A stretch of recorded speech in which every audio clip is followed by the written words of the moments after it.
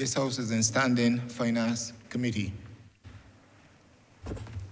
Mr. Chairman, Head 81, Ministry of Transport, Works and Water Resources, in the amount of $126,395,504. Honourable Minister.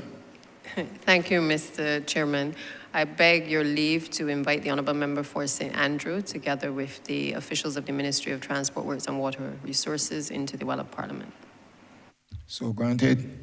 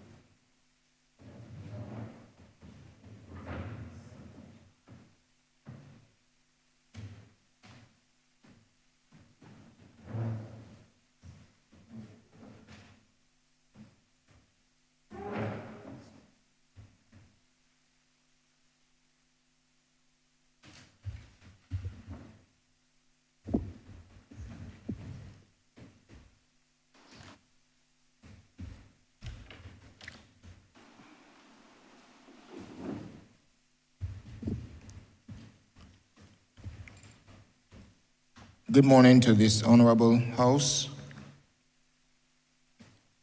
Minister and team of the Ministry of Transport, Works and Water Resources. Before you proceed with your opening comments, Minister, let me, for you, a reminder, and for members of your team, let me inform you of the process that obtains for this session. The Minister has 10 minutes to give her opening comments, and thereafter 5 minutes to answer any question that is posed from the floor of the House. The members of the team who may be so directed to respond to any question would have 3 minutes to respond, but prior to doing so, you give your name and the job title. Once you're speaking for the first time, thereafter you can just begin to speak.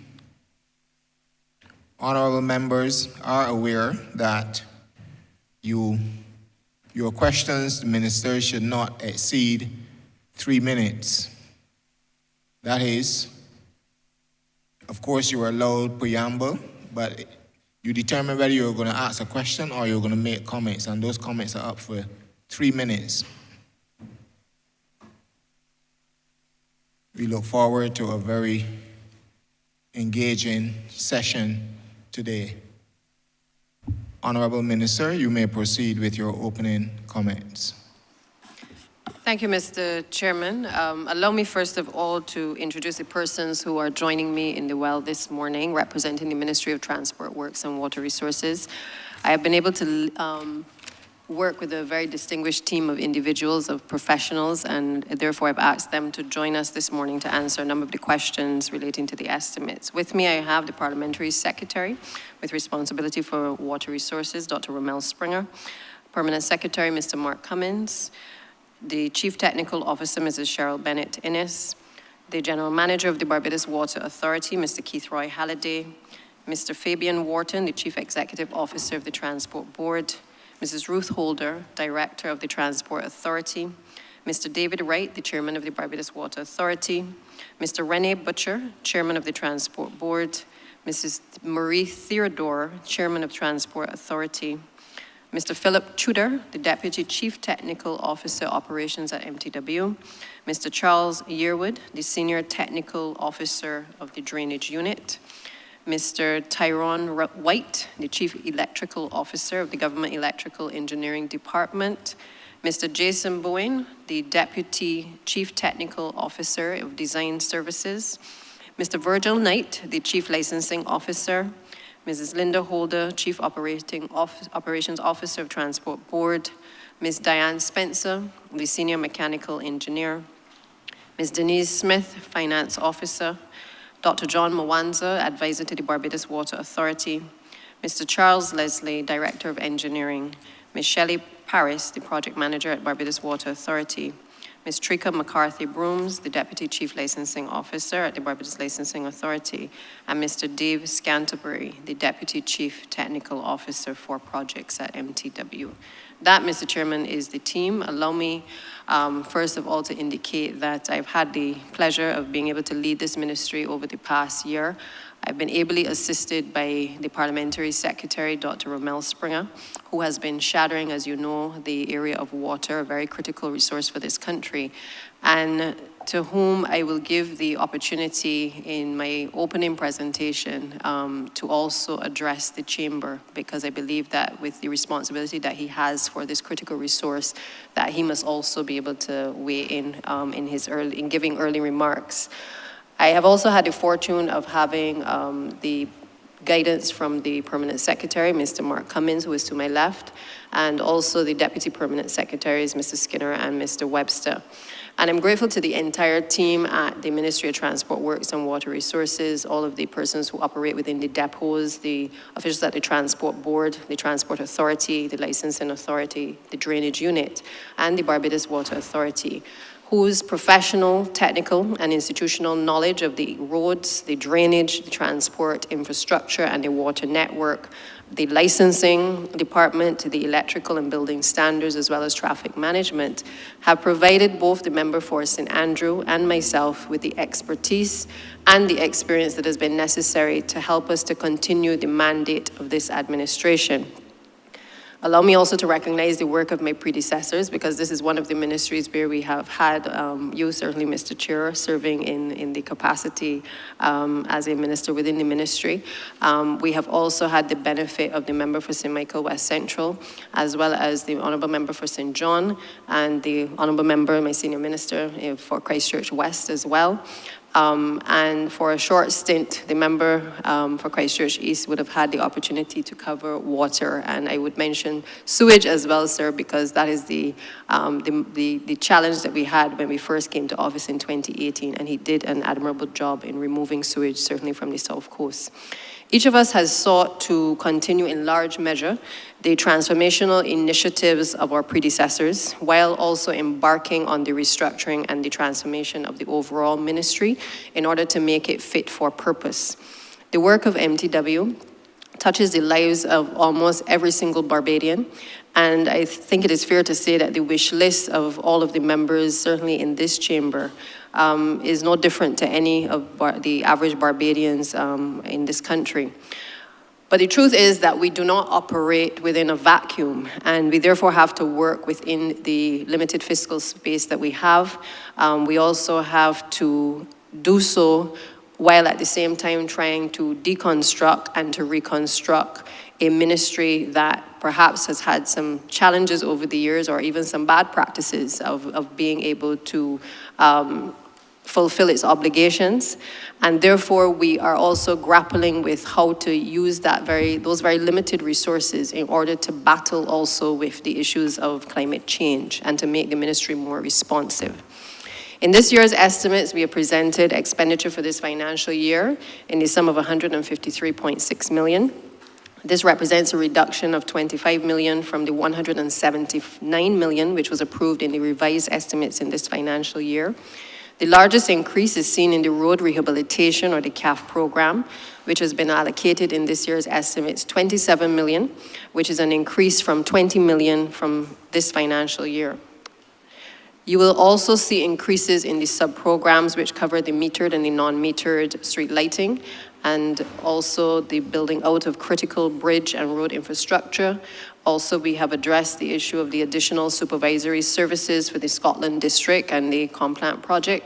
We have also allocated funds to assist with traffic improvement projects, signage, and also road safety.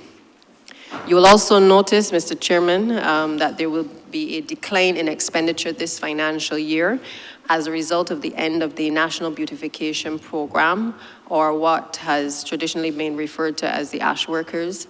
I would have indicated a few months ago that we were bringing the program to an end and seeking to transition those workers. And we are also very much focused on reducing as well the transfers to the state-owned enterprises as a result of the work which is being done to bring about reforms of those particular institutions. Mr. Chairman, within the last year, a large part of the ministry's attention has been focused on executing its road rehabilitation program. By May of this year, we would have spent 24.4 million to complete 7 global roads under the IDB Road Rehabilitation and Improving Connectivity of Road Infrastructure project. And the other 2 global roads, one at Highway 6 from the Henry Ford roundabout to Searles roundabout, and the other, the Ermy-Bourne Highway Phase 2 from Barclays Park to Belle Plaine, are expected to be completed by May of this coming financial year.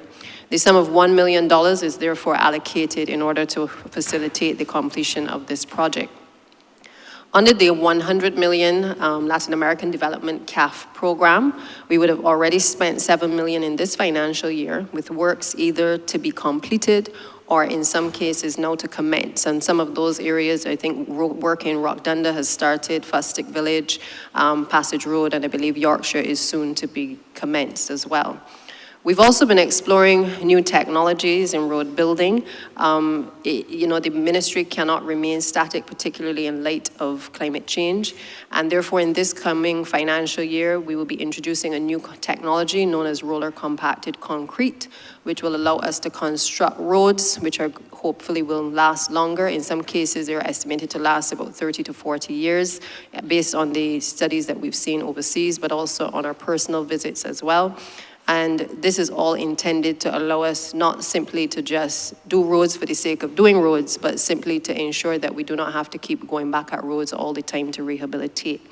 Some of the funds under the CAF program will be allocated to Highway 7, which is the South Coast road, in this coming financial year. And the Chief Technical Officer and her team are currently meeting with the utility companies with a view to being able to move in the direction of sending out requests for proposals. A total of 27 million, as I said earlier, is budgeted for this financial year.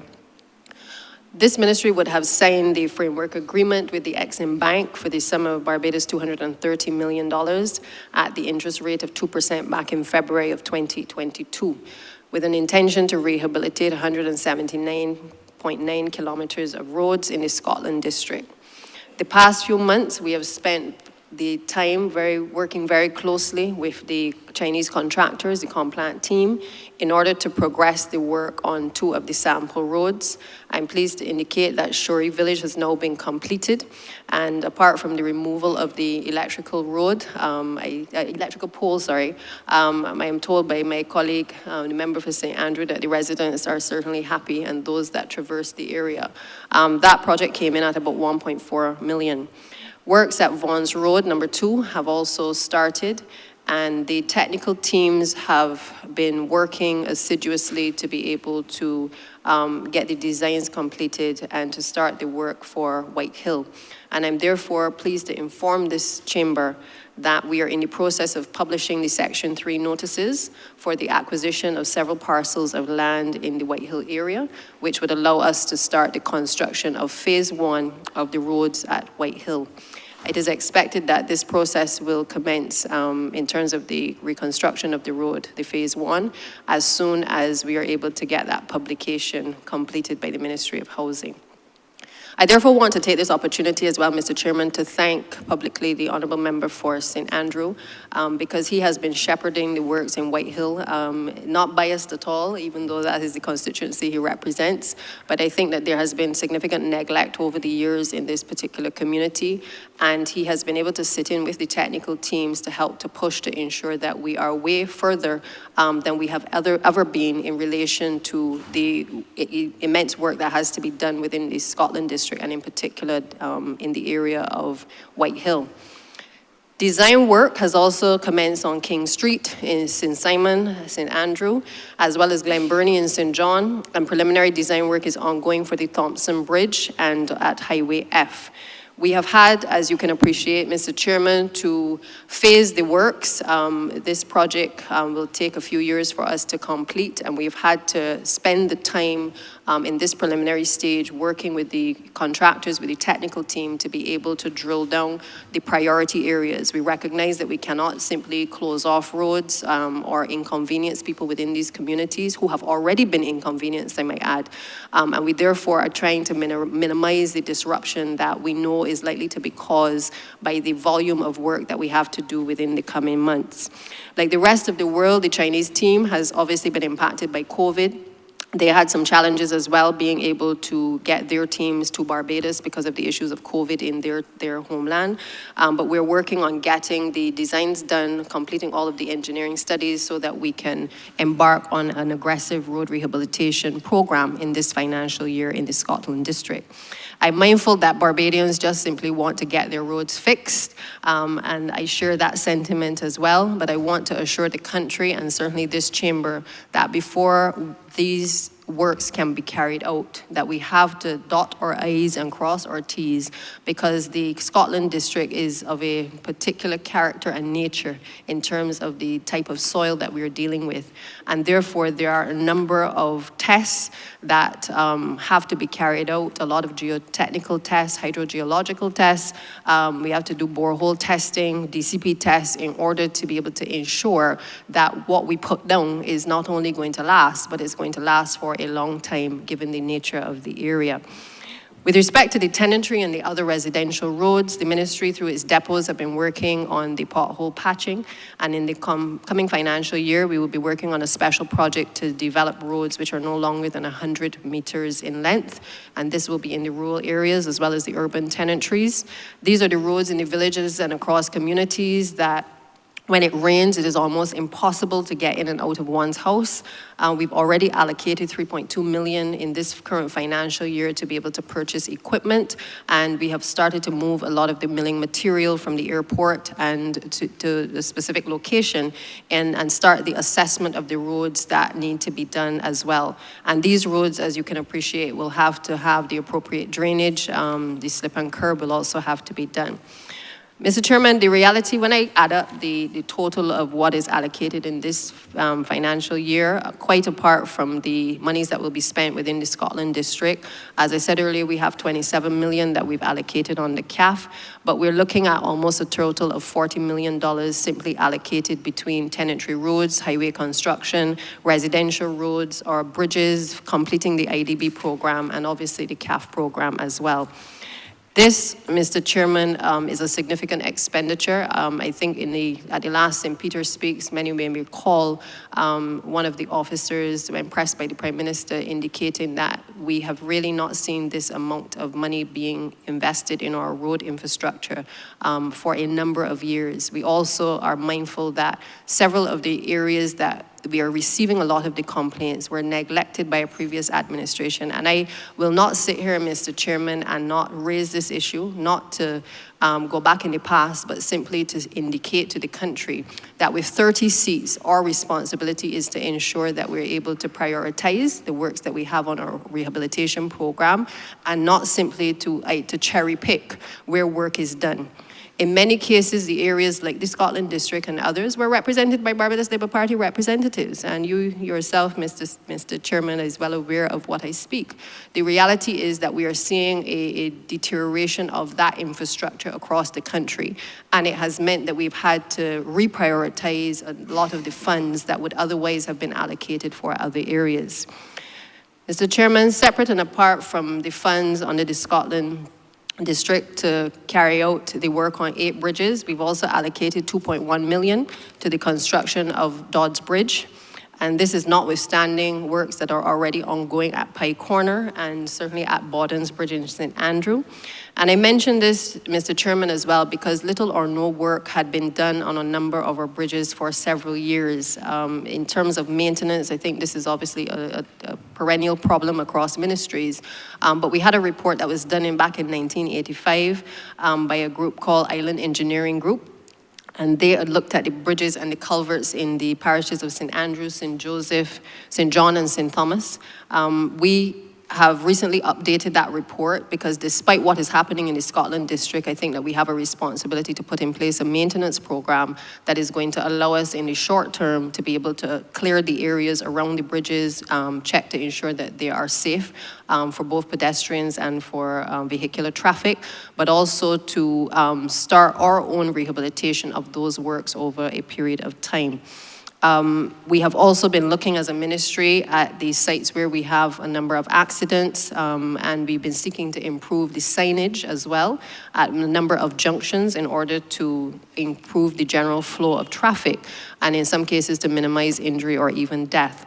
This year, we will commence the acquisition and construction of a roundabout at the Grays, Brighton, and Windsor area at a cost of 3.8 million, and we recognize at this particular junction that we've had about 40 collisions between 2018 and 2020, and more recently in 2022 there was a mass casualty there involving 25 persons. Again, there are other areas, and we have sought to prioritize, again within the ministry, the areas that we are constantly seeing these types of accidents so that we are in a position to respond to some of the concerns of the public. While we know, Mr. Chairman, that major emphasis is on the condition of the roads, maintenance also extends to signage infrastructure, and we recently launched the National Signage and Street Infrastructure Project, which was to address the condition of road signage, first with an audit being done to assess the condition of the signage in the island. We've got 2 teams working over a period of 8 weeks, and it is our hope that in the next financial year coming, that we will be able to cover the cost of the signage that needs to be replaced, but also move within the communities, because I think that will give an opportunity to residents within communities who may be creative to start to look at community signage as well. The other project that is in the wings for the next financial year is a project called the Fix Barbados Community Engagement App. We already received from not just members in this chambers, but all Barbadians, obviously comments in many circles regarding concerns regarding the road conditions. We feel that we have to be able to collate that information in a way that it allows us to respond. And so while we have had the visual of the app, the demonstration to the team, what we've been working on is how do we respond, how do we make sure that people appreciate that we have recognized the concern that has been raised, but also that you can see timelines within which the ministry intends to fix it, or that we can update the public as to what challenges there are. And again, this is just another way of the ministry being able to use the available technology to be more responsive to a public that is clearly asking for us to be more responsive. I want to mention as well that while we are embarking on these ambitious road programs, we have also been focusing on the institutional strengthening. And through the IDB project, some of the funds would have been allocated to enable us to do the roads, but a large part of those funds have also been allocated to helping the technical teams within the ministry to have the studies done to be able to improve the areas that are necessary within the ministry that need to be strengthened. So whether it is capacity or professionals that require to be brought in, or even technology, some of those funds will be used and have been used to be able to improve and to strengthen the capacity within the ministry. I want to also mention, Mr. Chairman, that while we have been embarking on these programs, we've also recognized that our legislation is in need of a comprehensive overhaul. Particularly, we have the Highways Act that dates back to the 1900s. The last amendment was in 1945. There are some fines within the legislation that are around $10. And I think that it has crippled the ability of the ministry to also be responsive where people are doing things on the roads that they ought not to do. And therefore, we've asked the legal team to begin the process of looking at overhauling the legislation and bringing it into the 21st century. Also, the Road Traffic Act, as you know, has gone through several iterations. It is probably one of the most updated pieces of legislation that comes before this chamber. And because of that, we have recognized that, you know, every time that we make a change, we are constantly having to go back and make an amendment. And therefore, there is in process also a review of that particular piece of legislation. And the other piece that we have been looking into as well is the stormwater management, or what would have been previously referred to as the prevention of floods. Because drainage, I'm sure, is on the tip of the tongues of not just the members in this chamber, but outside. And we recognize that we have to know, particularly in light of climate change, move towards looking at how we manage stormwater as opposed to just trying to prevent a flood. And therefore, our thinking is different in terms of the way forward. And equally, we now need to have legislation that reflects the changes that need to be made. This year, in addition to the work that we have been doing in a number of districts to alleviate the flooding, we will continue to focus on the flood mitigation measures. Out of the rubbing shoulders, we've had a lot of areas identified that perhaps either were already within the ministry or perhaps have been drawn to the attention of the officers. And in particular, I remember at the Christchurch Speaks, the area of Dover and St. Lawrence Gap West was an area that was of particular concern. You will see in this year's estimates the sum of $500,000 budgeted to be able to address this particular flood-prone area. And we are also working on a number of the other areas that have been identified from those comments that have come in. In the last financial year, we were able to issue contracts for 52 wells. I mentioned the well contracts because it is important to appreciate that in order to prevent flooding, that we obviously have to ensure that our wells are properly cleaned. We have had some challenges as it relates to persons coming forward to do some of the well cleaning work, and we've continued to make the call to persons to do so. We've seen an increase, but we continue to allocate money to be able to improve the cleaning of wells across the country. We're also, for the drainage unit, investing in 2 additional pump trucks to pump off the water when we have heavy rains, because I think everybody's well aware that we are getting heavier rainfall for shorter periods of time within the last few months as well. We've worked closely, Mr. Chairman, with the vulnerable groups. We have tried to improve for persons living with disability a number of ramps and also parking spaces across the city.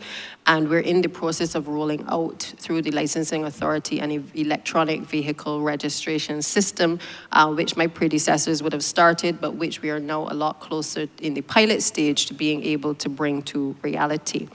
As it relates to the state-owned enterprises, Mr. Chairman, and I'm winding down now, the Transport Authority, I can indicate to the Chamber that we are shortly going to be taking to Cabinet the the certified regulations from CPC, which will help us to regulate the public service vehicles.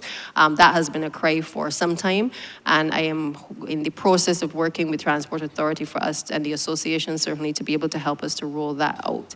As it relates to Transport Board, we will be receiving the buses, the 10 buses that we are acquiring in November of this year, initially scheduled for June, but we've had some setbacks. So by November of this year, we will have those buses. And we are also looking at an additional 20 buses being ordered as well to complement the fleet as well. I am therefore going to hand over to the Parliamentary Secretary and Member for St. Andrew, who, as I said earlier, has been shadowing the area of the Barbados Water Authority. Just to say, Mr. Chairman, that part of the mandate of this ministry for this financial year will be the reform of our state-owned enterprises. And therefore, if we are going to continue to reduce the operating expenses, it is imperative that these estimates obviously reflect a change in the mindset in terms of what we spend on and how we spend on it in order to make sure that people have access to water. Member? Thank you, Honourable Member. Over the years, the BWA has spent significant sums of money to ensure that Barbadians have access to clean drinking water. This is within a context where the non-payment of water bills has been a perennial challenge. The moratorium on disconnecting non-paying customers implemented during the COVID-19 pandemic has also exacerbated the problem to where accounts receivable have risen to nearly 100 million. This has placed a tremendous strain on the BWA and its ability to carry out a number of its obligations. But even as we assiduously try to address these issues, this has not prevented the BWA from carrying out its mandate or from undertaking a number of projects aimed at alleviating the water concerns of Barbadians across the island. The BWA has a network comprising of 2,500 kilometers of water mains, varying from 3 to 20 inches in size and up to 150 years in age. Because of the fragile nature of the pipes, non-revenue water, or NRW, which refers to water that the BWA does not receive any money for, is a major concern for the authority. Currently assessed as being between 36 and 40% of the water pump, this has caused the Barbados Water Authority to engage, this amongst other things, has caused the Barbados Water Authority to engage in a strategic mains replacement program with the intention of replacing most of its network over a period of about 10 years to ensure that there's a reduction in leaks to the system. In the north of the island, the BWA has been confronted with challenges with the supply of water to areas mainly in the parishes of St. Lucie and in St. Peter. These challenges mainly stem from three conditions, and those are water supply, water storage, and water quality. And I will address water quality first. Discolored water, or brown water as is sometimes called, this mainly results from the buildup of rust on the interior of the pipelines. Since most of the metallic pipelines that are currently installed were installed in the early 1900s, they did not have the protective coating or the cement lining that you will see in today's pipes to protect them from corrosion. So a lot of these pipes are susceptible to the buildup of rust on the inside. And what eventually happens is that rust separates from the interior of the pipelines and is carried along in the water, causing that brownish discoloration. Another major concern highlighted in the north is the lack of steady water supply or water outages. And I should say now that Barbados is at 98% of the maximum extraction rate for groundwater. And that is why we would have had to increase the number of desalination plants on the island. Compounding this fact is climate change, which is resulting in decreased availability of fresh water. And this also has impacted the BWA's ability to pump from some of the well sources due to increased salinity levels or saltiness in the water.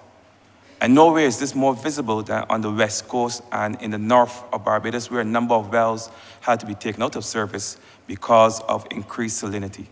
And to make matters worse, the severity of annual drought-like conditions is expected to continue, with 2015 and 2019 being counted amongst the worst since 1947. The recent years, 2021, 2020, and 2022, just last year, have not given us enough confidence or shown enough evidence to suggest that we are in recovery mode or that recovery is imminent. All of which have caused the BWA to be very intentional and strategic in their response. And as such, a multi-pronged approach have been adopted to resolve the issues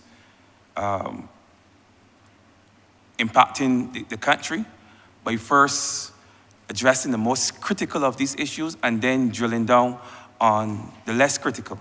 I want to look briefly at some of the measures that the BWA has put in place to address the many concerns that we have gotten. As aforementioned, the BWA has implemented its island-wide strategic main replacement program. This is an initiative wherein prioritized strategic replacement of water mains will take place across the island. And you have seen it started in places like St. Lucie and in St. Peter, where there are frequent reports of outages, bursts, and discoloration of water. It is projected that approximately 120 kilometers of water main replacement will be accomplished in this particular program. A number of mains in the areas of Lamberts and Boscobel have already been completed, and there's ongoing work in Lowland, St. Lucie, in Checker Hall, Content, Broomsfield, Crab Hill, Greenwich, Bright Hall, Connaughton, Retreat, Flatfield, and I hope all of these are areas that have either started or will soon commence work. I believe, based on conversations I would have had with the Honourable Member, that he has already seen some evidence of improved water quality in the north, and the same can be applied for the Honourable Member for St. Peter. In total, we have already completed 11 kilometers of mains, and this has been done at a cost of approximately 11 million. In other words, it takes about $1 million to change a kilometer of main, of pipe. In addition to the discoloration from the rusting pipelines, there's some discoloration from sediment entering the Allendales well, which is the main well that feeds the water systems in the north. And the BWA is in the process of procuring a filtration system to alleviate the discolored water problems. And this is expected to cost the BWA $460,000, and that work is expected to be completed by June of this year.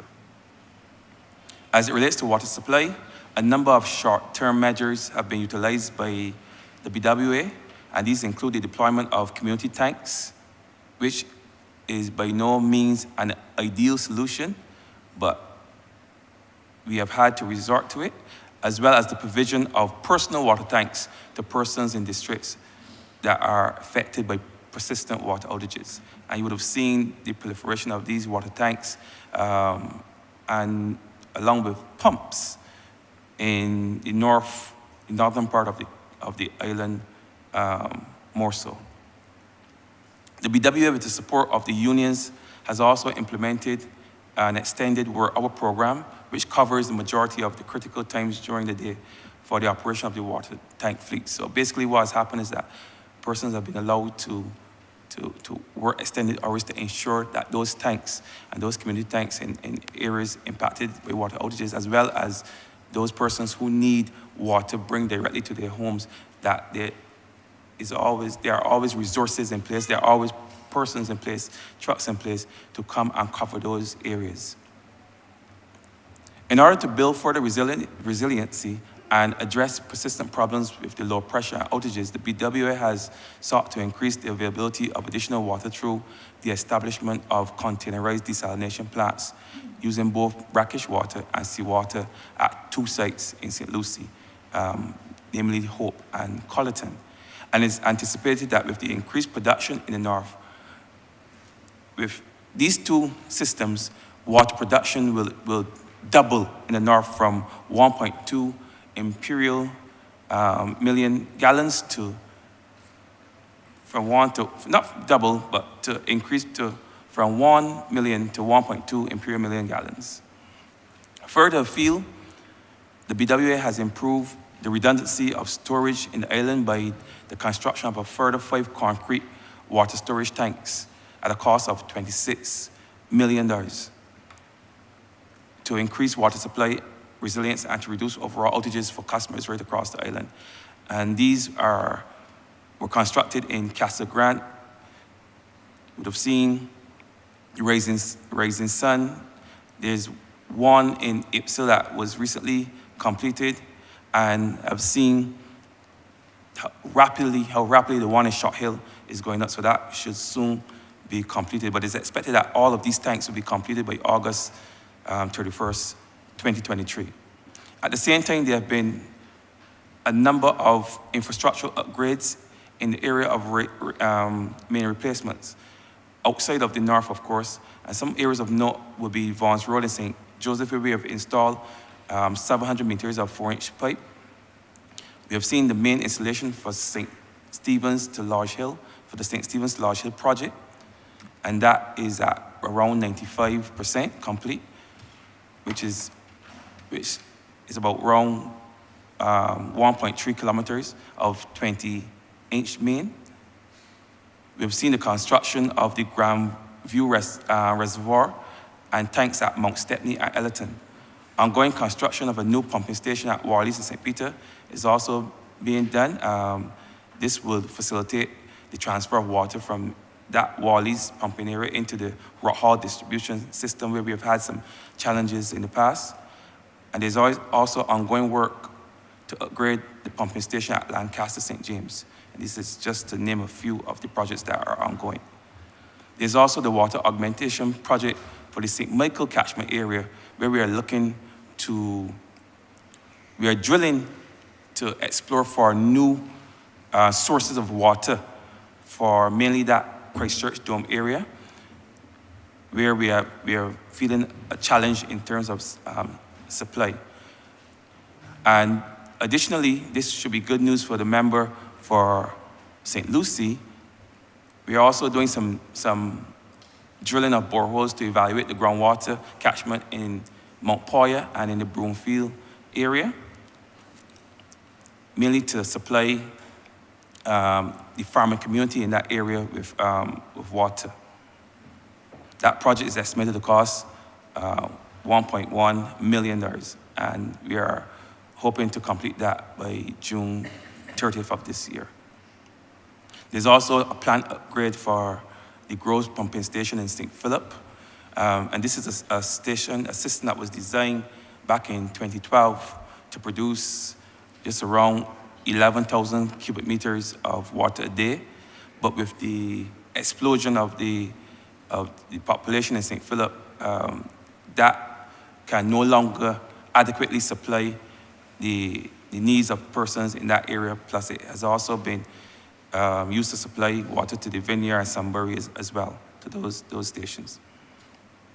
So we are looking to upgrade that at a cost of $500,000.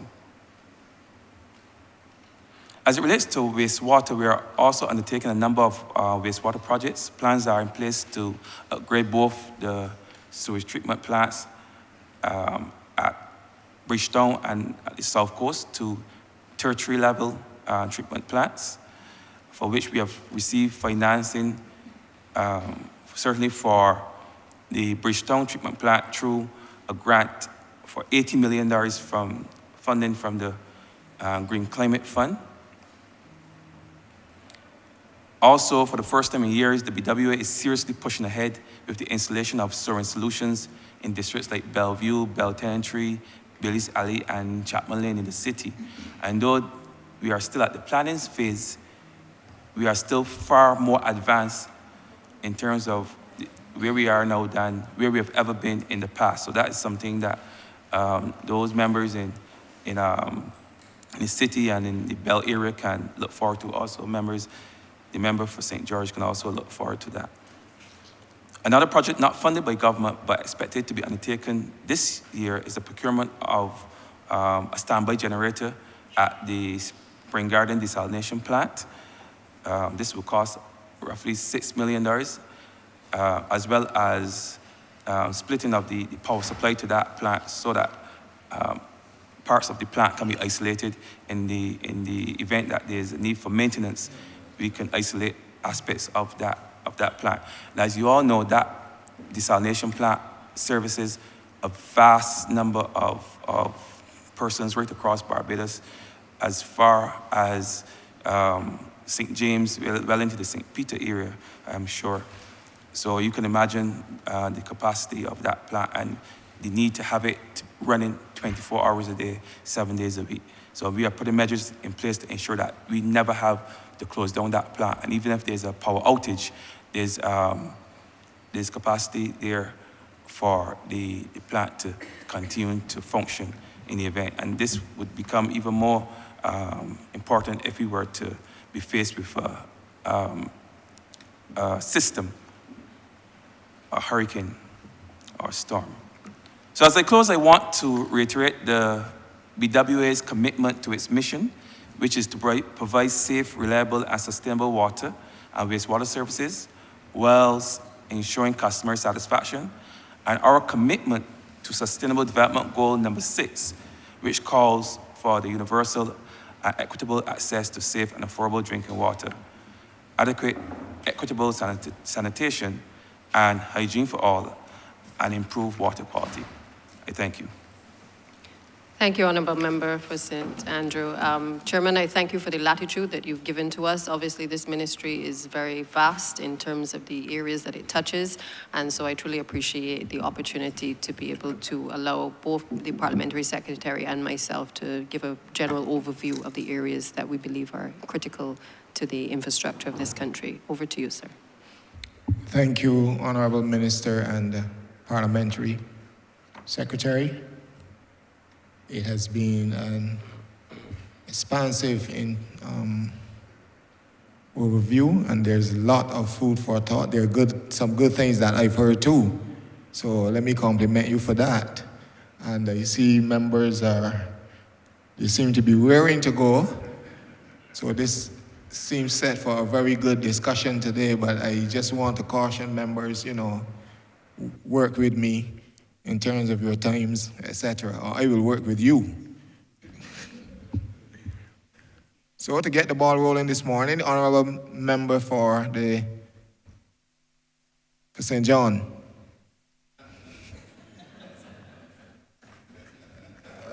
Chair, you're throwing curveballs. Good morning, thank you. I have 3 short questions, all related to an area that I know well. The first one, Minister, is there a policy on rotating staff at the depots across the island? My first. You want all 3 one time, or you want me to come back? No, that's fine. On rotating staff, having spent some time, Minister, in the ministry, I'm sure you are asking a question to which you already know the answer to. So I will simply say, to some extent, yes, staff are rotated. I'm not sure if your question is in relation to staff who are creating challenges at a particular depot, or if it is just a case of whether we are moving staff so that they have better experiences at different depots. Because, for instance, if you're working in the Scotland district, those issues there are completely different to the issues in the city. So I'm not sure where your question is going, and maybe you might want to clarify, but I would say, yes, to some extent, the staff are rotated, but at the same time, it may depend on what the genesis of your question is coming from, or the position that you're coming from. That's good enough for me. My second question, in a different life, I know when drawings are submitted to Tongue and Country Planning, they then are distributed to different agencies for approval. I have a situation in my constituency where one lady is looking to apply for water, and it is a case where she's being told she cannot get a supply because of the zone. Now, this is not a new development. This is one person in the community, and I'm familiar that in some cases a septic tank along with a filter bed can be used to facilitate a situation like that. Now, in this same community, there are suck wells, there are pit toilets, but I have one person who is unable to get a supply because she's being told that the zone would prohibit her from getting water. I think that this is, one bucket of water don't cause a flood, and I don't see how one household can impact in such a significant way that she can't get a water supply. Yeah. Thank you, Minister. I'm going to ask Charles Leslie to perhaps address you in relation to the issue of zoning. As I think you are aware, we have made some progress in relation to this area. There is a paper that has been gone before Cabinet, has been approved, and we are in the process of fine-tuning it because we had to go back to make some changes in terms of the desalination zones and other zones. But I will ask Mr. Leslie to perhaps address you in relation to these specific concerns because I suspect the person is in a Zone 1 area. Good morning, Ms. Speaker. My name is Charles Leslie from the Barbados Water Authority. I'm the Director of Engineering at the Barbados Water Authority. Thank you for your question, and Minister, thank you for the opportunity to respond.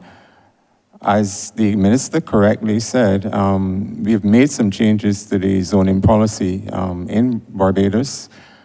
So with regard to this specific service or request, we would have to look at that and advise the person what exactly they are allowed to do within that particular zone. We have to go by the regulations, and sometimes you have situations where persons are on like opposite sides of the road, but because of the boundaries of the particular zone, we are not allowed to supply them with the service. But we will have to look at the specific incidents or application that you're referring to, and provide some feedback to that customer. Just as a follow-on to Mr. Leslie, I think it is important also to point out that while we guess at this point you can speak to someone from the Barbados Water Authority to get the specifics, the intention in terms of the way forward in the legislation is actually to be able to allow you to identify the geographical location on a map, and that will also inform you as to what the requirements are legally in relation to a particular zone. So I think that will perhaps help a lot of individuals to be able to know exactly what to do and how to do it and how they will be affected. So I look forward to that obviously coming in place so that persons, like the Honourable Member is referring to, will have greater certainty in terms of their status in the particular areas. Thank you, Minister. My final question. Malvern Tenantry Road, the depot would have started construction work on that road, but they're waiting to have the galvanized pipes changed to the poly blue, and there is a tree that is basically in the way that they're supposed to get cut down. Is there any way that I can have some updates on that? And Chair, there's also some flooding at a road in Messiah Street. That is not a question, that's a statement. Thank you. Thought that was a follow-up question. Thank you, Minister. As to the best of my knowledge, Malvern Tenantry is actually in progress. I'm going to ask Mr. Philip Tudor, the Deputy Chief Technical Officer, to perhaps address your specific concerns in terms of the trees, and also Mr. Charles Yearwood to address you in relation to the issue of, Mr. Bowen, sorry, Mr. Yearwood is not here, to address you in relation to the issue of the flooding. Yes, good morning, honorable members. Yes, we have started Malvern. It's come along fairly nicely. The situation with the tree is that we will Officer, I hate to interrupt you, but once you're speaking for the first time, for the record of Hansard and those viewing, please indicate your name and your specific title. Yes, my apologies. My name is Philip Tudor. I'm Deputy Chief Technical Officer for Operations in the Ministry of Transport, Works and Water Resources. Right. With respect to the question about the tree, our tree trimming guys have been more or less heavily involved or heavily engaged in cutting trees throughout the island, but I would imagine that within the next week, within another week or two, the tree at Malvern will be cut and removed. I can't speak to the Water Authority Service. I believe that will be a member from the BWA to answer that question. Thanks.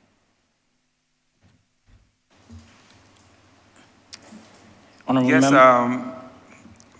Member for St. John, as it relates to the changing out of the galvanized pipe to polyblue, we have invite Mr. Charles Leslie, the Director of Engineers, to address that particular question. Good morning again. In relation to the changing of the pipe at Malverton, the Barbados Water Authority has been working along with the Ministry of Public Works, and as they come to the particular roads and we recognize that the services need to be changed or the mains need to be changed, we are doing that. So within the coming week or weeks, we will be facilitating that change out of the galvanized line to a larger line and burying it along the edge of the road. And that's a program that we are also embarking on. We are looking at the changing out and restructuring the services that go into some of those areas where we have a lot of unburied polyblue lines. As the road projects come along, we work along with them to regularize all of that to ensure that once the road project is completed, that pipe work is completed as well. So we'll be working along with the ministry to facilitate that.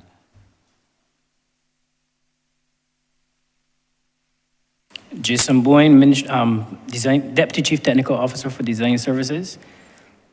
With regard to the flooding at Messiah Street, the Drainage Division is aware of the flooding.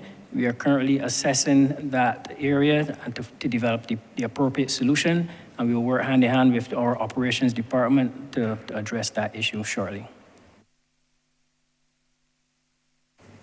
Thank you, Chair. My three. Thank you very much, Honourable Member. Honourable Member for the City of Bridgetown. Thank you very much, Mr. Chair. Thank you so much for giving me this opportunity to ask the ministry a few questions. I want to start by saying that to the minister and the ministry that I acknowledge that this is an extremely hardworking ministry. All ministries are hardworking ministries, but some are more hardworking than others. And I recognize it's a very serious ministry because it touches some of the vexing issues of the public of Barbados. I would notice from wearing another hat that you're responsible for roads, streetlights, drainage, water authority, transport, a lot of the issues that are very vexing from time to time. And while I would not want to turn this into Parliament Speaks, as we've had our parish speaks, there are some serious questions I need to ask the ministry. And the first one is really about how do you rationalize and set a timetable for roads and road repairs? And the reason I ask that is because I believe that we do need to have a kind of timetable so that we can give our residents some reasonable expectations, because we will all acknowledge that all the roads cannot be fixed at the same time. We do not want additional taxing. We complain when the government borrows. We have to increase our earnings, but we can't do all the roads at the same time. Specifically, when I look at Program 510 in the estimates, the draft estimates here, sub-program 495, 10 and 3 roads, I see $714,000. I don't know what that is intended for. When I look at sub-program 51, residential roads, I see $1 million. Sub-program 530, road rehabilitation, I see $1.6 million. And I'm not an engineer, I'm not a road builder, but I have an idea of what it takes to do roads. So I'm wondering what is the rationalization and process timetable, and how do we allocate the funds? I didn't want to get too parochial, but parochial is what put me here So I move really from that national type of question, and I wrap this question in, Mr. Chair. I would like to know if this financial year we can have the Kensington Kensington New Road, a new road, because that is a road that causes significant problems, not just for the city of Bridgetown, but it's a major artery going from the Fondabell area to the Baxters Road area. And the residents out there have indicated to me that the situation has deteriorated in such a way that they are now getting ill. They are now, feeling the pain of living in that area, and those who have to traverse it, like our Muslim and Indian community, 5 times a day to attend the mosque, but generally speaking as well. And they said to me, and they make it known in the house, they don't want any more talk, phone calls, site visits, defensiveness. They want a solution. When I visited with the Honourable Prime Minister, the Minister and your team on November 29th, the Prime Minister asked for a second opinion from drainage. I want to know if that second opinion has arrived as yet. And basically, if in this financial year, I beg, I plead, I demand to know if in this financial year that we can have some solutions to that particular situation. Thank you, Minister. I share in your frustration, particularly because you have a way of sharing with me your frustration quite often. And to address your first question in relation to how we settle the timetable for road repairs, I will ask Mr. Philip Tudor, the Deputy Chief Technical Officer, to go into more details in terms of what the technical officers do in assessing the roads. But suffice to say, I think it is important for me to give perhaps an overall perspective. There are a lot of roads that right now are in need of major road rehabilitation or in some cases reconstruction. I would have highlighted in my opening that we had a situation where a number of roads were for the most part neglected, and Mr. Trudeau can speak to it. He has spoken publicly regarding it before. As it relates to the allocation of resources in previous years, prior certainly to us coming into office, the allocation was just simply not sufficient to be able to deal with the major infrastructural works that were needed across the country. And there was a cherry picking that was done of which roads were facilitated to be done. As a consequence, we have seen the deterioration now of more roads in a sense than the ministry can often handle. On coming to office and recognizing obviously that we inherited a situation as well where a pothole was seen as a transitory inconvenience, we embarked on an aggressive program to obtain foreign financing to assist us with our capital works program for road rehabilitation. It has meant that we have had to prioritize what I consider the really bad roads, while at the same time we know that there are still roads that are deteriorating while those roads are being addressed. So we've touched the global roads, which are obviously heavily trafficked. Those were part of the IDB program. We came to office in 2018. Those roads have been selected since 2016. So if you look at the time frame within which it took for us to even start the commencement of the work, it was 2 years of further deterioration of not only those existing roads, but another set of roads that came on stream that equally required rehabilitation. And I have no doubt that Kensington New Road got lost somewhere in the mix in terms of the rehabilitation of that particular area.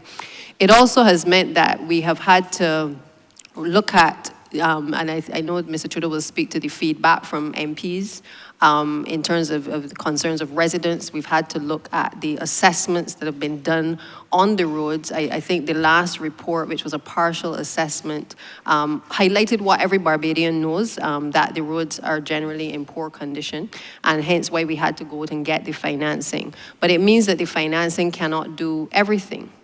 And I think that that is something that Barbadians also have to come to grips with, that we are trying our best to place the pothole, do the pothole patching on roads that really should be rehabilitated, that we have more finances than we had before, but they are still limited in relation to how far they can stretch. And therefore, the prioritization that is taking place is also affected sometimes by when we do the same thing, the parish speaks or the rubbing shoulders, because oftentimes we encounter concerns within communities where then something else has to be reprioritized because of the impact that we are hearing, firsthand is happening to residents.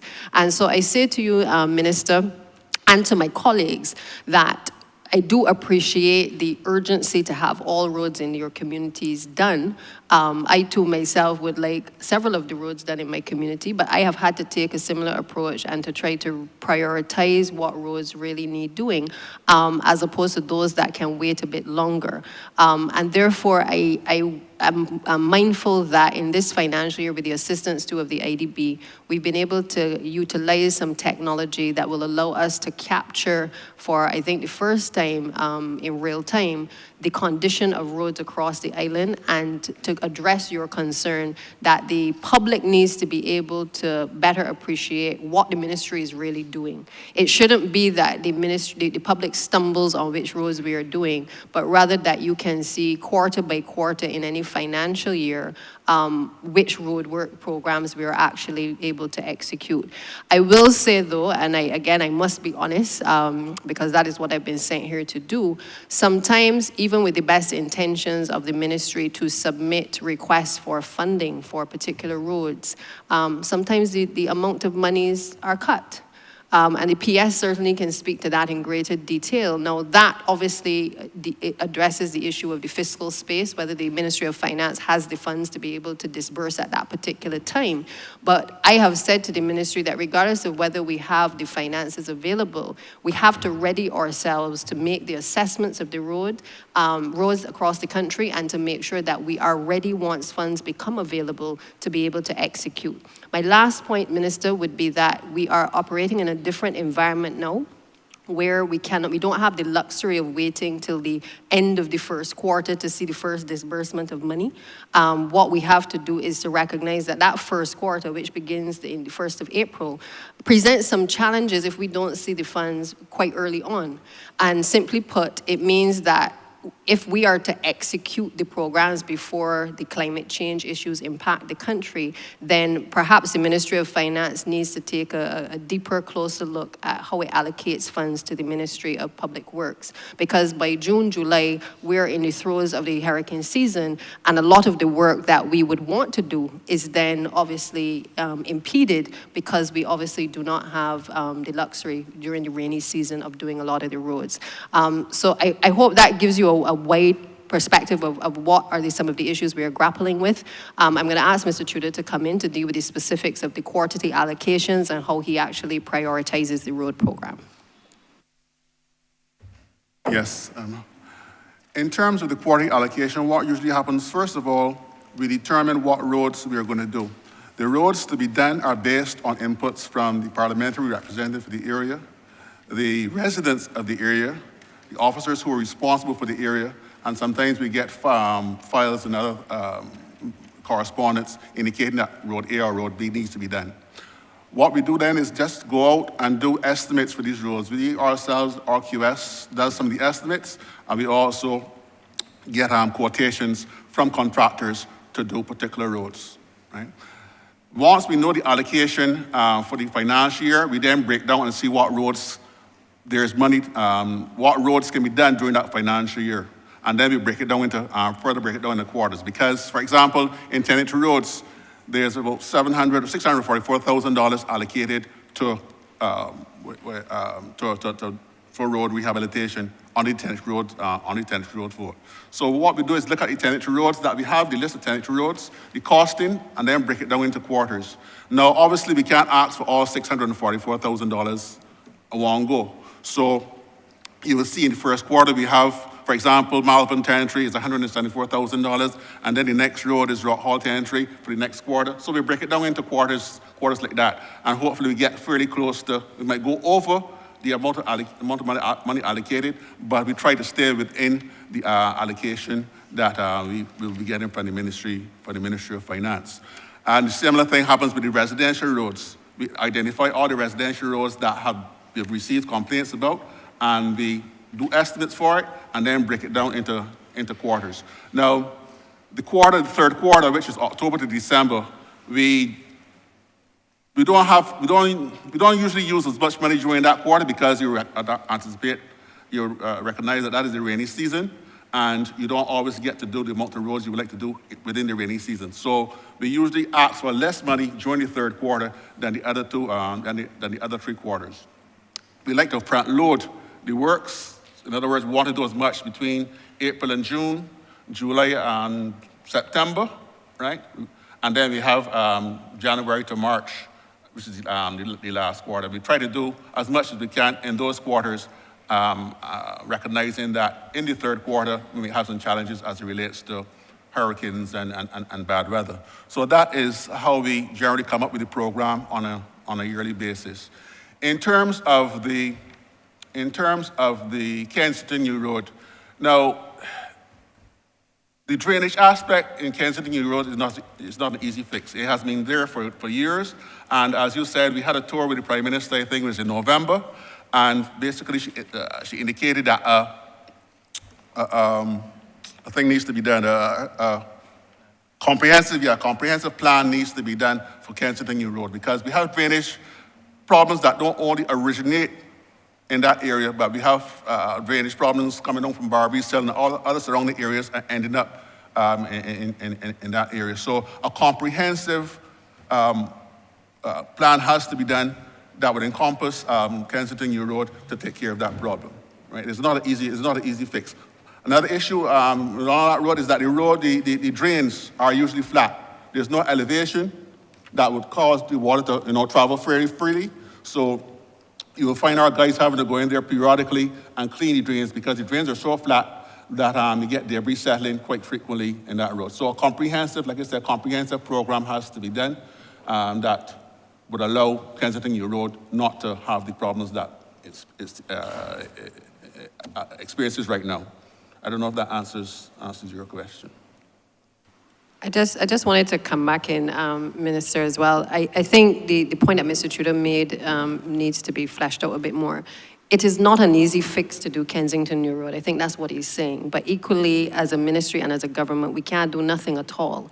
One of the issues that has been raised to me certainly has been the issue of the disposal of garbage, because even through the drains, we end up having a situation where Barbadians, not necessarily within the city alone, but outside, are contributing as well to the issue of the backup of drainage. And I know you call me from time to time to ensure that the drains are pumped, and we constantly have to respond, but it also requires, it's not just a government approach that has to be looked at, it's a whole of society approach where individuals also need to take responsibility for their actions. They need to realize that what they do in an area which is perhaps nowhere near Kensington New Road is also having an impact on communities like Kensington and other places within the city. And therefore, once we understand that we're not in this alone, then I think that we can start to perhaps encourage through public education the persons within the city, but across the entire country, about the impact that their actions are having on others. I think the other point that I would want to take from what Mr. Tudor has said is that it is a multifaceted approach that has to be taken in relation to the drains. There's also the issue of sewage. There's also the issue of water, and then all of the other utilities as well. And so it is not a straightforward approach. It is one that I know in terms of how we deal with the utilities meetings, where we meet with all of the utilities, there has to be a coordinated approach. And we've given the assurance, obviously, that we will address Kensington New Road. We will obviously be doing some work in the area in relation to the sewage systems. And I suspect that when that is being done, rather than going in and digging up the road now, and then you will be calling me as well to complain, and so will the residents, we have to do a holistic look at how we can really reduce or alleviate the problems within the Kensington New Road area. So I hope that clarifies the position of the ministry. Mr. Chair, I'm not asking another question because I want to get one of the last questions answered. And I want to agree with the DPM that you can't get all the roads fixed, and that's why they asked about all the roads. Now, I would love all the roads fixed, and at the risk of some residents feeling and focusing on one road. The reason that I'm focusing on this road is because of the safety issue, the roads collapsing, the people dropping into the drains, and most importantly, people's children getting sick. So therefore, I believe that that should be a reason that this road now be prioritized. And the question that I ask is there a solution in this financial year, or do people have to wait 12 to 18 months more in another financial year to see a solution? I did not expect an easy fix. I did not come here for an easy fix. But what I'm asking those of you who have the training, what is the solution, and how soon can my constituents expect that solution? Thanks, Minister. I'm going to ask Mr. Charles Leslie to just speak to it, because in terms of, as I said to you earlier, looking at a more holistic approach, that is what we're doing when we address the issue of sewage in the area. The sewage is also going to affect how we deal with the road infrastructure and how we deal with the drainage. So I would just ask Charles to just address you, Minister.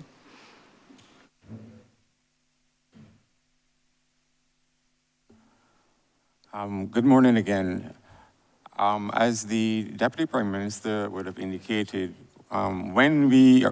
each time we are addressing the roads now, we normally have a coordinated approach at our utilities meeting. And what we do is we include all of the partners or all of the stakeholders from the various ministries or utilities or service providers who would have a stake in basically upgrading that particular project. I believe in the Kensington New Road area, we have to work along with the ministry. There are going to be water services in there that we will have to replace and reposition so that they could do the drainage works that are necessary for that area.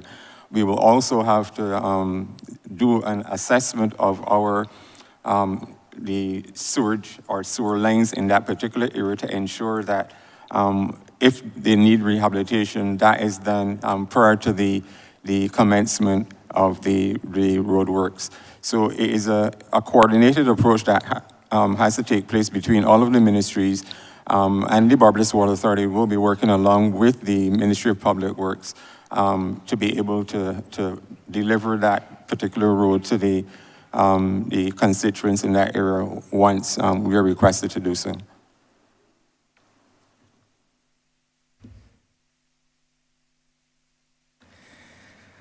Thank you very much. Moving on to the second question is related to Program 516, Sub-Program 524, and that is the provision of traffic and street lighting. Now, both in the residential area and the capital city area, I get a lot of complaints, letters, concerns, and my own observation of a lot of dark areas. Not only does this present issues of aesthetics, it presents issues of safety. And we've had a number of situations, I believe, that could have been avoided with the provision of street lights. Now, I know some of the constraints, again, may be in relation to finance and funding and what is owed and what is not owed. But I see for this financial year, we have $6 million allocated. And I would like to know, if not exact figure, how much of this is for ensuring that the capital city, that all of our constituents here traverse from time to time, and would like to do so in a safe manner. Thanks, Minister. I'm going to ask the PS to respond to you.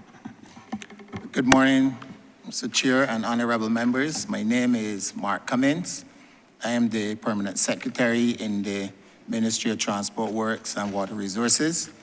And allow me to thank the honorable member for his question. Honorable member, we have in Barbados, that's a quick global, 31,000 streetlights. 31,000 streetlights. We just got an image from a pilot of KLM that showed Barbados, and in my opinion, obviously there's no hard scientific research, but we're probably one of the better lit countries in the world. right? Now, St. Michael, we have 7,500 streetlights in Barbados. 7,500 streetlights in St. Michael. But we go a little further than that. This is what we pay the Light and Power for, because we pay approximately $425,000 in Barbados every month for street lighting. We have an additional 28 street lights in Bridgetown. So these are lights outside of the normal street lights that we would pay to Barbados Light and Power. Also, the Barbados Tourism Management Inc., BTIA, they also pay some of the street lighting. I agree with you, Honourable Member, that we need to improve the street lighting in the city, especially on the eastern side of the city as we go towards the Constitution River Terminal and that walkway. And I'm a big believer in designing out crime through lighting. So this $6 million is pretty much going to help us to pay the existing bills. But there was a program where the ministry benefited significantly when Senior Minister Duguid was minister and Minister Abrams was Minister of Energy, where we were beneficial when the 85 to 88% of the sodium lights were changed out to LED. Now we are paying an interim rate for the LED. We're waiting for the final FTC ruling with respect to the Barbados Light and Power and see what the true cost will be of an LED lamp. So that $6 million may be enough, or we may have to come back for a supplementary. But I would strongly suggest that when it comes to the capital city, and not only our capital city, but this is a UNESCO World Heritage City, that the Ministry of Transport, the Ministry of Tourism, because they are now embarking on the national, on the Bridgetown walking tour, and I'm sure they will have tours at night, and also BTIA, that we come together and look at those areas under the guidance of our Government Electrical Engineering Department, because we also have a direct responsibility for some lights. And obviously with yourself, so that you can identify some of those areas to us that you consider to be still dark and in need of additional lighting, so we can see how best we can enhance the lighting in the city, utilizing some of this funding, and maybe getting funding from some of those other agencies. But I do take the point that we need to improve the lighting in Bridgetown, but I wanted to give the global picture in terms of when you see that $6 million there, because that is not only 31,000 street lights. As I was telling somebody last week, those fish lights that you see in Oystins, we also pay for them. We pay for all the 27 traffic signals and the walk signals that are lit. So the ministry does pay a very significant amount of money in the area of street lighting, and also for our traffic light infrastructure. I hope I have answered your question, but certainly that there is a solution where we can work together to improve the lighting in the city. Thank you very much, PS. You did answer the question, and it is that there's no funding really to put additional lights in the city. Because when I calculate the bills and by the month, the year, that gives me 5.1 million, which means we have like $900,000 remaining, and we know how the fuel clause can cause the cost of light to escalate. I have sought my own solutions by purchasing solar lights, and I can't do it anymore. So I would have to turn to some of the other members who may be a little, more financially strong in order to continue to do so. I hear some laughing, but I continue. I was going to ask to clear my time for my quick measures in the past, Mr. Chair, but looking at every member having their board on, I really want to be sensitive to the other members and ask my final question. And my final question is in relation to strategic goal number 11, and I quote, "To provide wastewater treatment and disposal services to the sewered areas of Bridgetown and in the South Coast. So my last question really is about the sewage. And we would appreciate that in the third decade of the 21st century, we have a number of residents across Barbados, but particularly in the area of the city, still using pit latrines, outside toilets, pit toilets. And this is something that we have committed to put behind us once and for all. I was in discussions with the ministry throughout last year and throughout the financial year, and my understanding is that this would have been really addressed next month. I'm hearing from the parliamentary secretary that we are still in the planning phase, and I really want to know when we can change the gear and move into the implementation phase. So my question here, Mr. Chair, is that in this financial year, what is the timetable for those 750 households or more awaiting to have the dignity of proper toilet facilities? Can I have a direct response to these human beings that is requiring a solution in the area of sewage? Thank you, Ms. Minister. Let me just say to you that I'm not sure where you heard this notion of that things were going to be done shortly. I know that we have met with you. We've met with the Honourable Member for St. Michael East and the Honourable Speaker because we've been looking at the areas of the Bellevue Alley, Chapman Lane in relation to sewering. These are long-standing issues that have certainly predated myself, and certainly I grew up hearing about the issues of sewering in these areas. I believe at this point, I think it is fair to say that we are further advanced than we have ever been. We've had the community engagement with the MPs for the areas. We've had their team of persons come in. We've had people trained. We have engaged the consultants who are working on the project. Those persons have gone into the communities with some of the teams associated with the MPs to be able to start the conversation with the residents about the changes that will have to be made in terms of gathering information, but also the sewering systems that are being proposed. I'm going to ask Mr. Leslie to go into more details in relation to the actual sewering projects, particularly as you referenced Chapman Lane, but I just wanted to put a context because I think it is important that the country appreciates that we have taken a decision as a cabinet that this is of major concern to us as well. It is not just you are late in the game, but the Honourable Member for St. Michael East has been crying out for the sewering issues to be addressed in his districts for a number of years. And we have certainly, during my tenure, been focused on ensuring that we walk this project through. As you can appreciate, there are lots of concerns about our actions as a government as to whether these people, these 700 people, deserve what we are attempting to do to improve their lives, as are the people in the Bailey Alley and the other districts.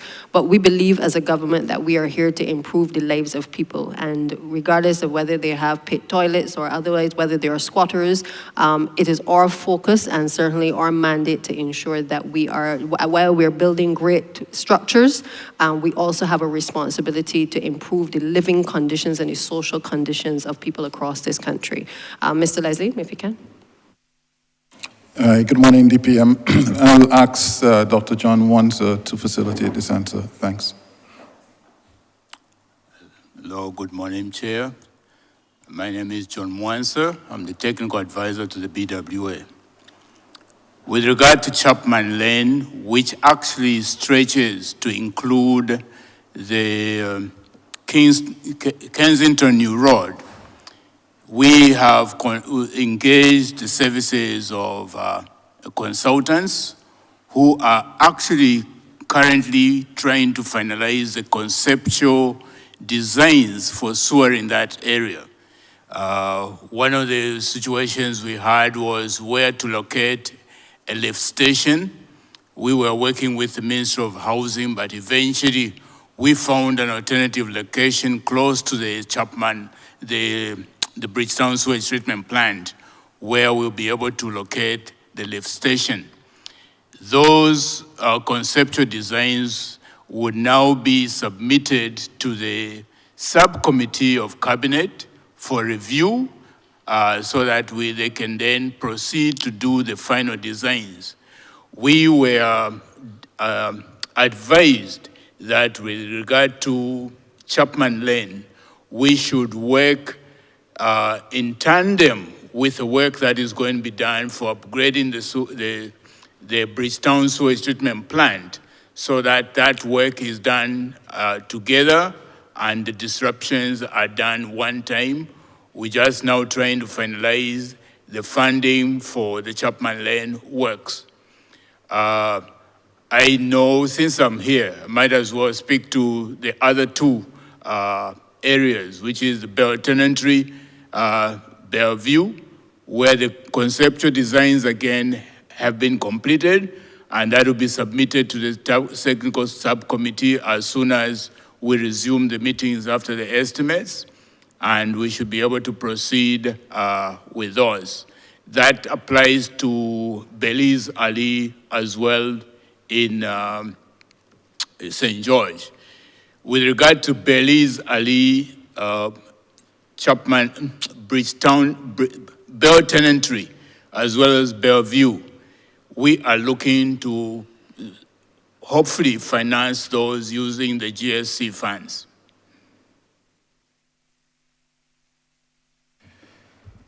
I will close here, Mr. Chair, but before I do so, I want to make this a document to the House, a correspondence from the 7th of July, 2020, and it is the Barbados Water Authority Seweraging of Chapman Lane and Environs frequently asked questions. Question number 3, how soon will this project start? And it says investigatory and planning work is expected to commence in the month of July 2020. The construction activities should start around May 2023.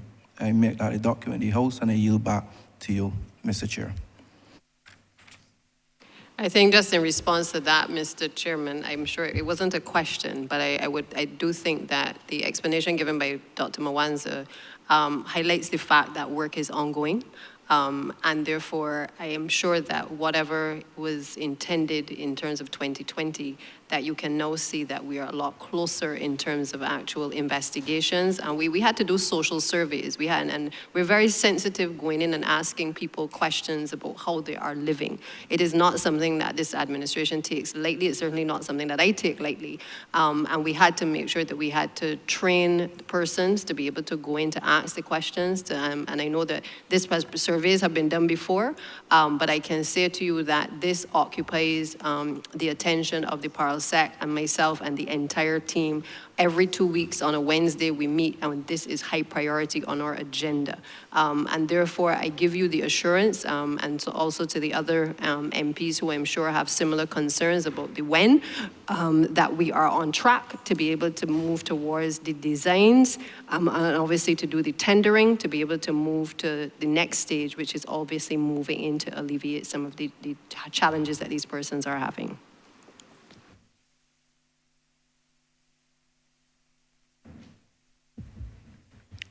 Thank you, Honourable Member for the City of Bridgetown. Honourable Member for St. Michael South Central.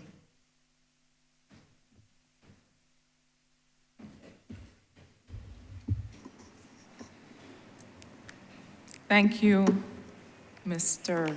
Chairman. I'm going to be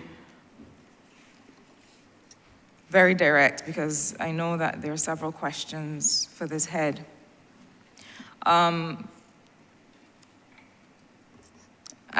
I'm going to start with the issue of road rehabilitation. And Minister, you said something that was very instructive to me, either in one of your responses or in your opening. One of the things you said, perhaps just in passing, was we're trying to do pothole patching on roads that should be rehabilitated.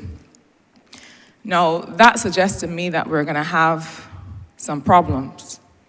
Because if we're saying that because of the availability of resources, that we are having to implement suboptimal solutions. So we have roads that we know need to be rehabilitated, but instead we're having to patch them, then I suspect that that is going to mean that you're going to have to expend other resources sooner than you thought because the patching isn't going to last if this is a road that really needs further and more complete work.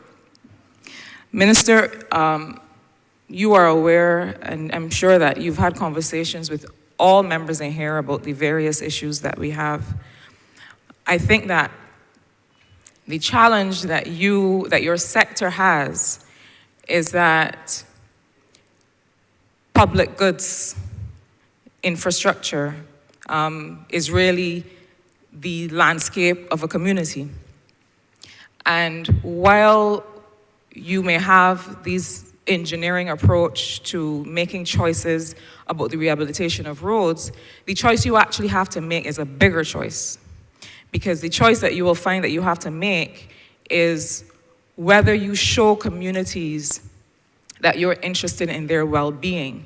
Let me tell you what I mean by that. And I thank you, Mr. Chairman, for a little bit of latitude because my questions will be short.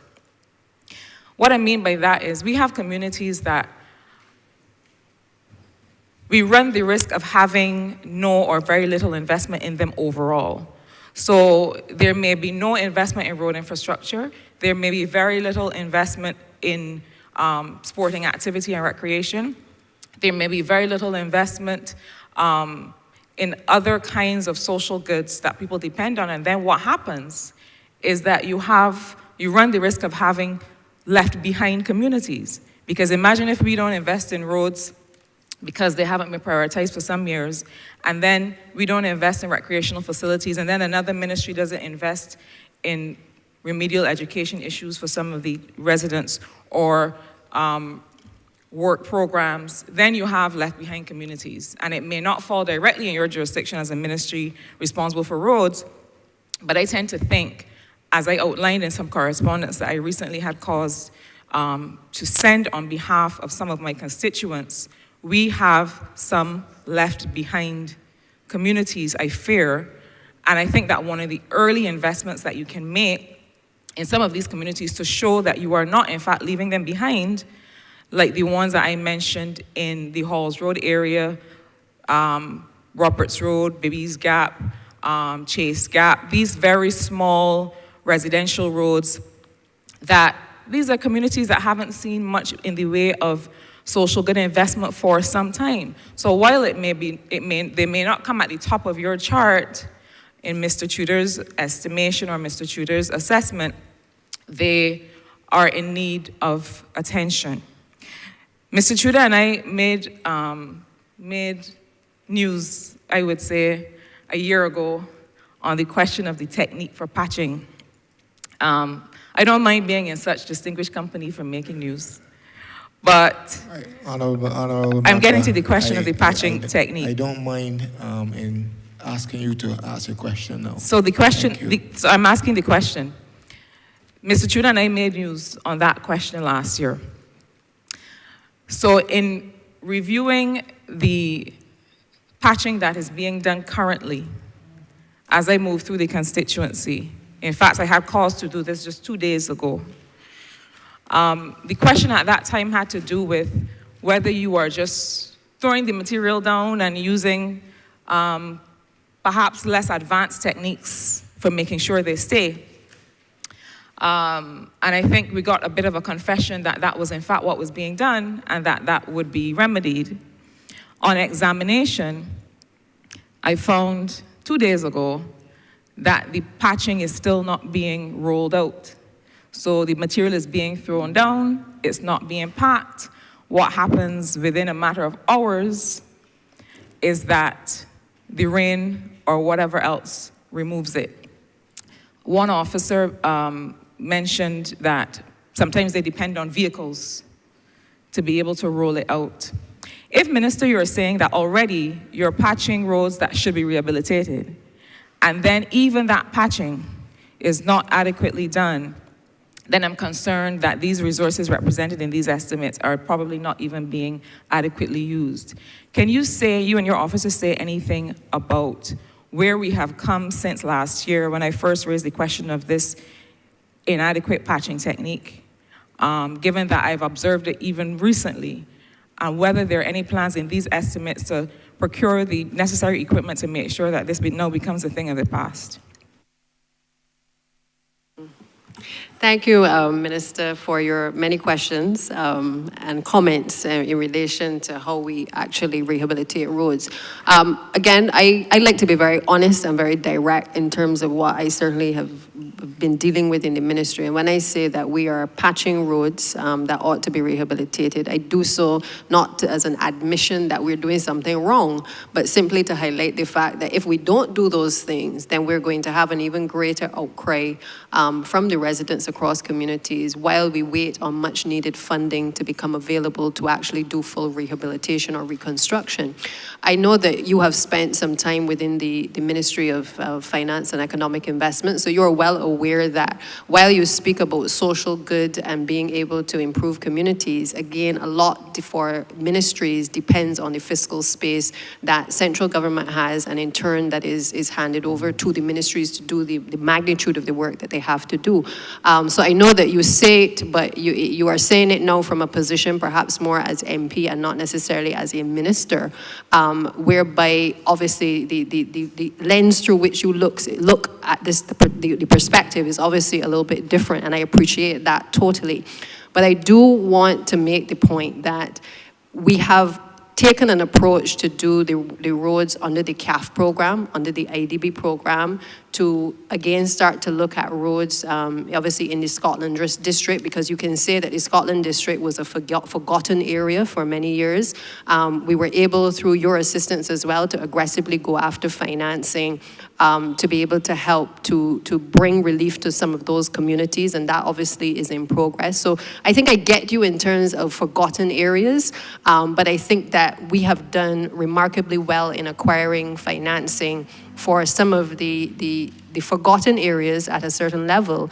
And perhaps what we have been trying to do with the limited resources that have been made available to us is to at least bring some relief in those communities. When I mention that comment, I must tell you that we were doing a retreat recently, and when I asked the depot heads about the conditions of the roads and what they're actually dealing with, they were the ones who simply said, Minister, a lot of times we are patching roads that ought to be fully rehabilitated. But they themselves also appreciate the constraints that we have as a ministry, and obviously they are, again, trying to not have MPs and residents obviously running them down to fix large potholes in communities. So I appreciate their honesty as well. But I think that on the wider point of how we patch, this is an area that we have been looking at very closely, just as we have in terms of new technologies. The fact that it actually brought me to a point when we were in our retreat, to going home the night and actually looking at the different techniques for pothole patching. Because as you know, there's one way of doing it where you put it on the back of an open back truck, and the guys obviously don't necessarily want to stay doing that type of work for very long, so you find that the work gets done very quickly and not necessarily very well at times. You also have the pothole patching machines, which is a lot cleaner, and in this year's estimates, we have been able to budget for an additional 2 pothole patchers to be able to assist with the efforts of the pothole patching team. Now, I cannot say that equipment alone is the solution. I do feel, and I've seen it across the ministry, that we have to pay attention to standards, that whether it is pothole patching, whether it is putting down some boulders to block off an area, as was alluded to in the St. Peter Speaks meeting, we have to look at how we do what we do and to have a standard across the depots that people can say, okay, well, the ministry is consistently doing things in a particular way. But what we have sometimes is a slapdash approach, whether to pothole patching or to blocking a road or to any other area within the ministry by some people, not all of them, but some people, which is an area that I am mindful that we have to train and retrain and retool people in order to be able to do things better and to use the techniques better. So to answer your question, quite simply, once we have the funds, we can basically execute the programs in a lot more forgotten areas. I think that One of the challenges in terms of identifying the forgotten areas, obviously, is that, the MPs submit list of lots of areas, and it sometimes becomes very challenging for the ministry staff, in particular the technical team, to prioritize, because you want to send in as an MP every single area within your district. But what I have asked MPs over the last year certainly to do is to prioritize. Let us know what are the areas that you consider to be in the worst condition, or the ones that are forgotten, that perhaps we may need to address. And if we have the extra materials at our disposal, then we can ask the depots to go in and to assist with those types of work. So again, I extend that invitation to you. If there are specific areas that Mr. Tudor has not responded to you on, feel free to send me a message so that I can certainly prompt him and the rest of the depots to address. Mr. Tudor, I don't know if you want to speak specifically to any of the other areas that the Honourable Minister has raised. I just wanted to say that two things are needed: retraining of the folks who are responsible for patching these potholes. The last time I did training with these guys was about almost 15 years ago. So retraining needs to be done, and the officers need to have a better appreciation as to the correct procedure as it relates to patching the potholes. Secondly, we have, I think it's 4 pothole patchers right now, and we are going to, as Deputy Prime Minister said, we are getting another 2. So that would improve the fleet considerably. These pothole patchers are special pieces of equipment. They all have the tampers to compact the hot mix once it's put in the hole. It has the jackhammers to square up the hole and remove all the loose material. So it has everything within it, these pothole patchers. So they're more or less designed for that purpose. Currently, what we have been using is patching trucks, where the patching trucks go to the plant, collect the mix, and the guys put on the mix in the potholes using shovels, and sometimes using the back of a shovel to thing, which is, as you appreciate, it's totally unacceptable. So 2 things have to be done: retraining of the staff, as well as the implementation or further implementation of the pothole patching machines that were designed for that purpose. As you said, a lot of the residential, particularly residential and tenantry roads, have been neglected. Luckily, we have the CAF program now, and we have the Complant program that have come on stream. That allows us to do that many more roads throughout the island. You can imagine that you have some tenantry roads and residential roads that will cost $1.5–2 million to fix, when our budget for tenantry roads and residential roads are less than $1 million. So the challenge was always which roads do we choose to be fixed.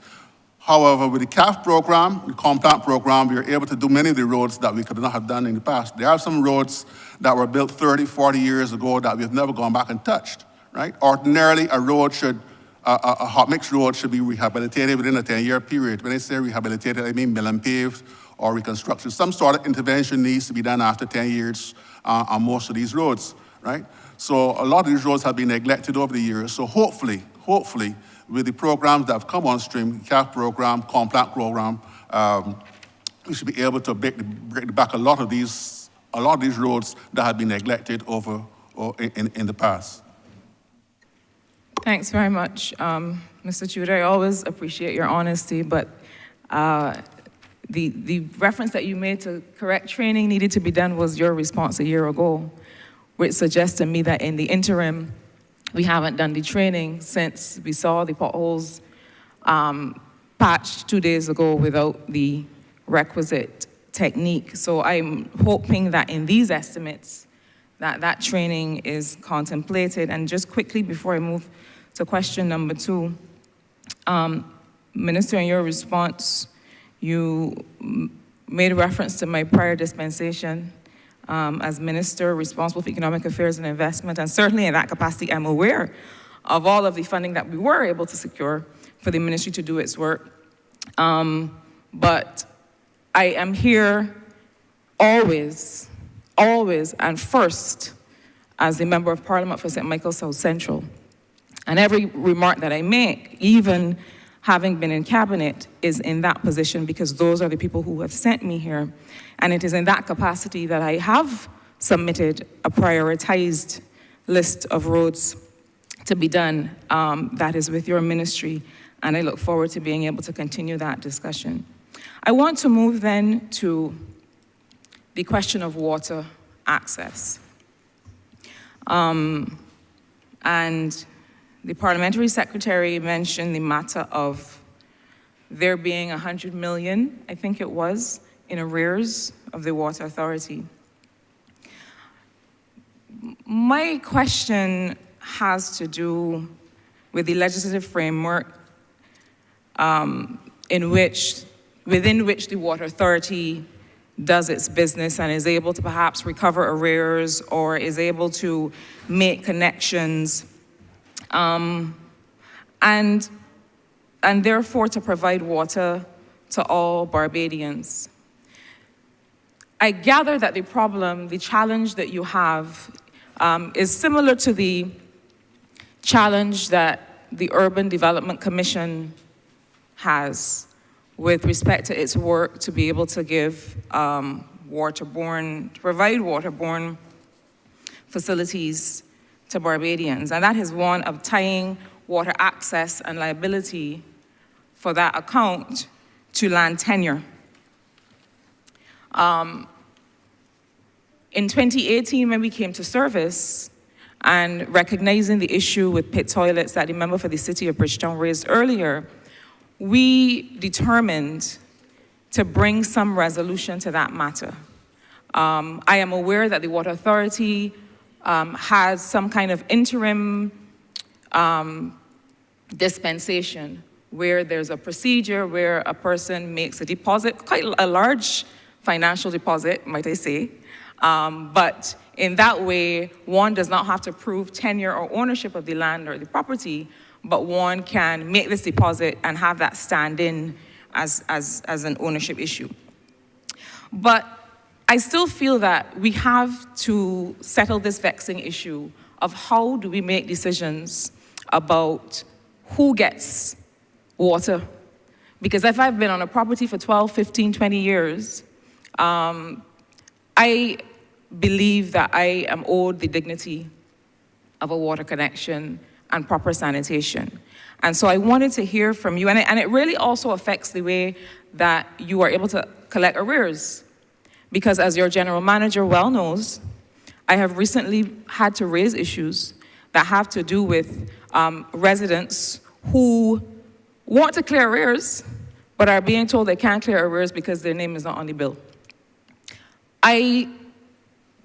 As you prepare to answer, let me say that I am aware that legal issues always attend on these matters.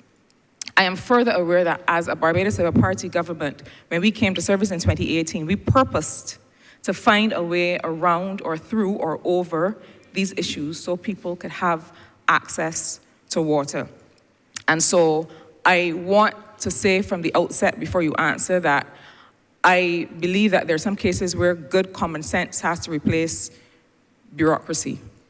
And so I want to hear from you, what are the plans to settle this vexing issue so that we can have appropriate water connection and sanitation for the people of Barbados? Thank you, Minister. As you rightly said, the government has obviously been trying to address this very vexing issue for the last few years. There has been some relief, but of course, as with most things, the processes and the legal implications sometimes slow down the process. I am mindful that with the changes that we are going to be making at the Barbados Water Authority. The new chairman is also here. I suspect he may want to also touch on this, but I'm going to ask the chairman of the Barbados Water Authority to perhaps touch on some of the day-to-day issues, because I think what you are raising is more how the Barbados Water Authority responds to its customers and how it treats to its customers. And so I'll ask Mr. Halliday perhaps to respond first, and then if the chairman wishes to come in as well.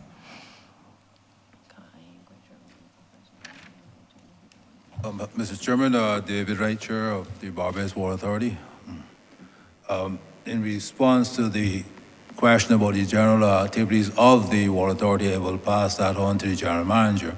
But what I would want to comment and say to MP Cattle is that having now come into the position, what I do recognize that there is a bit of work to be done to, what I say, improve the operations and the fortunes of the authority. The new board, which I think is actually a very well board, the composition of the board, I think, is very good. I do congratulate the Deputy Prime Minister for that. I think we recognize we have a lot of work to do. And we had indicated to the Deputy Prime Minister that within, I think, a month or so, we will have for her and for Cabinet a very comprehensive program, a plan to ensure or give the guidelines or give the roadmap for what we think will be the next 3 years where the fortunes of the authority can be reversed. I can only speak in such broad terms at this point in time, and as I've indicated before, since I've come into the position, I have been, my word, inhaling documents and information almost on a daily basis. But we are confident that based on what we've seen so far, that within a three-year period, hopefully no more than 5, we expect that we can see the authority in a sustainable position operationally. Because right now, its current financial position, its balance sheet is not the strongest. And I don't think it would it would take a magician, more or less, to improve that within a 3-year period where we can stand on our own feet. So I think if next year, if I'm here to answer a similar question, my God willing, of course, I think I can answer with even more, in a much more positive way as to what you can expect within the next 2 or so years from the authority. But we are confident that the fortunes can be turned around, and the board is working very, very hard to achieve that. But in respect of the daily operations, I will really want to ask the general manager to make his comment in that regard. Thank you. I don't want to interrupt, except to clarify that my question is really about more on the legislative and policy side, the background against which you are making these decisions, rather than on day-to-day operational issue. Thank you, Honourable Member. My name is Keith Roy Halliday, General Manager of the Barbados Water Authority. I also want to thank the DPM and our Chairman for their contribution, and I'll try my best to speak directly to your query, or queries rather. And though we spoke recently on 1 or 2 issues, or had an exchange, we did not get to speak specifically on the issue. At least the ones that you had raised prior, what I would say is that in support of legislative changes made, and in support as well, or in conjunction with that change that was made in 2018, that sought to repurpose how customers, residents particularly, could qualify for service connection in instances where they could not prove ownership. The indemnity form was, yes, introduced. But aside from that, or alongside that, we also have a credit policy that addresses unique circumstances, whether it is a leak, whether it is a faulty meter, whether it is a zoning issue. And more recently, we've extended it to deal with issues such as the one that you've raised, that sought to step outside of what we have dealt with traditionally, or what we see specifically as technical issues, and go into that space where some of the solutions may be more questionable. And that is why I'd wanted to also speak to you on that.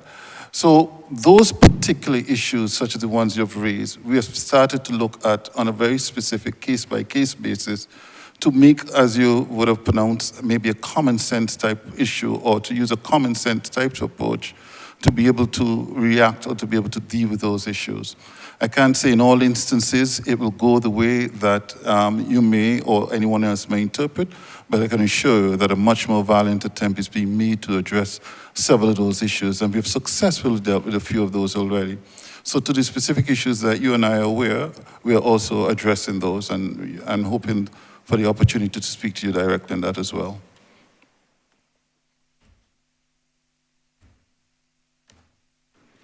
I thank you for your willingness to speak on those issues, but I'm afraid that I did not hear what I had hoped to with respect to what are the, and Mr. Chairman, this is just a repeat of the question, this is not a third question.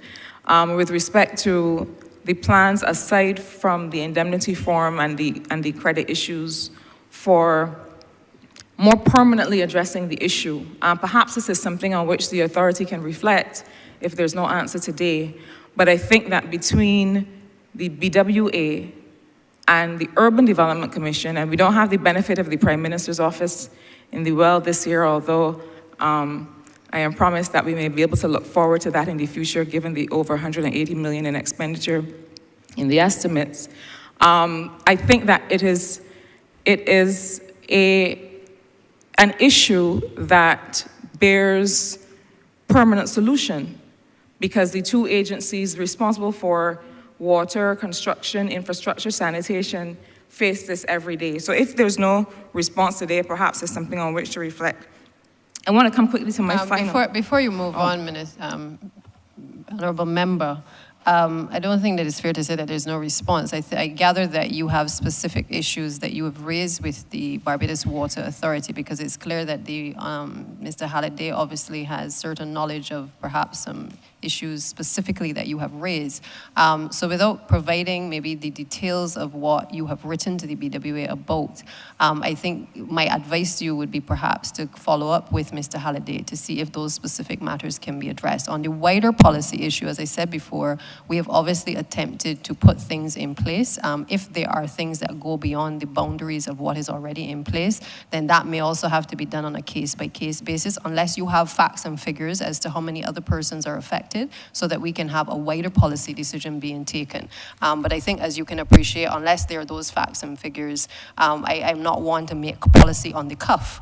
And therefore, I would want perhaps your representations through Mr. Halliday or through the Permanent Secretary, which would be the appropriate methodology to do so, so that perhaps as a cabinet, if it is something wider in terms of a broader policy, that we are able to have that ventilated in a way that we can then address the concerns that you've raised.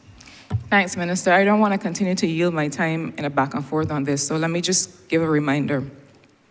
The Barbados Labour Party, as an administration, in defining our manifesto and our policy positions, purposed that we would consider tenure, time that a person has lived on a plot of land.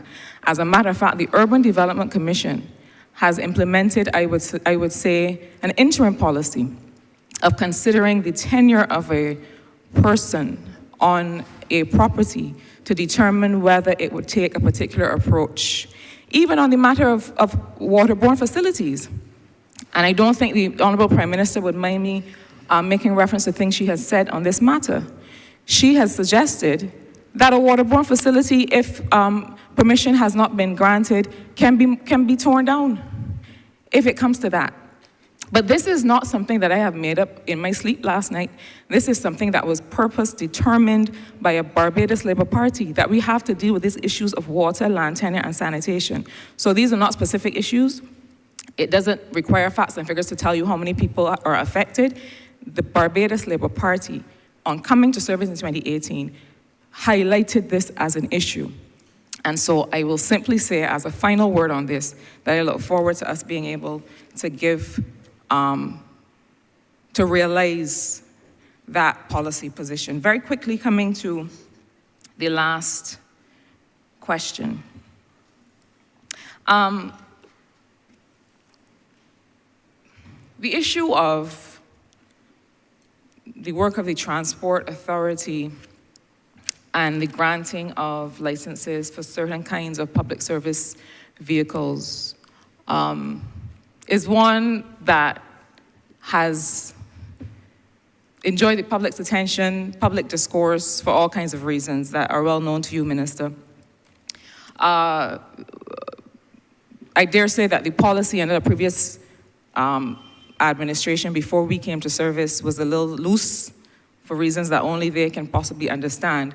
But this is a very simple question. I have constituents who come to me from time to time looking for clarity on the basis on which routes are awarded, licenses are given for people to operate on certain routes, and really the entire process of how this is determined. I ask this question because I think that they would benefit from some explanation of how these decisions are made, because I rely on the good judgment of the officers of the authority, but sometimes I tend to think that my constituents may not, having had the experience that they had in the past, where routes were granted based on perhaps nothing at all in a previous administration. It seemed to me, I'm less acquainted with this sector. But I think that they would benefit from understanding how this is done, whether there's some level of saturation currently, what can they expect, because these questions persist, and I think it would be good to have some explanation and transparency on how these decisions are made. Thank you, Minister, for the member for the question. Let me just say before I ask the Director of the Transport Authority to enter the conversation, that prior to us coming to office, it was almost a free-for-all in terms of the issuance of permits. I think prior to the election, between I think the January and the May, we had a situation in 2018 where over 1,000 permits had been issued. And that, of course, required, on our coming to office, a certain level of regulation in terms of, as you highlighted, the issue of routes, the issue of, having to then deal with the fact that there were all of these persons who had received permits who had obviously legitimate expectations that now needed to be fulfilled. And so the authority over the last couple of years has obviously been working to regularize that. And so I will ask the director to be able to speak to it. Ms. Ruth Holder, please.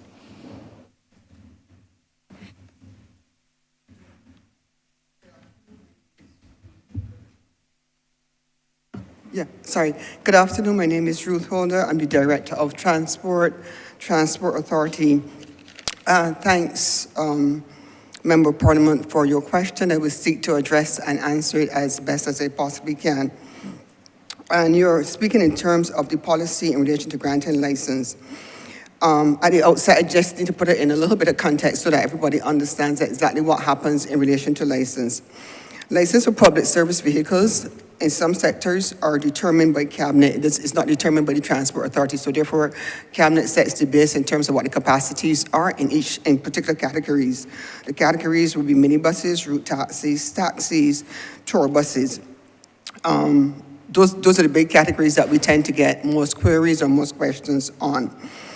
As Minister mentioned, as Deputy Prime Minister mentioned, prior to 2018, there was a massive distribution of permits distributed to the point where I don't believe that there was any specific method in which the determination was made to distribute the permits.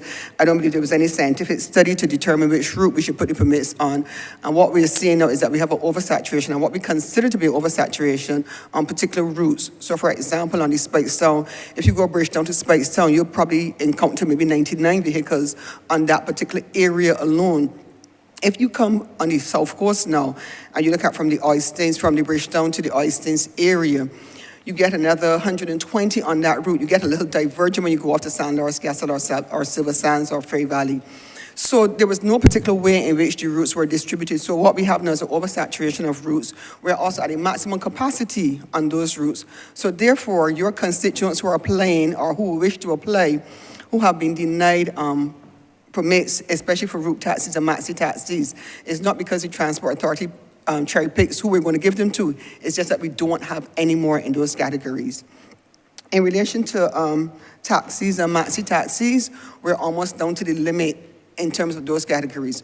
What we do as a result of that is that we try to interview as many people as we possibly can to determine who we believe, based on the interview questions, may be the best fit to give a permit in those categories. So the application process is a simple one. It's just an interview process that takes a lot longer because the demand is significant in terms of the applications that we receive on a daily basis. So I hope that answers your question and that of your constituents. Thank you very much.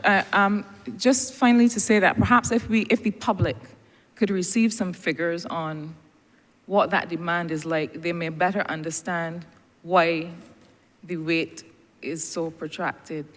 You don't have to say no, but I mean, if there's a way to be able to just make transparent, listen, we have this number of applications before us. Finally, Mr. Chairman, I have to say a word of thanks. We are here to ask the probing questions, so I don't want that to suggest to the officers that we as members of parliament do not understand that they work with us to be able to fulfill the needs of constituents. We have a good relationship in St. Michael South Central with those officers who respond to us, and these questions of mine and others are really just to keep in mind the people that we serve and that we have to continue to be accountable to. So I thank the officers and the ministry for the relationship and for the ongoing work, and look forward to being able to serve our residents better in the future. Thanks. Thank you, Honourable Member for St. Michael South Central. We take a 5-minute break. Honourable Leader of Government Business. Thank you, Mr. Chairman. I beg to move that you do not report progress to His Honour the Speaker and beg leave to sit again. The question is that I do not report leave to His Honour the Speaker and ask for leave to sit again. All honourable members in favour, say aye. Honourable members against, say no. Methinks the ayes have it.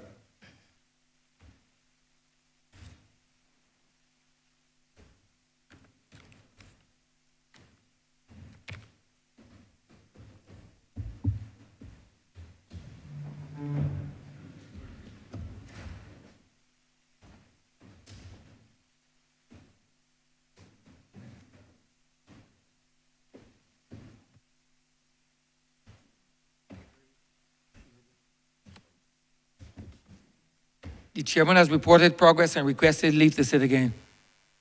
Honourable members in James Central. Mr. Speaker, I beg to move that the House be suspended for 5 minutes. What then? 5 minutes. 5 minutes. The question is that this honourable chair will be suspended for 5 minutes. All those honourable members in favour, please say aye. Those against, please say no. Meeting the ayes. This honourable chair will stand suspended for 5 minutes.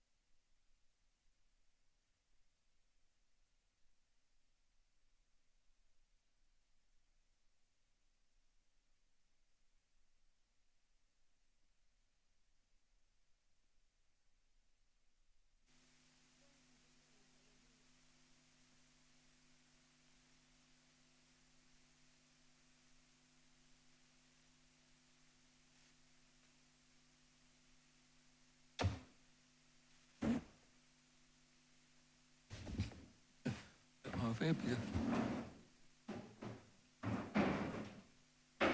This sitting is resumed. Prior to the suspension, we were in Standing Finance Committee. We return to Standing Finance Committee.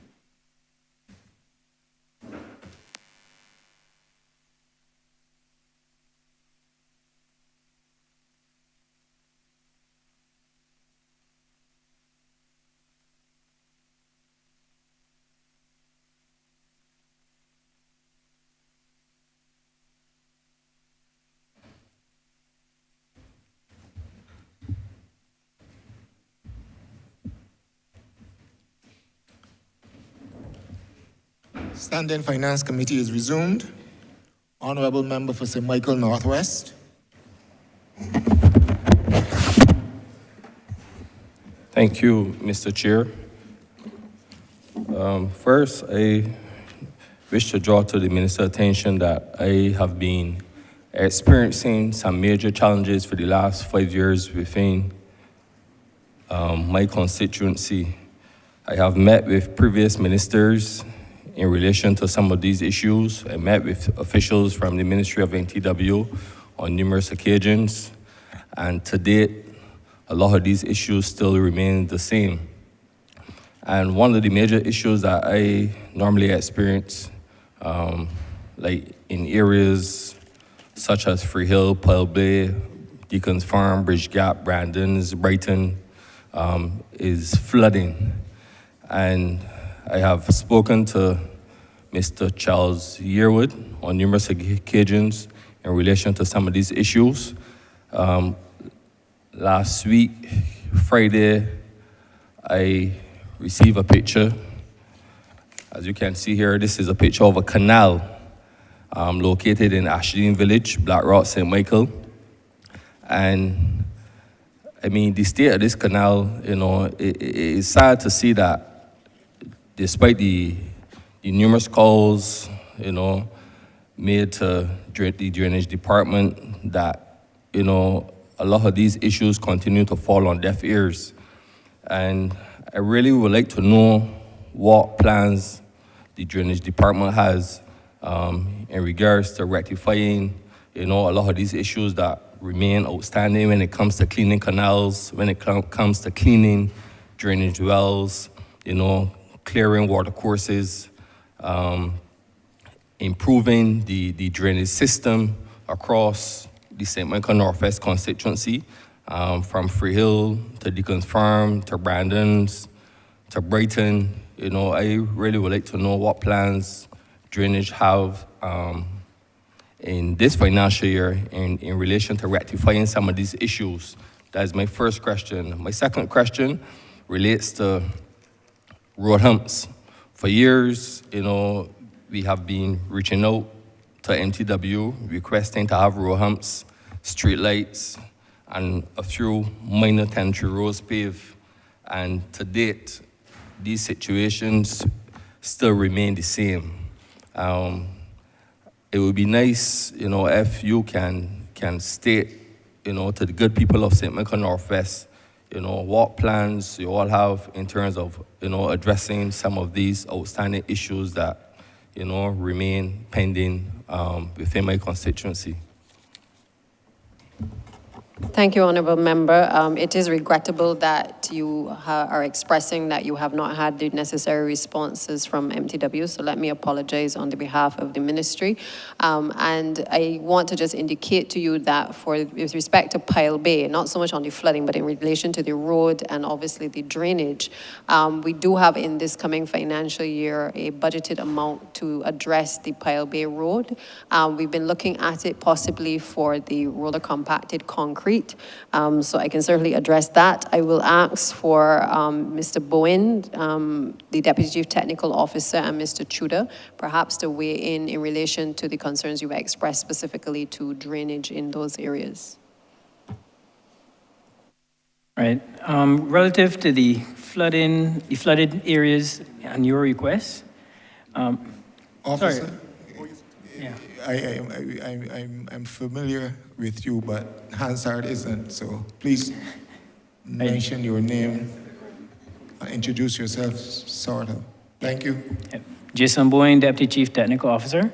Relative to the flooding in the areas you have identified, the ministry has, we have been, over the years, we have a number of complaints. And over the years, we have, yes, it's been challenging. We have a challenging situation relative to our dwindling manpower. Previously, we would have had three inspectors of wells and a senior inspector of well. At this present moment, we only have one inspector of well and some persons assisting.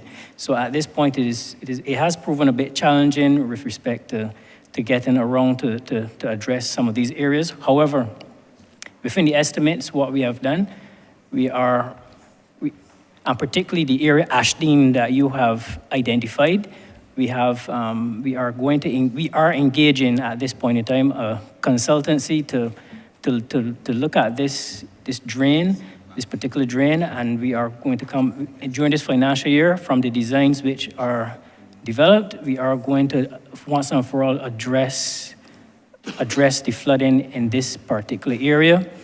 The other areas, we are going to take a similar approach given our manpower challenges, and we are going to address them as soon as possible. Definitely Ashton Village, we are seeking to address this financial year. I think, Jason, if you could also address the issue of the road humps. Yes. Yes, ma'am. I don't mean to interrupt. Honourable member, before you move on, I have a similar question, so I don't want the ministry to return to this question, so I want to pose it now. What is the ministry's plan in relation to clearing of water courses? When I was in the ministry, water courses were cleared up, about 10 in St. Lucie. Water courses were cleared in 2019. None has been cleared since then. We had a flood in 2019 and 2020 when we lost a youngster. None of the water courses in St. Lucie has been cleared since then. So clearly it doesn't appear that the ministry has a plan with respect to clearing of water courses, not just in St. Lucie or perhaps in Michael Northwest, but across the area. And we cannot wait until we approach or the hurricane season is upon us and then to do that, because then it will present challenges. So in response to the question overall, I would want to hear what the ministry's plan is with respect to water courses. Thank you. I'm going to ask the Permanent Secretary, Mr. Mark Cummins, to just respond to that. Thank you. Thank you very much, Chair. Well, you are correct. See, you were in the ministry. And we do have a policy for the clearing of water courses. As I was just sharing with DPM only last week, I signed off on a proposal from the Senior Technical Officer for Drainage, who unfortunately could not join us today because he's not well. But it's a proposal for the clearing of 23, and we would normally clear them between January and April. I would say more so February and April, because sometimes in January there's a lot of rain. But outside of the clearing of the water courses, we have also built a number of retention ponds. So that policy is still very much present. We also clear the outfalls to the coastal outfalls. And I've made a note. I will ask the officers at the Chancellor depots to revisit those areas that we had cleared to see if we need to go back and clear them again. But we try to clean them before the rainy season comes in on us. Thank you, PS, but that will pose another question, but I wouldn't interrupt the honourable member. I will let him proceed. Honourable member for St. Michael Northwest. Yes, sir. Thank you. No disrespect to the PS or Mr. Boeing, but on the 6th of January 2021, I had a site visit with Mr. Charles Yearwood, the former minister, the honourable member for St. Michael West Central, and the honourable member for St. John. And we had a site visit in relation to this same flooding issue. running from Ashton Village along Deacon's Farm down to the Mighty Granite Highway.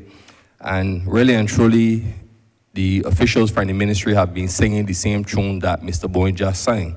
And this is we're going into a new financial year, and really and truly, I would really like to see some action instead of, the promises that are being made. Because I think that, where the lives of the good people of St. Michael Northwest are concerned, where the flooding have been affecting them for over the years, I think it's time enough that the drainage really do something to address this issue.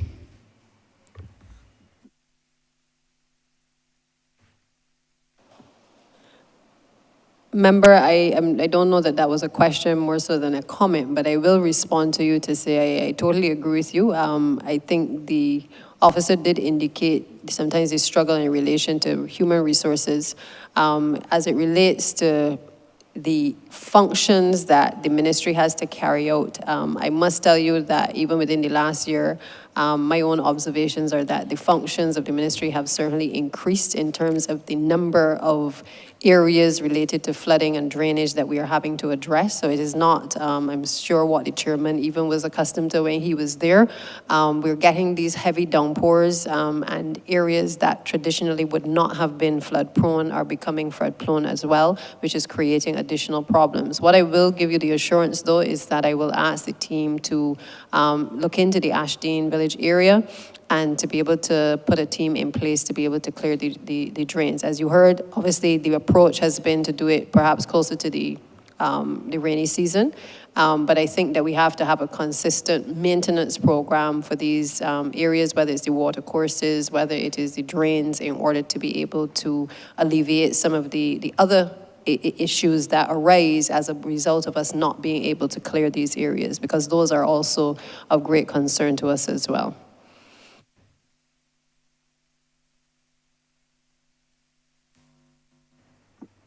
Thank you. I don't think the question that you raised in relation to the road humps was answered, so if Mr. Tudor can respond to that. That's on my section. Mr. Bowen, yeah. Yes. Right, road humps, street lights, and tenantry roads. In terms of the road humps, we have been quite busy in doing numerous investigations relative to the request for road humps. We have a significant number that we are investigating. Earlier this year, we would have installed a number, particularly at Garden Land. We would have installed at Derriston Road, and a number of other areas that we've installed humps as well. Those areas that you had identified in your area was quite an extensive list, so we are still currently going through them. But this year, for sure, you will see some action relative to that request, to those requests in those areas. Yeah, just to add as well to what Mr. Bowen is saying, I think the focus of the ministry has recently been on creating standards that both in-house can be used to clean the water courses, to make sure that we have standards in relation to drains and other aspects of MTW. I'm going to ask the CTO perhaps to just speak a little bit to the standards that need to be put in place, because we may very well have to reach a point where, given that we may not be able to do all of the work in-house, that we have to have a set of standards that are created, that we can employ persons to meet the standards to be able to address, obviously, a lot of these problems across the country. And I know that she's been doing a lot of work in relation to those standards. So I'll just ask her to speak specifically to that. Thank you, DPM, and honorable member. Thank you for your question. I'll start with the humps, because humps are, Cheryl Bennett-Ennis, Chief Technical Officer, MTWW. As I was saying, I'll start with the humps because we have a backlog, I'm going to call it that, a backlog of requests for humps. This is going back a few years. If I can, I'll share briefly the process. We usually get the request to investigate typically from residents that believe there is either what we call rat running, people using their residential streets to avoid the traffic on the main road, or speeding, sometimes by the same residents themselves. And we have the counters that we place on these roads that actually determine when if the speeding is happening, or also will indicate to us when the rat running might be happening, at what times and stuff like that. When we determine whether or not the warrants are met, there are certain warrants with respect to the volume of traffic that might be moving through the road, or the speed at which the number, percentage of vehicles are traveling through that particular road. If those warrants are met, then that suggests that humps should be placed. Our technical team then goes out and they determine where to place those humps, usually in consultation, some consultation with the residents, because there have been some occasions where some residents, going over the hump, it does make a noise. We recognize that, especially if you're not doing it at the right speed. The more quickly you go over that hump in a vehicle, the noisier it becomes. So we do sometimes have some discussion with the residents on the placement of those humps to make sure they're placed at the right spacing to stop the speeding.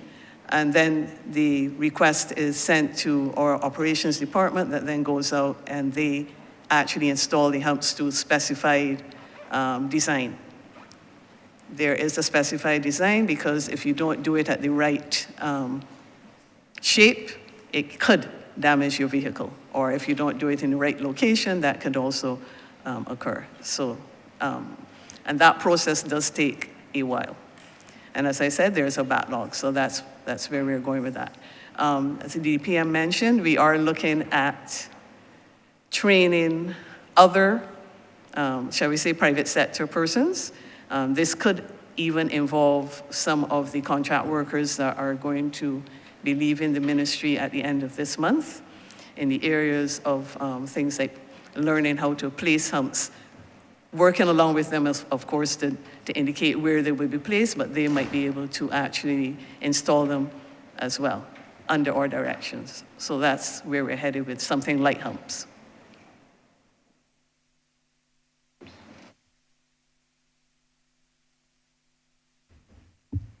Thank you.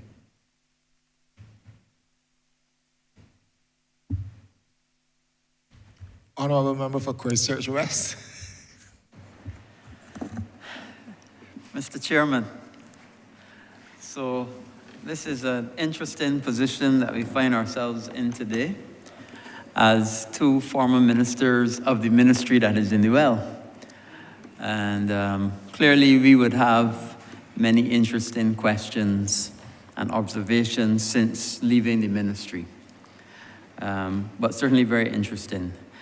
Minister, the first thing I would want to focus on would be the Transport Board, and in particular, the electric buses. The chairman and myself were the people that did a lot of work on getting the electric buses here and getting those started, and I think that we have seen a significant benefit. I think the people of Barbados appreciate them, and I would like to get an update on what efficiencies and what benefits the people, and by extension the board, have had since the introduction and utilization of electric buses into Barbados. I must tell you that many times when we travel, many other Caribbean countries and some Latin American countries come and ask us about the experiences that we have had with the electric buses.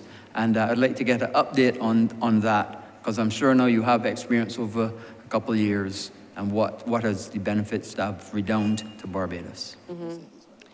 Yeah, I want to thank you, Senior Minister, for those comments, because that has been my experience as well, that we had the International Road Federation last year, and at that federation, I think it was the minister from the Cayman Islands who expressed an interest in getting to know more about what we were doing in relation to electric buses. I think Barbados has obviously pioneered in this area, and to the extent now that even I think Jamaica recently did a study tour here to be able to to get a sense from our employees and officers exactly how our operations are functioning. I have said to the team that I feel very strongly that this is an area that we ought to become specialists in, and to make sure that we do not allow others to come in and steal our thunder. And therefore, I am satisfied with the competency of the staff thus far in terms of dealing with the buses, but I would ask, we have had some challenges, and I'll allow the CEO to speak to those specifically, but I will ask Mr. Wharton perhaps to just deal with the issues since the inception of the purchase of the buses. Thanks.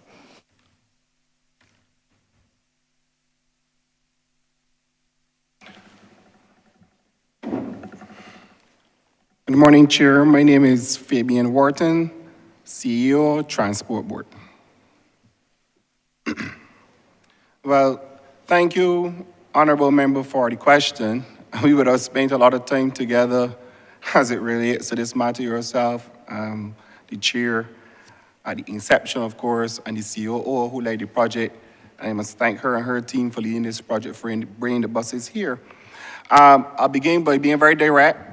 The first thing that jumps out at me when we talk about electric buses is the financial impact that it has had on the P&L of the Transport Board. The board's major cost drivers are, of course, labor. Then we have fuel, which would be diesel, and also the electricity as a result of electric buses. What we have seen, though, is that with the advent of the buses, of course, and bus maintenance, sorry, we have now saved very huge savings on bus maintenance. I'll give a little example. For this financial year, this current financial year, of course, this also includes a projection to the end of March 2023. We would have used $6.4 million in terms of bus maintenance on diesel buses. On the other hand, on the electric side, we are looking at $1.1 million.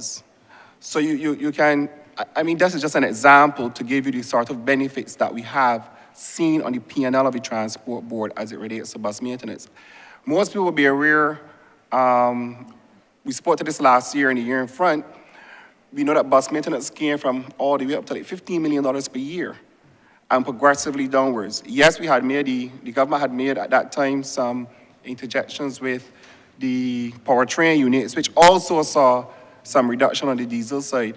But by and large, most of our savings in terms of bus maintenance came specifically from that investment in those 49 buses. On the provision of service, let us start there too. In terms of the ride, the type of ride, the benefits to the commuter as it relates to having free Wi-Fi, the comfort of the buses, and then the less frequency of people being in a bus and the bus breaks down, they have to wait. So even that benefit alone, even when you strip out the financial benefit, that has gone a long way to improving the stocks of the Transport Board.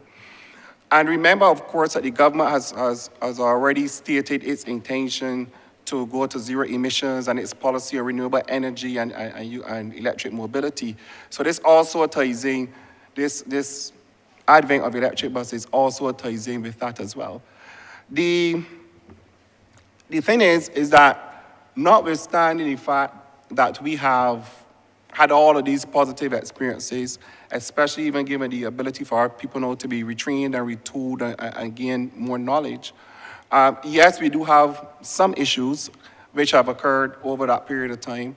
Because the buses originated from China had the issues that the Deputy Prime Minister alluded to before in terms of procurement and their issues with COVID. So therefore, some things that slowed what we would call warranty repairs, and that may make people believe that there's something really wrong with the buses, where really and truly it's just a case of shipping and that whole procurement process.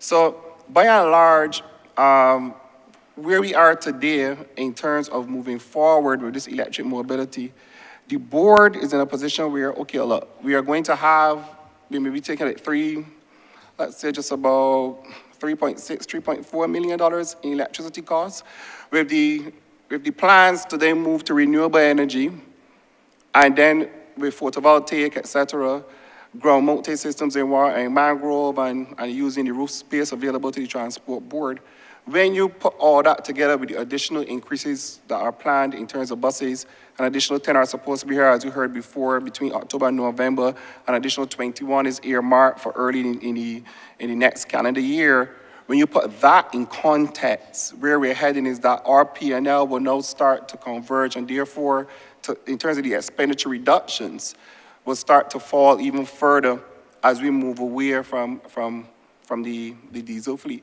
And of course, with the rise in diesel and the volatility of it and those kind of shocks, when those shocks hit the transport board, the financial impact is significant.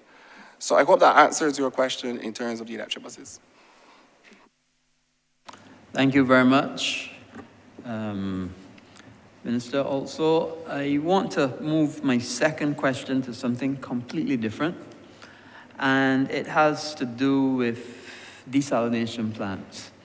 Now, clearly, we as a government are seeking and looking for more investments throughout the country, and we're seeing lots of opportunities for especially tourism investments on the West Coast and in the northern part of the island. Indeed, we have had certain land acquisitions for in St. Peter. We have opportunities for other developments in the St. Peter and in the north and Whole Town and those areas. And I know that you have some desalination opportunities there. And I'm going to ask, what other desalination opportunities are possible, and is the Water Authority confident that with the current amounts of water that they will be able to service all of these new infrastructure projects that we have, knowing full well that we already have some challenges with water? And if not, what desalination opportunities will become available going forward? Thank you. Thank you for your question, Honourable Member. Let me start where you ended with your question by stating, yes, we do have some challenges, and we perceive, given the climate change reality that we are living in, that we will see more challenges in the future. And I would have indicated in my introduction that we are indeed looking at desalination as a viable option to address some of the water issues that we've been facing. Of course, this represents a very expensive approach to water supply, but these are the situation that we find ourselves in. As it relates to the details as to whether or not we are seeking to perhaps find other opportunities for desalination, I'm going to direct that question to both the General Manager, Mr. Halliday, as well as the Director of Engineering, to give more details on some of the plans that the Barbados Water Authority has going forward. Thank you, Minister. Thank you for your question as well, Honourable Minister. Unquestionably, water augmentation to desalination plant is a part of our future.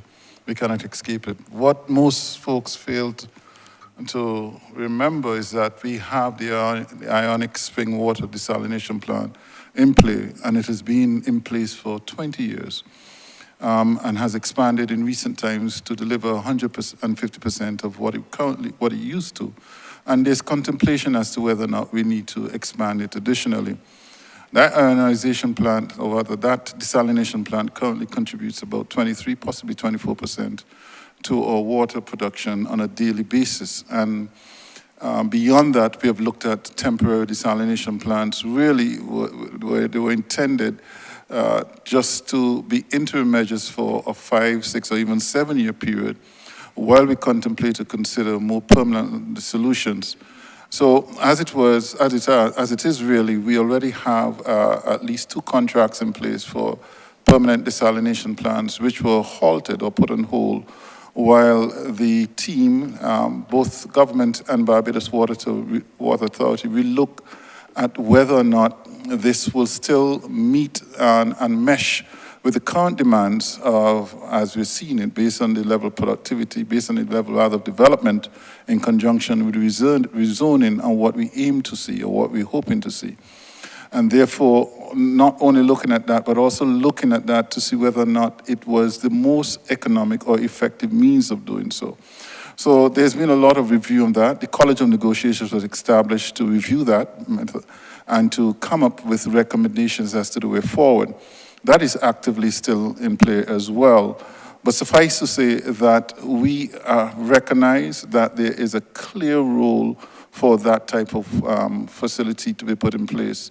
As it stands, and I know our minister would have alluded to it earlier, we're at 98% abstraction of our groundwater resources. Arguably, there may be pockets that we may be able to tap into, but we do know that putting several straws into the same bucket or container will not necessarily resolve the issue. And therefore, if we were to keep track with the pace of development that we expect to see and expect to happen, we have to look at water augmentation. I will pass over on to the Director of Engineering, who may be able to give a little bit more specifics and hopefully help. Thanks. Thank you for your question. To add to what the Parliamentary Secretary and our General Manager said, we've been looking at the demands as they come to us, as they're presented to us, the demands from the new developments and so forth that are coming on the island. Along the West Coast, we have been realizing some new demands there. We've been realizing demands in St. Philip. And what we've been doing, we've been monitoring those. We work along with the town and country planning to get an idea of the types of areas that are earmarked for development. And we've been doing our assessment of the resources. The freshwater resources, as the General Manager indicated, are practically or almost fully exploited, but we're still seeing, looking at ways to further exploit those. For instance, in the St. Michael catchment area, this is like from the New Market down to the Bell and that Waterford area, we're looking to see how we could extract, additional freshwater resources from those catchments. We are also looking at St. Philip. When the Sandals Castle was being done, we would have, some exploratory boreholes were done there, or large quantities of seawater in that area that we could add to the water resources in that particular area. So in this year's budget, for instance, we are looking to do water augmentation in the St. Michael catchment, and we're investing in more exploratory work in that area, which will obviously allow us to fully exploit the resources in that area. But to answer your question, we're constantly monitoring the developments, because each development is unique. You may have 2 hotel developments, where one may be into more water intensive practices than the other. So we are monitoring those demands that are coming to us, and we are trying to keep ahead of the game in terms of developing the water resources, which will either be the further exploitation of the freshwater resources or the exploitation of desalination. And we're looking at all of the different desalination options as well. There are some new technologies that are coming to the market, and we are meeting with those new persons in that sphere to see if there could be more benefits to those new technologies as we look to improve on the water resources of the island. If I can add as well, I'm sorry, just to emphasize how seriously the Barbados Water Authority is tackling this. We have undergone some training and are currently training quite a number of our staff, or certainly at least exposing them with a significant Caribbean company an international company really, who deals with desalination plant. The name escapes me at the moment, but I think it was Kaditsa or Sadit Bas, something like that. And as well, one of our young engineers has been sent to be trained in this area, and there's another budding engineer who may likely be doing the same thing.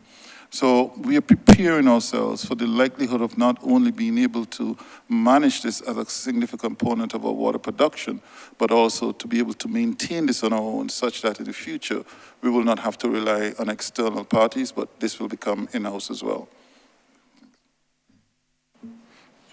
I'm actually glad that the GM preempted my request for him to speak a bit about building out the capacity of the BWA in terms of responding the issue of water augmentation. What the Director of Engineering did not state is that when nearing 98% or close to 100% of the extraction of water, there's an inherent danger in over-extraction, and there are some dire consequences that can result from that. Certainly increased salinity in some of our wells, but also that fresh water plays a vital role in keeping back the intrusion of salt water in the coastal areas. So there's also a danger of that, and that will further contaminate or impact our wells along the coast. So we have to be very careful, even as we seek to expand our supply, or by way of drilling more wells, that we don't cross that crucial threshold that would off-balance the saltwater intrusion versus groundwater flowing to the sea. Before you come back in, Minister, I just wanted to also contextualize somewhat where we are, because back in 2018, or on the eve of the 2018 election, a number of agreements were entered into by the previous administration for the supply of water through desalination plants. It placed the current administration under significant pressure, and when the GM speaks with respect to the College of Negotiators, it has meant that it has put a greater burden on the Water Authority to, in some cases, either put on pause those contracts and renegotiate, or to reconsider in terms of its internal capacity, whether it has the skill set to be able to properly assess what is really needed by the Barbados Water Authority. And I am happy that since 2018, we have had a situation where respective ministers prior to myself have had the opportunity to really drill down and to work with the GM and the team to ensure that that situation never happens again. The Barbados Water Authority must be in a position, with all of the developments that you and I sit in meetings on a regular basis, in our utilities meeting, to assess the capacity needs of this country. It cannot be that we know we need the water supply, or that we enter into agreements on behalf and in the name of the people of this country when we are not clear in our minds what is actually required. So all of the work that you, Minister, are doing in relation to planning to try to get all of the tourism development projects, which will obviously help the wider economy, that has to feed into our discussions, as well as the local developments, for instance, being done through the HOPE project, and all of the other private projects, because we are doing a lot. We're trying to accomplish a lot in terms of the building out of residences across the country. And obviously with residences, there is going to be a requirement for water. So I think the approach going forward has to be one where we build out the capacity of the BWA, both internally, but also being able to outsource the technical capacity to allow us to properly assess the needs of this country, so that we never find ourselves in the position that we were in prior to 2018. Thank you, Minister. That is absolutely clear, because at the end of the day, water is necessary for life. And that is paramount and very, very important for all of our activities and all walks of life. My final question, some people might consider it a constituency matter. I consider it a national matter. Christchurch West happens to have a highway that goes through it, but it's really a national road. That's Highway 7. But Christchurch West just happens to be one of the constituencies that it passes through. I am embarrassed, and I sometimes upset, because up to now we haven't had Highway 7 done. I started working on Highway 7 when I was the minister. And we said we'd do Highway 1 and then move to Highway 7. And Highway 7 still has not been done. And I remember driving on Highway 7 with my wife and hit a pothole. And my wife looks at me and said, "But you're the minister though."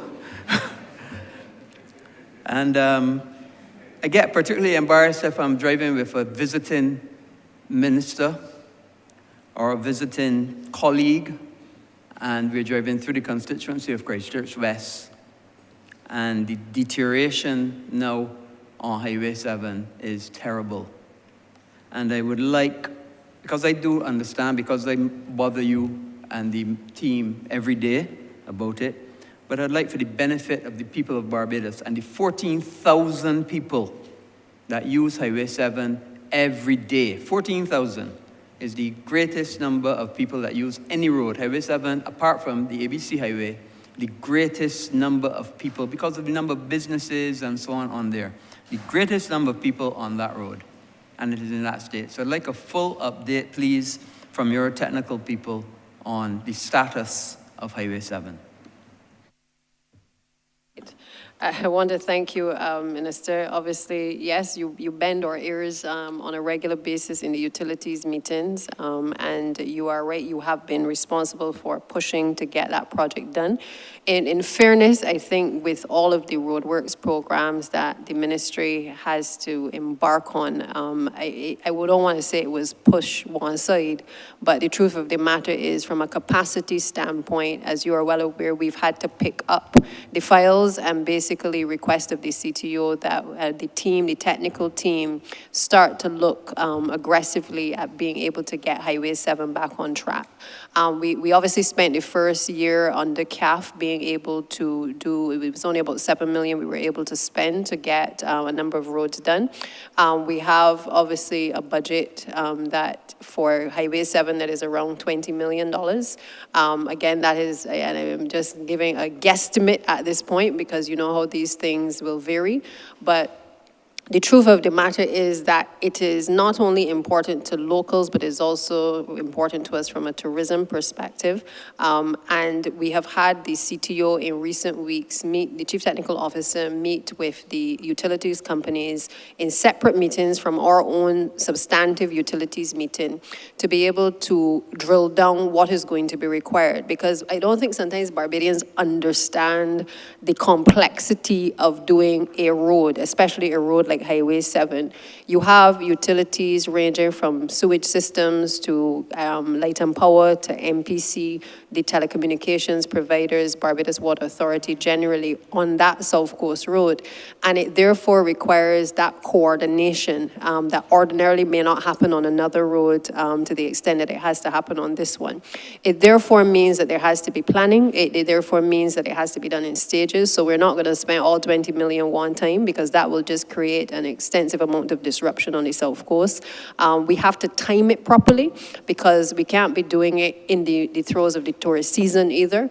And equally, we can't be doing it in the middle of the rainy season. That doesn't give us much of a window to really work with, but we are determined that we will have to do it in a phased way. And I'm going to ask the Chief Technical Officer to perhaps just weigh in and give an update as to the progress of that particular committee and where we are in terms of the designs and stuff for that area. Thank you, DPM. And Honourable Member, as you're aware, we have been having quite frequent meetings with utility companies. And because the ministry has, I'm going to call it an ambitious program of roadworks across the island, we have not forgotten about Highway 7. And we also have not forgotten about phase 2 of Highway 1, which we hope to return to when we've done Highway 7. So with meeting with the utility companies, that was our first... 1 comes before 2, so you got to do phase 1 of Highway 7 before you get to phase 2 of Highway 1. Understood. That's the plan. That's the plan. Highway 7 is next. So we started with utility companies because, as DPM explained, there are many services that exist under the surface right now. And there are some utility companies that are considering whether or not they would like to go underground, which we would welcome for all the reasons with climate change and stuff like that. If they're underground, they're much better chance of surviving a natural disaster. So when we met with utility companies, we've discovered a number of things. Say Water Authority, they don't just have the water mains for potable water, they also have, of course, the sewage that's placed there. Decisions they're now considering, are we going to remove those existing services and then replace new ones, or are we going to leave those old services there and put the new services in? that has implications of what space will be left for the other utility companies. MPC, for instance, would like to not have to have so many crossings, so they want to have their lines on both sides of the road. So when you look at the width of the Highway 7, and you also consider where it's located, i.e. on the coast, you also remember that a good few years ago, Highway 7 collapsed in a couple of places. So we have that to consider. We don't have the depth that we might have to work in other areas. So all of that is going to be considered first when we determine where the utility companies can place their services. And then the ministry has planned to engage, I would say, a private company to do the design and supervision for those works. It's going to be a very complicated and complex project, far more complex than Highway 1 was. And it's made more so because there are very few diversion routes. When we start working a section of Highway 7, unlike Highway 1 where you had a number of roads that came off of Highway 1 that could take you around the area that you're going to be working in, that's not really happening for Highway 7, primarily because so many of the roads off of Highway 7 are narrow, so they may be able to take, say, cars, but the large transport board buses and other vehicles that large, for instance, that will not be desirable to send that traffic through those residential tiny roads. So we've also started to look at a traffic management plan that will determine how those works will be done and how they will progress. Whether we will use one contractor or more than one contractor working at the same time or working directly behind each other, all of that is part of the planning that we're going into. And I also want to mention that in the middle of that planning, I want to mention that other things can happen. We had that terrible, unfortunate instance, Farm Road by Wardy. That was not on anybody's agenda. And therefore, resources had to be diverted to deal with that. So therefore, you also would understand that we do not have the resources that we were saving, so to speak, for Highway 7 now. And we still have challenges sourcing materials. So all of that is going to be part of the problem. But it's coming. It's coming, but we are taking our time to make sure that we get as much information in hand as possible so that when we start, we are pretty much prepared and know what to expect. And I think you should also add that we're making sure on this occasion that the manhole covers are at the responsibility of the contractors and not the MTW. Yeah, I wanna thank you, and I'm not speaking just for myself. I'm speaking for the 14,000 people that use that road. And I no longer want to hear that it's the most popular CART road in Barbados. I want to hear that it is one of the best, smoothest roads, that people are able to use it without fear or without fervor. And I want to thank you, Minister, and the team, because I know that it is a very heavy burden to carry at the Ministry of Transport Works and Water Resources. Happy to see some very familiar faces. And all I can say to you is, so far, well done. Well done, all of you. Thank you. Thank you, Minister. Mr. Chairman, I beg to move that you do now report progress to His Honor the Speaker and beg leave to sit again. The question is that I do not report progress to His Honor the Speaker and ask for leave to sit again. All honorable members in favor, please say aye. Honorable members against, please say no. Methinks the ayes have it.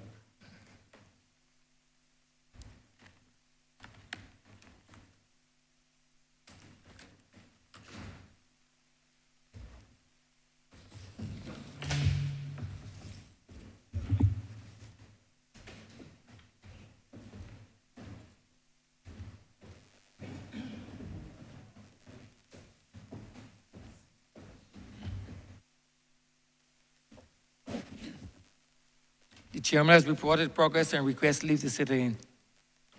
Honourable Member for St. James Central. Mr. Speaker, I beg to move that the Honorable House be suspended until 2:25 p.m. The question is that this honorable chamber be suspended until 2:25 p.m. All those honorable members in favor, please say aye. Those against, please say no. Meeting the ayes have it. This honorable chamber stands suspended until 2:25 p.m.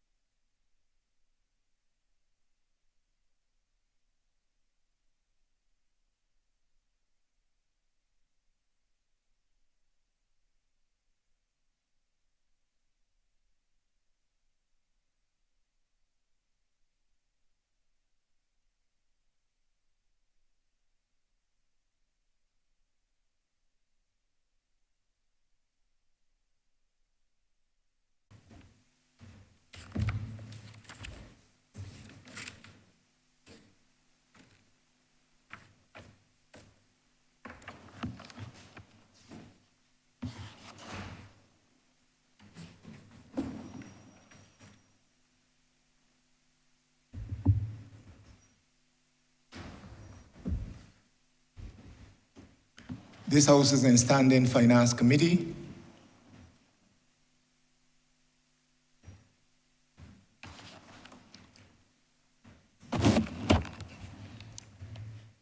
Honourable Minister,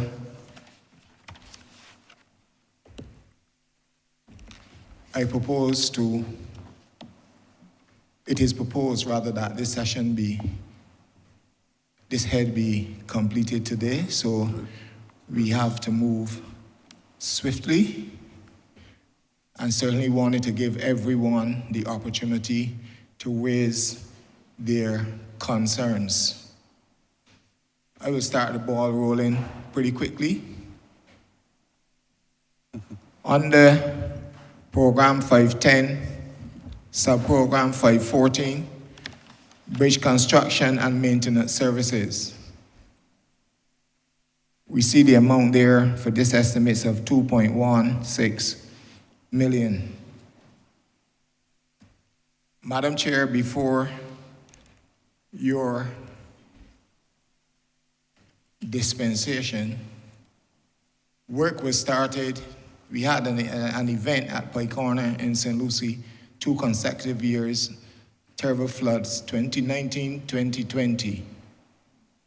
Work was started on the bridge at Pike Corner, not just because of the floods, but when I drew to the attention of the Honourable Minister then, the Honourable Member for Christchurch West, that the road had started to be separated, the bridge walls had started to be separated from the main road, and it was thought that we needed to correct this and correct this quickly.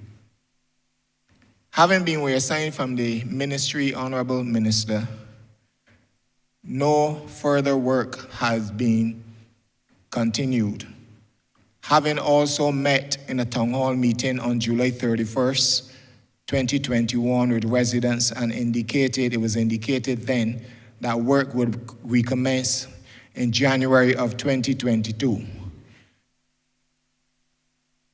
January 2022 has passed. January 2023 has passed. Still nothing has been done as yet. And we are almost in the wet season, or we are approaching another wet season.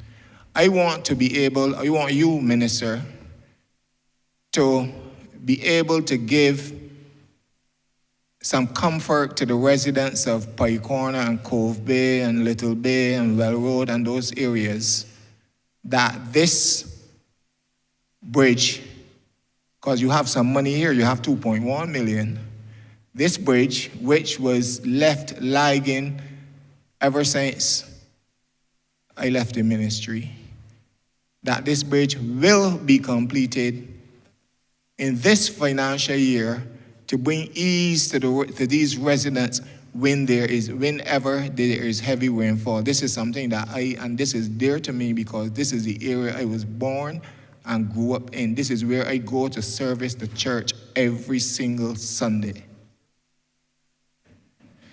So if the rain falls, I have to get a boat to get across the road, and the members perhaps may not be able to come, and particularly so as the Member of Parliament now, there's a lot on my shoulder. Honourable Minister, I give way to you to address this issue. Thank you. Thank you, Mr. Chairman. You are perfectly correct. Work had been stalled on this bridge for quite some time.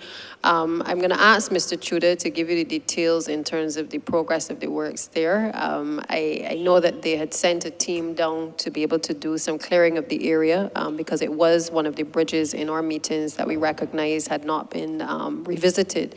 I think sometimes what happens is, and I would have spoken to it in my opening, there are a number of bridges that were identified back in the late 1980s that required total reconstruction and full rehabilitation.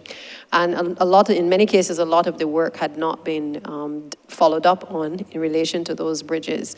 As a consequence, Pike Corner obviously is one of the ones that has fallen into disrepair as well. So I know that some design work had to be done. I'm sure that Mr. Tudor will be able to speak further to where we are now. But just to give you the reassurance, and to others in whose constituencies there are similar bridges, while we're going to do some works under the Scotland District Programme, we also intend in-house as well to look at the bridges that the ministry will also have to carry out works on. You will see in the estimates, in addition to an allocation for Pike Corner and Bawden's Bridge, both of which I believe they're using some precast structures to be able to carry out the works a lot faster, that we're also allocating some funds for Dodds Bridge as well. And from the survey that was done back in 1985, there are a number of other bridges that unfortunately are no longer in use, but we recognize that we have to have an aggressive program to perhaps use the precast structures to be able to help bring those back into operation. So just to say that it's a combination of approaches, both in terms of the funds under the Complant project, but also from internal ministry being able to complete what we've started, and in this case, obviously being able to complete the Pike Corner Bridge, and also be able to do Bawden's and Dodds as well in this financial year. I think you are well aware that I know when I came to the ministry, Mr. Tudor indicated to me that a bridge costs to repair at least about $5 million,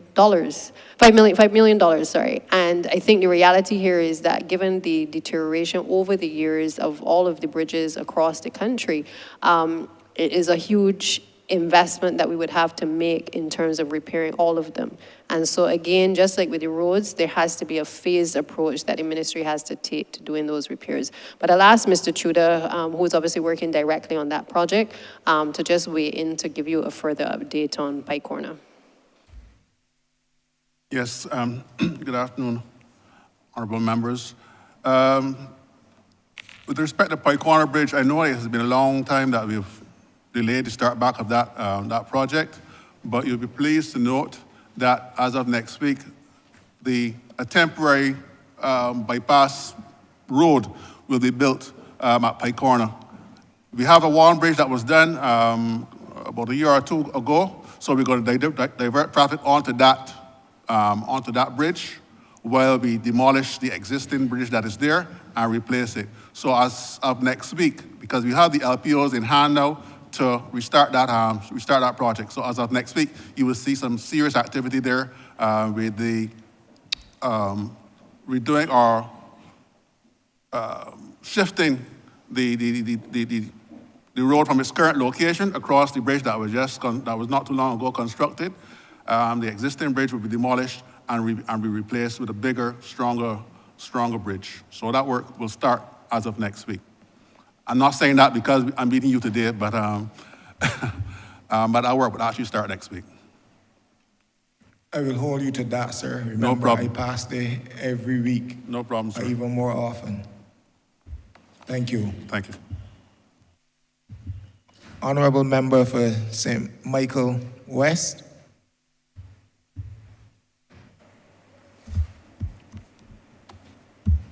Thank you, Chair. Good afternoon to the ministry. Good afternoon, Honourable Minister.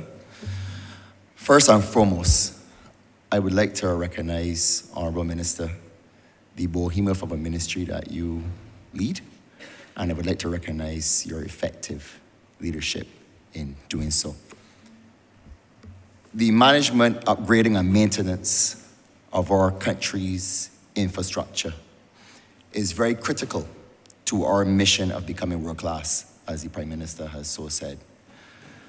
And our road and water infrastructure is key to supporting our goal, as stated by the Honourable Prime Minister and the Minister of Housing, of constructing 10,000 houses in 5 years. And Honourable Minister, as you mentioned earlier, in terms of supporting our capital works projects, it is of equal importance. More so because our citizens love to hear that, yes, we have all these lovely hotels going up. But what of infrastructure? And as the Prime Minister has said before, we're very good at building, but poor at maintenance. So the issues of drainage, water resources, road infrastructure, and lighting, as my colleague from the city of Bridgetown mentioned earlier, is of tantamount interest to the MPs of the urban areas specifically. But Honourable Minister, I'd like to say to you that on a personal note, I want to thank you and the Permanent Secretary for the ongoing roadworks on the Rihanna Drive area. And, you know, it can't be stick all the time. I gotta give thanks and praise too. So I'm thankful for that and what is the #1 tourist attraction in Barbados, and you know, you made me look good. So for my first question, most of you know well would have accompanied the St. Michael MPs on the bus tour before St. Michael speaks. And I would have pointed out an area to the Prime Minister and to the team in Bridge Gap Goodland area, where there's extreme flooding when, as you mentioned earlier, Honourable Minister, when you had like 5-10 minutes of extreme downpour. This flooding is serious, so much so that it's like rapids that washes away vehicles. And at that time, the Prime Minister had tasked the drainage unit of coming up with a solution to the issue. Now, I don't want this to get swept under the rug, because I wouldn't want for the rainy season to come out again. And then we got some unfortunate headline, somebody car get washed away and some boy dead. So we really need to keep this issue in the forefront. So my first question to you is, what is the status of this solution that drainage is supposed to be coming up with? I want to thank you, first of all, for thanking the ministry, not so much myself alone, but thanking the ministry for the completion of Rihanna Drive. It is an area that we have, I think, all shared in a recognition that it is an important part of our history right now, and certainly an important part of as a tourism destination for a number of the tourists on island, and we felt that the works needed to be progressed. I'm sorry that it took longer than it ought to have, but I am well aware that the road works have been completed, and grateful to the team for pushing to ensure that that was done. As it relates to your comments regarding drainage, I too was on the tour, as was Parlsec and the rest of the team. I'm going to ask, and I know that the technical team has made a comprehensive list of each of the tours that we do with the MPs, so that there can be follow-up and so that there can be prioritization. So I'm going to ask Mr. Bowen to just comment in relation to the efforts being made by drainage in relation to the Bridge Gap area. Jason Boyne, Deputy Chief Technical Officer. Honourable members, that area, the Bridge Gap area, we are very much aware, and yes, we were tasked with coming up with a solution for the Bridge Gap area. We must say that the area is, we have to look at not just simply that drain in particular, you have to look at the entire watershed area. When I say watershed, I mean all of the water and an area where when rain falls, all the runoff that would go towards that particular drain. At present, more water goes to that drain than it can handle, particularly relative to what would be an acceptable design storm. So at this point, we are carefully assessing that watershed. We must acknowledge that the watershed has significant, what we would call impervious layers, areas such as rooftops. All these things which should really have been site contained on properties and so forth. All of the rainfall runoff is running into the roads, and these lead towards this drain. So the drain is at present not able to accommodate all of the runoff that goes to it. So what we are looking at, as I said, to assess that runoff and then quantify and and design a drain that can accommodate the water. However, we have to also look at other areas we have to look at other methods and other methodologies to capture this water as well, some of this water upstream, and we are looking for avenues to capture water to achieve this, because the design of the drain, there's not enough space along that area for that drain to be widened. It's not an easy task. Persons' homes are almost up against the walls of the drain, so we have to also look at other measures to reduce the flow into that drain. That's it. Thank you. All right, for my second question, this pertains to depots now. In spite of their best intentions, I find that the depots are severely under-resourced. I have a few projects in the constituency that have stalled. They got started, but they've stalled because of what I'm told is a lack of materials. So there's a particular project in Greenwich Road, Prescott Bottom, where they were building up a curb. First they trenched it and left the trench open for a little while. Then they finally filled it because there was a car that ran off the road and ended up in the trench. But when it got filled out and time to build up the curb, only to be told that they're in the wood. So I find that too many times these projects, these small projects, get started and it is a real humbug to the residents, because when you add them all together, you know, especially in the dense urban areas with little narrow roads, it really does add to the frustration of residents. So I would like to find out from the ministry, what is the plan to really outfit these depots so that they're more effective on a day-to-day basis in responding to a lot of the issues that the urban MPs face on a day-to-day basis? Thank you, Member. I think it's not just an urban issue. I think this is a whole of country challenge that I think all MPs will share in the concern that you have expressed. I have a view, and this is a personal view, but one that I've tried to extend to the ministry in the last year, which is that we have tried to decentralize the services of the depots to perhaps make it easier to respond to issues in particular communities. What, however, has been one of the biggest challenges, I mean, let me just say in principle that makes sense, to be able to have a depot available to you readily to be able to meet the needs of the residents and communities. But there is another reality, which is that the depots have to obviously have access to resources. Each depot is not operating currently with the same types of infrastructure, and therefore there is an inequality that exists with the depots. In a perfect situation, each depot would have the same resources in terms of infrastructure and be able to execute in a particular area. We also have a situation where, for instance, the Scotland district, they deal with different issues in terms of the gabions. They deal with, obviously, other challenges in terms of the slippage of the roads.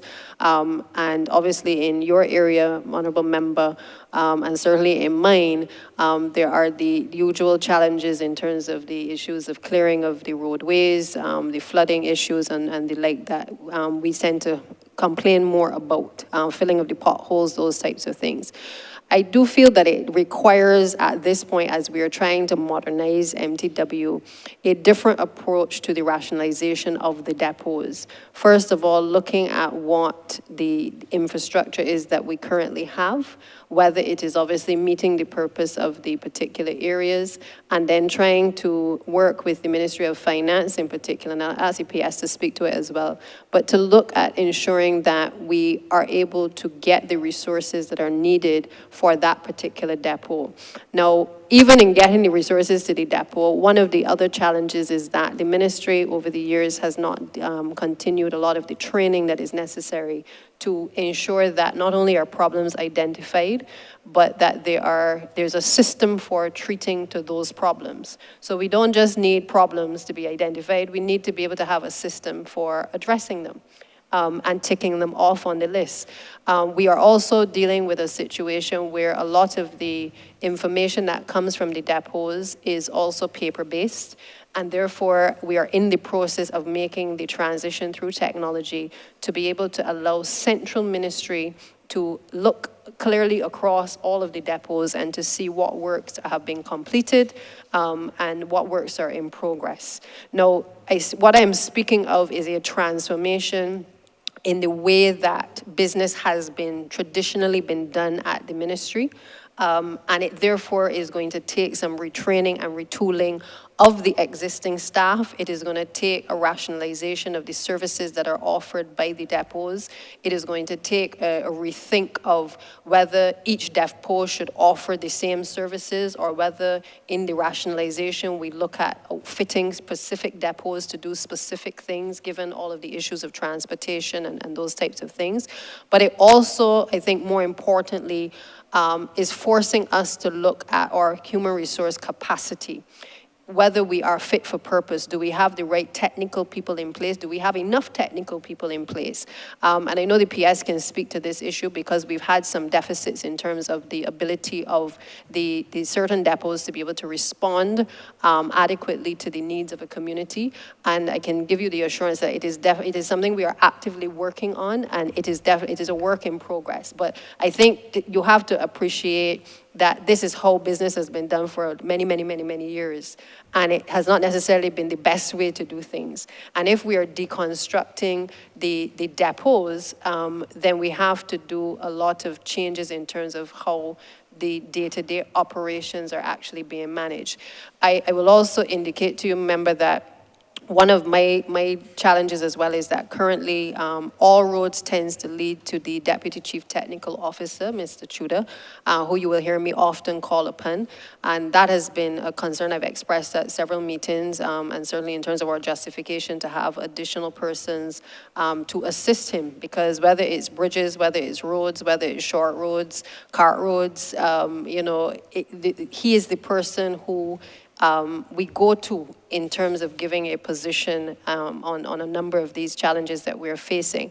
And I do feel that we now need to move to a point where we have a head of depots who can pretty much monitor through the technology what is happening at the depots, but also through the assistance of the Chief Technical Officer, be in a position to set standards across the depots so that a number of the concerns certainly that you have are addressed.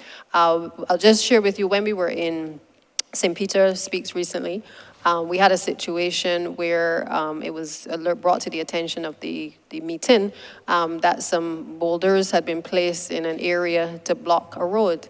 The Honourable Senior Minister had shared a photo of the way in which those boulders had been placed. And the truth of the matter, and I will use Bajan terms, it looked like the boulders just get thrown down on the ground. And I say that because it was not done with any thought as to how pedestrians would traverse. I appreciate that people wanted to get the job done, and they were probably given a directive to close off the road. But it spoke to a deeper issue of the standards that are necessary across our depots, that everybody, in a sense, there's a certain line of march that we know that there's a particular way to do things, and that we try not to deviate from it. Equally, I can say that we have had that situation corrected, and so pedestrians are now able to traverse the area. But it took a situation like that being brought to our attention to have the insistence that there be more attention paid to the way in which we do things. Similarly, when the Honourable Member earlier spoke about pothole patching, again, there has to be a standard to which the ministry holds itself and to which the public is comfortable holding the officers as well. And I think once we can establish those standards, once we can retrain and retool the staff within the ministry, or in some cases, outsource it so that we are able to get a better quality of work, I think that we can improve the delivery of service across the depots of the country. So I'll ask the PS just to speak to the issue of the finances and obviously sometimes what the challenges are in relation to ensuring that each of the depots have the adequate amount of resources available to them.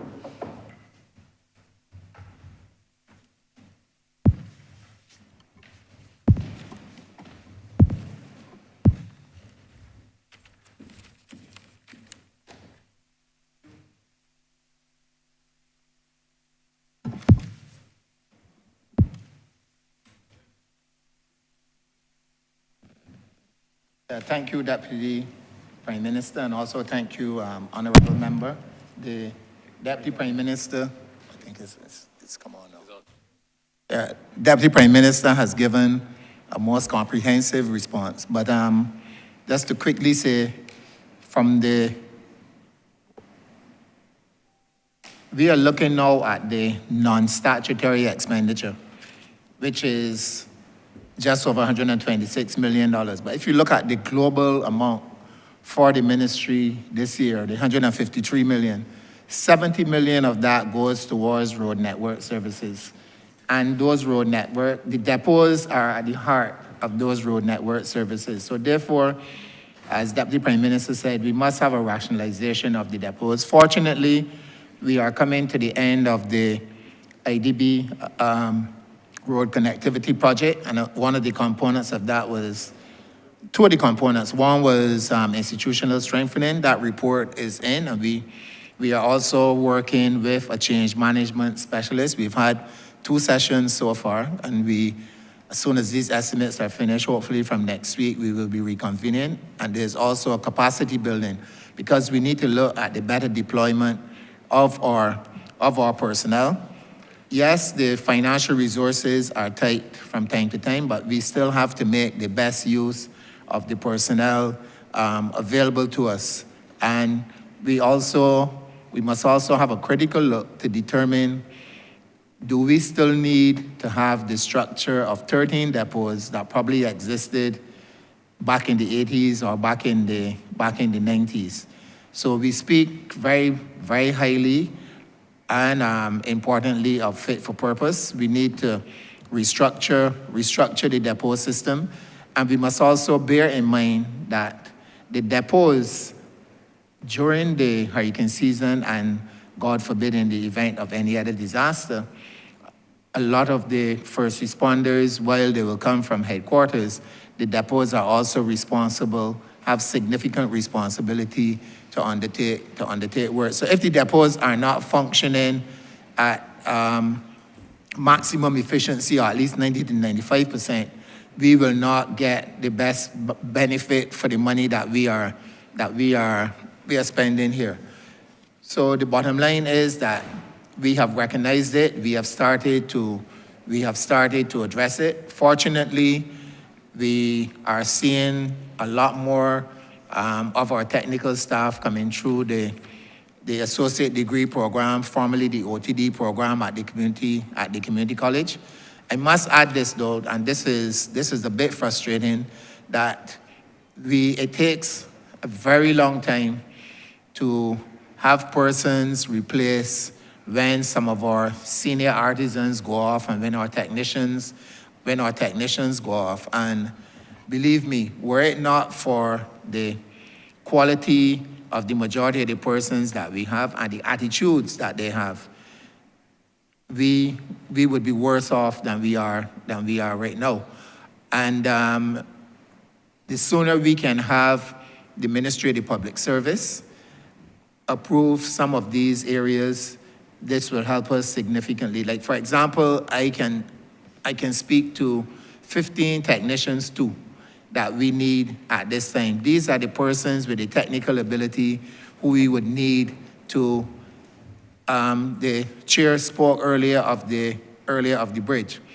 You can only replace a bridge if you have bridge drawings, but you must also have somebody on the ground who can read the drawing and direct the artisan in terms of what to build. So you're seeing that we are doing a lot more outsourcing now, because we do not have the level of technical staff. Not that the ones that we have don't have the ability, but the numbers are so few, we can't spread them any thinner than they currently are. So, Honourable Member, in closing, yes, we recognize the importance of the depots, as the DPM said, not only to the urban areas, but to the other areas as well. But the urban areas, yes, because of the density of the population and the greater significance of the road network. But we are addressing it, and I would hope that by this time next year, we would have seen a significant improvement in the manner in which the depots function. Thank you. Thank you for that. Now, for my third comment question. Honourable Minister, I applaud the efforts of the ministry in executing the road rehabilitation project in the Scotland district and on the East Coast. And I'm hopeful that that can unleash economic development, like what happened when the ABC Highway was constructed. Those residents have been ignored for too long, and they need it down there. We need it as a country. But you know, there's a saying, I think, in the US that nothing is bigger than Texas. So I think that in Barbados, nothing is bigger than St. Michael. And all of the issues in St. Michael are tenfold.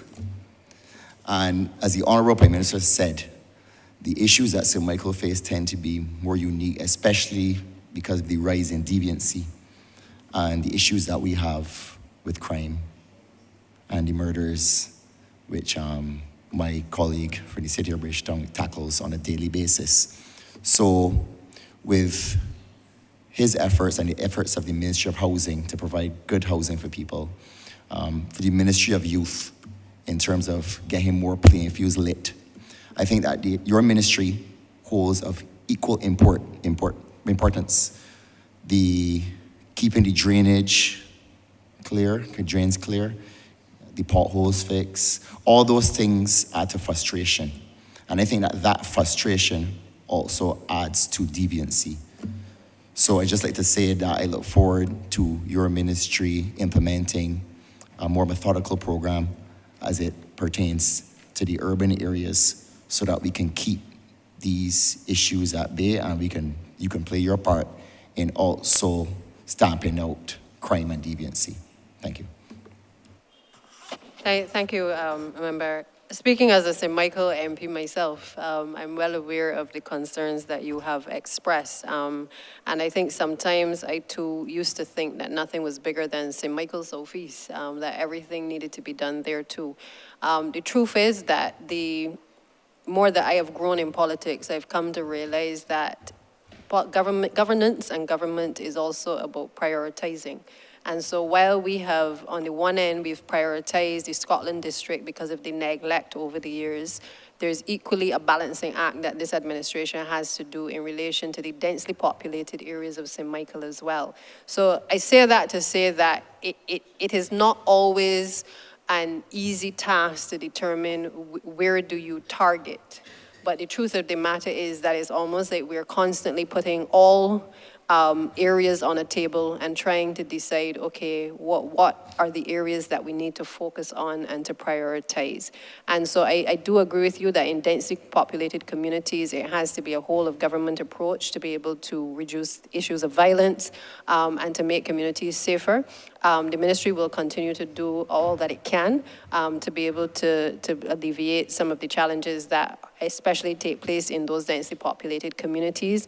But we have to do so balancing at all times, again, the resources that are available and also the capacity within the ministry to be able to respond to the challenges, obviously, that we are facing. Because we cannot do every single thing, but I think we are clear in our minds that with 30 seats, there are certain priorities that have to be given to densely populated areas, as well as to areas within the Scotland district. And we've seen certainly in the latter, how that area has the potential to develop once we're able to put the correct infrastructure into those particular communities. And similarly, I suspect that once we're able to do the same thing in the St. Michael areas, you will also continue to see the reduction in crime, but also a better ambience in terms of these communities than currently exists. I'm a firm believer that people behave in a way negatively, particularly when the communities in which they live, there's no hope. Members in the city are well aware of what I speak. You have to, if you are living in difficult conditions, when you come outside, at least you want to know that the road look decent, the pavilion has been fixed, you can run a boat on the pasture. And therefore, we have to work, obviously, collaboratively to be able to improve community spaces. And I think we have started the process of doing it. And I think I give you the commitment that we will continue to not only do it in your constituency, but try to do it across all others as well. Thank you.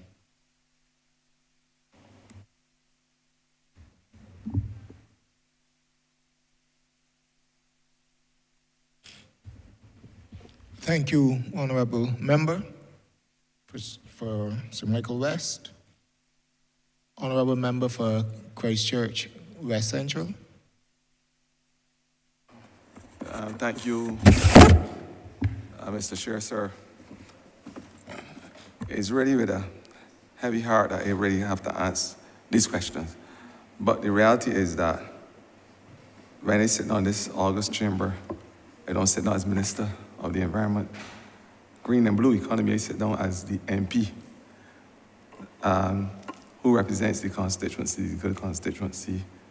Sometimes they call it the armed philosophy of Christchurch West Central. And it's that vein that I want to locate my questions this evening. And to say that every want to lend our eyes to program 785. And I know that earlier the question would have been put probably a little different, but I want some elucidation, please. 0515 is the sub-program. And I see here that there is a budgeted fund of $7,155,865 for the financial year 23 to 24. Before that, which is the last financial year, 22 to 23, there was just over $5 million.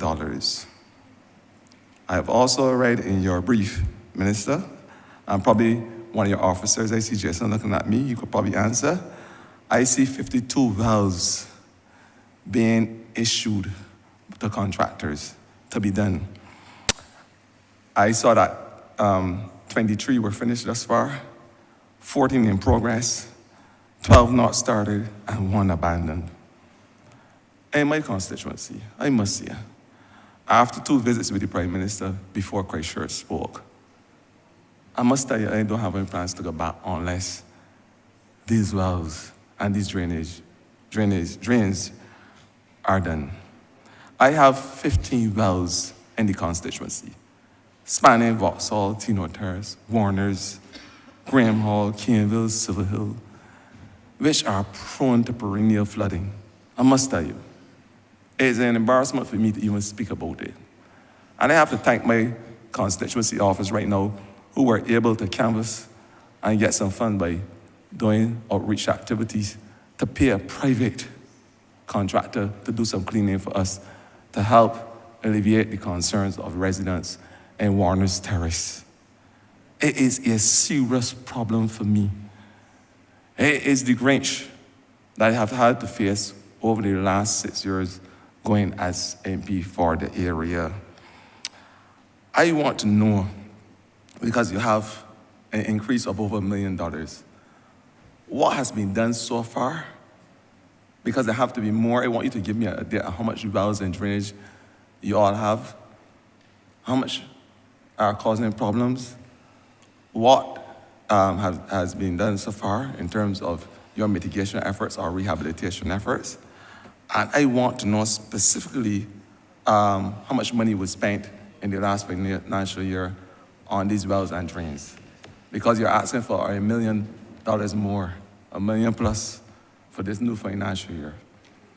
So, Minister, you could probably get your Mr. Jason and the others in the drainage unit to answer and respond to those questions.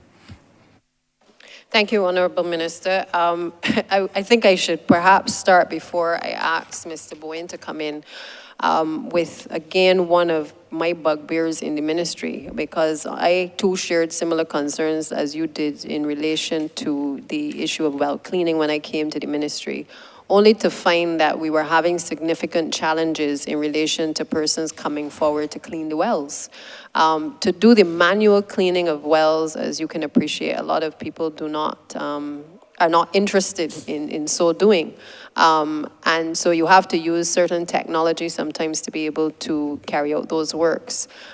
We actually, when we would have announced the ceasing of the program for the ash workers, the national beautification workers, we looked at the transition programs that we could put in place for a number of these workers, primarily because we wanted to put the ministry in a position where we could almost buy back the services of a number of the persons who had been helping us to clean some of the same said wells and to beautify the country for the last few years. And so well cleaning and well maintenance is now part of the offerings to a number of those persons, almost 2,000 persons whose work will come to an end on the 31st of March. Many of them have already started the various programs because it is with a view that the ministry cannot continue to find itself in a position where it does not have qualified persons to be able to clean the wells across the country. And so I am hopeful that by encouraging these persons who are working in the Ash Worker program, that we will be able to get a cadre of persons who can assist. Some of them are working as well with teams of persons who are companies who already are in existence. But this is one way of us trying to address the issue of the deficiencies of getting the wells cleaned. The other issue that I'm aware of that has also arisen is that sometimes you would award the contracts to particular contractors. They would start the wells, they might have 4 or 5 wells, they start the wells and then they don't finish. And then we have a number of incomplete wells that needed to be cleaned. So this has been a major problem for the ministry, and one which, that's the reason why we've allocated additional funds this year to be able to outsource, but also to look at ramping up once we have the persons properly trained to be able to ramp up in this financial year the amount of well cleaning that obviously has to be done across the country as well. I'm going to ask Mr. Boyne just to weigh in, but perhaps he can give some greater detail in terms of some of the challenges that we've been facing also. Honourable members, with respect to in terms of the amount of wells, and the last contract would have ended at the end of March last year, and we have now recently got approved and actually started a new contract for wells. At present, during that tender, we had approximately 30 odd persons who would have applied to the tender. And from that, so far we had 28 who were offered contracts. So we have in place persons now that who have started some work. At present, we have a list of over 191 stormwater wells. This is across the entire country. These wells which we have prioritized and identified as wells to be done. So from Christchurch to St. Lucie, we have these wells, but that is not going to stop us from continuing to check other wells, and we will bring them on stream and reprioritize the list as we go on.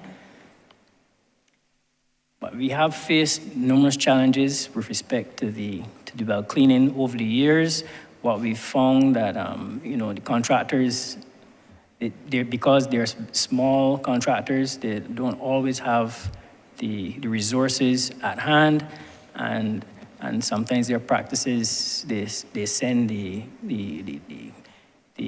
request for payments later than some should, and sometimes it is problematic. They do run into challenges relative to continuing work. So sometimes the works are extended longer than they should. But this year, as I said, this is going to be more work. We're going to do far more work this year than we did last year because, as I said, the contract ended in March last year, so no more new contracts were issued since that period. However, we have started issuing contracts for this year, and we will ramp up, especially before the rainy season, to get going. Probably, I don't know if the PS can give me a sense of how the $5,934,734 was spent over the last financial year to assist, because you only did 52 wells. And I see under the maintenance of drainage, prevention of flooding, it's not only wells, it's flood mitigation, stormwater, well cleaning, flushing, clearing of water course flood, again, retention ponds, check dams, a whole list of things.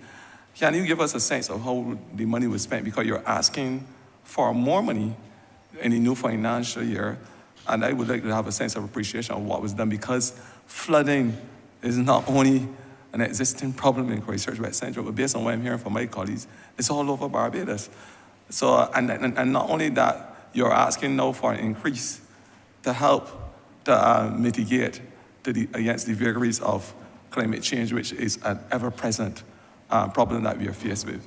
So on the horizon, we are saying that there's going to be increased level of discomfort. So I want to get a sense of how the money was spent last financial year and what is the likelihood of us spending those increased funds based on what is happening in the country. Thank you, Honourable Member. That money has been spent so far on a number of retention and detention ponds, and that has a twofold use. One, it mitigates against the flooding. Also, it assists in aquifer recharge. One of the areas that we did some work is leading into that catchment in Warners that you made reference to. There was a design done, and some of the work has started upstream. As you know the area better than me, Honourable Member, but coming from St. David's and those areas, that water makes its way, sorry, not St. David's, that would be Upper Vauxhall. That water makes its way down through Warners, and then it finds its way down to Graham Hall. So we have spent money in that area. We have also increased the work done by Jetta Services in terms of cleaning culverts. I'm sure we would all agree and can appreciate that last year was one of our higher rainfall years, certainly within the last 5 to 8 years, and the incidence of flooding was significantly reduced, and that was not by chance. That was because of the work the ministry has been doing in the cleaning of the culverts, the building of the retention and the detention ponds, and now we'll focus on the well cleaning. Unfortunately, we do not have a large pool of well cleaners and well diggers in Barbados. As the Deputy Prime Minister said, we have met with the Barbados Vocational Training Board to request assistance to have persons trained in the area of well cleaning and well digging. For the 5 years that I've been at the ministry, as I was just telling the Deputy Prime Minister, I don't think I have seen 3 new well contractors. Mr. Boeing indicated that we have signed 22 for the year.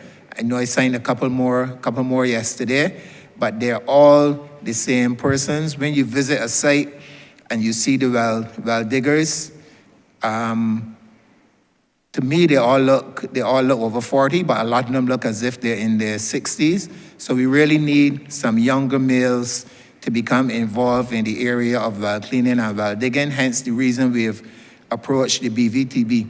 We've asked for more money this year, Honourable Member, because we intend to be proactive. I would have made reference to the chair in response to a question that he asked earlier, but there are 24 water courses that we are preparing to clear in across seven parishes. Also, another challenge that we are having, and I've asked the Drainage Division to engage some of the landowners. What I've noticed is that a lot of the land cultivation, it seems that persons are moving away from furrowing along the alignment of the contours. I've been told that it is more expensive. I don't know how true it is. But let's take, for example, an area that impacts me and also impacts the Honourable Member for Christchurch East, that area at the bottom of Wilcox Hill. We're now getting ready to send that out to tender designs. I have to drive through it every day, sir.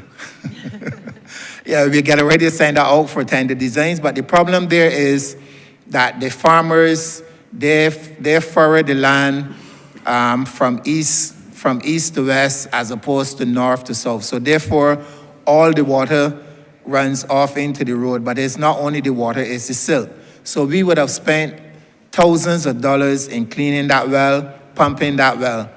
And what we have done, we have sent it out. We have sent it out to have an engineering design P.S. in order. You have exceeded your limit. I'm sorry, Chair. You can just wrap up 10 seconds. Thank to you. wrap it up. Thank you. So that money is going to be spent, sir. We are also having engineering drawings done so that we can make sure that we deal with flood attenuation and flood alleviation. Thanks. And lastly, thank you, PS. And lastly, but I'm glad that the Deputy Prime Minister made the clarion call for contractors, and I know her office will be flooded by tomorrow with those persons who will be willing to lend assistance to this cause, this noble cause. But lastly, I want to know if, because we are talking science, we are talking new technologies, we are talking experts here. Does your ministry, anyway, are you looking to invest in having flood control engineers and those persons who could assist? Because we have now moved from the stage of just seeing wells and cleaning them and ensure that drainages are clean. I think that we have to now ensure that we have those experts and engineers on board who can advise so that we will not be faced with these challenges over and over all the time. I think it has now moved itself to a scientific realm. And that is the area I think that we should start looking for those types of consultants and things, because that is the only way I believe that we can make a difference as it relates to the challenges that we have. That's just my small, humble suggestion. Thanks. Yeah, just a quick response to you. I totally agree, Minister. I can't say that within these estimates for this financial year, we have considered experts in that particular area. As I said before, we are trying to play catch up on the things that have not been done, in particular deal with the flood mitigation measures.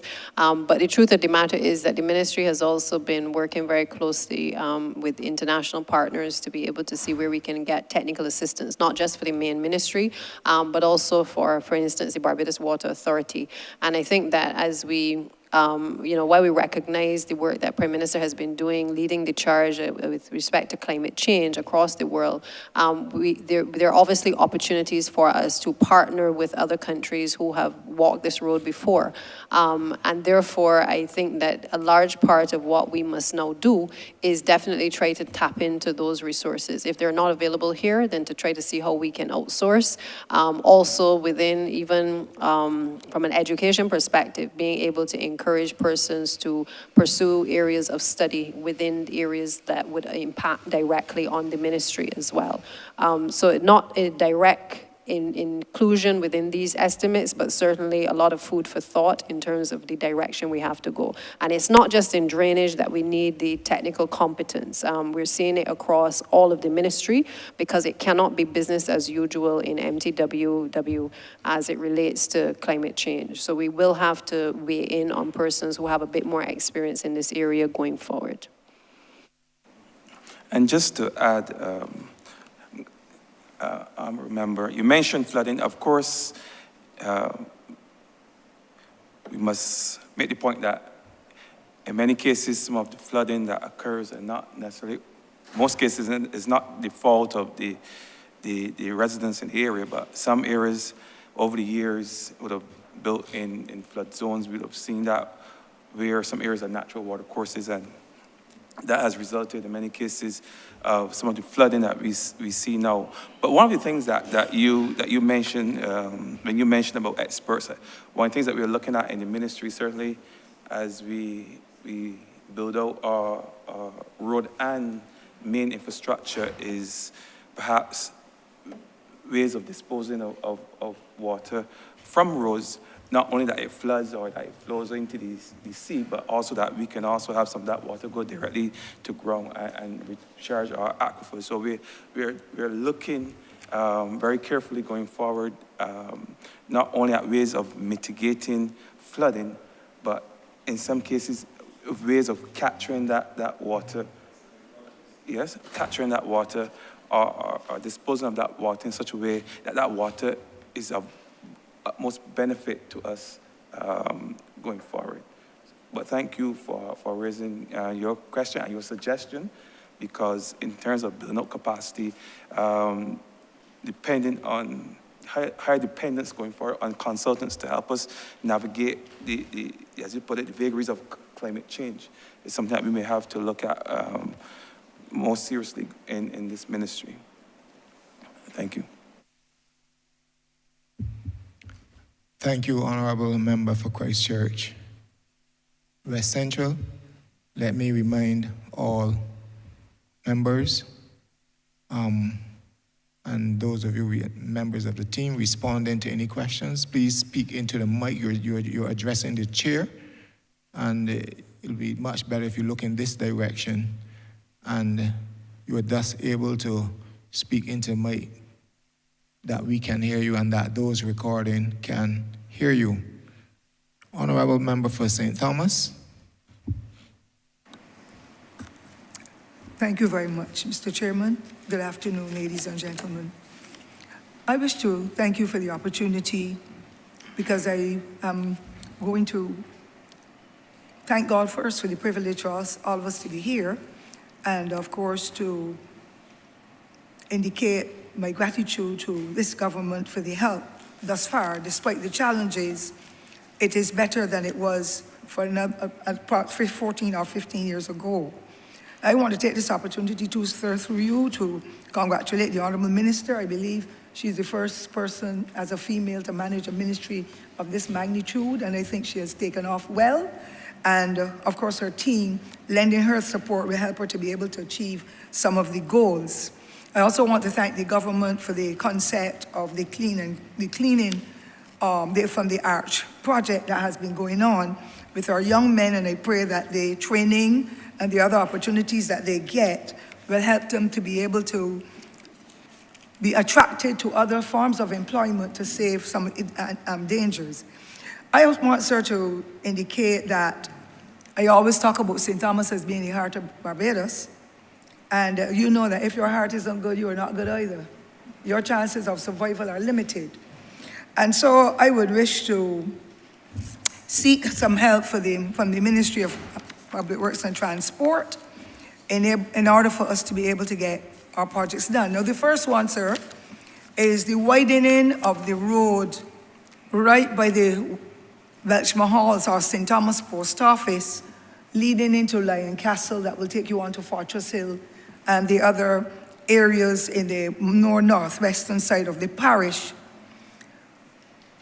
I can thank the Permanent Secretary, who last year made another valiant effort to have it done, but it never materialized because I was told that it would need engineers to be able to have it corrected. And my first question was, did not engineers build it the way it is? Unfortunately, to enter through, to go to Lion Castle and those other communities, they are far-flung.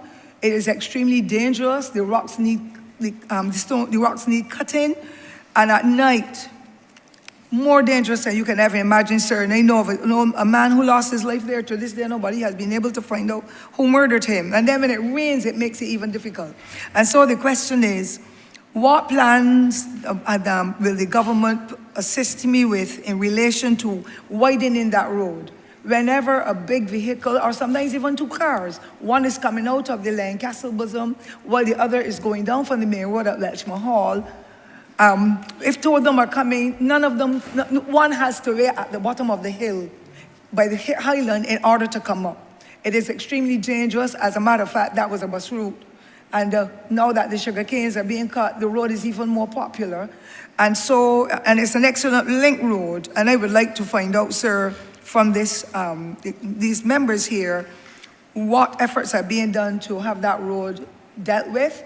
I have pledged to I'm calling the Permanent Secretary, I remember, but he is for me, early last year, that I will give, if they need 200 16-inch blocks, take out 6 feet. There's no path for them to get out of.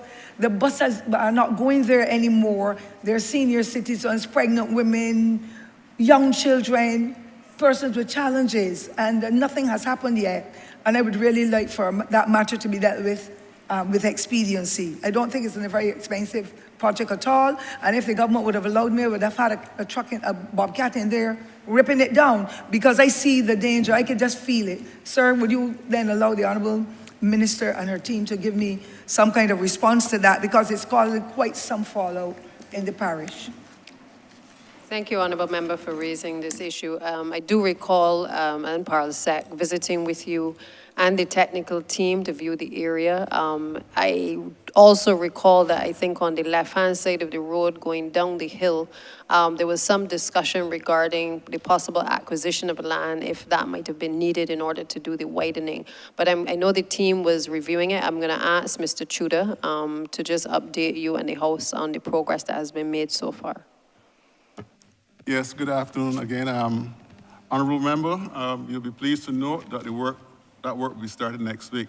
The excavator that was going to be used at that was at the Tree Hill, doing some work down there. Now that work at the Tree Hill has reached a stage where we can move the excavator.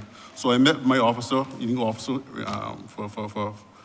the Northeast District, and we decided that on Monday next week, or maybe earlier, we will start that work going down Stony Gully. We're going to widen it, and we're also going to put up block work, 12-inch block work, coming up there on a footpath. So I know you'll be pleased to hear that. Thank you very much, sir. I so appreciate it. If you were living in the constituency and you were the MP, you would understand the level of abuse, verbal abuse I get over that road. And we have never suffered like that ever before, except during the period when we were in opposition. So I want to thank you very much. The second question, Mr. Chairman, sir, is associated with the link roads.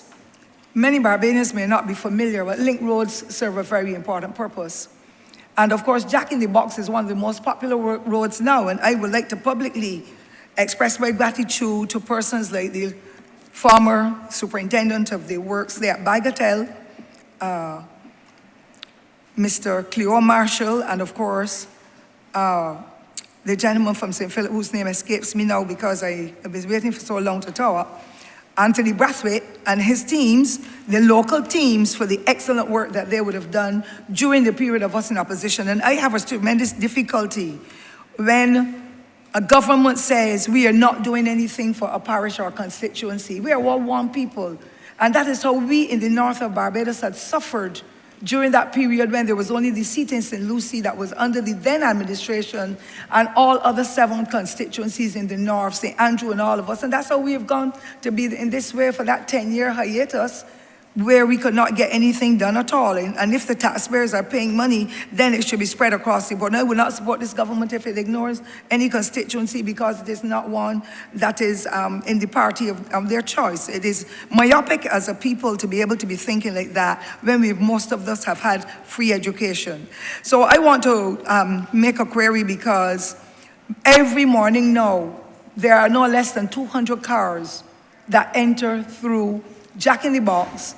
But because Hangman's Hill, I counted 133 potholes about a month ago, but there has been some scraping. The depot has started to work on it. Persons were not using it, so they're now coming through Ashford Hill onto the same lane, Castle Road, in order to get to St. James and the west and the north of the country, and vice versa to get to the east of the country.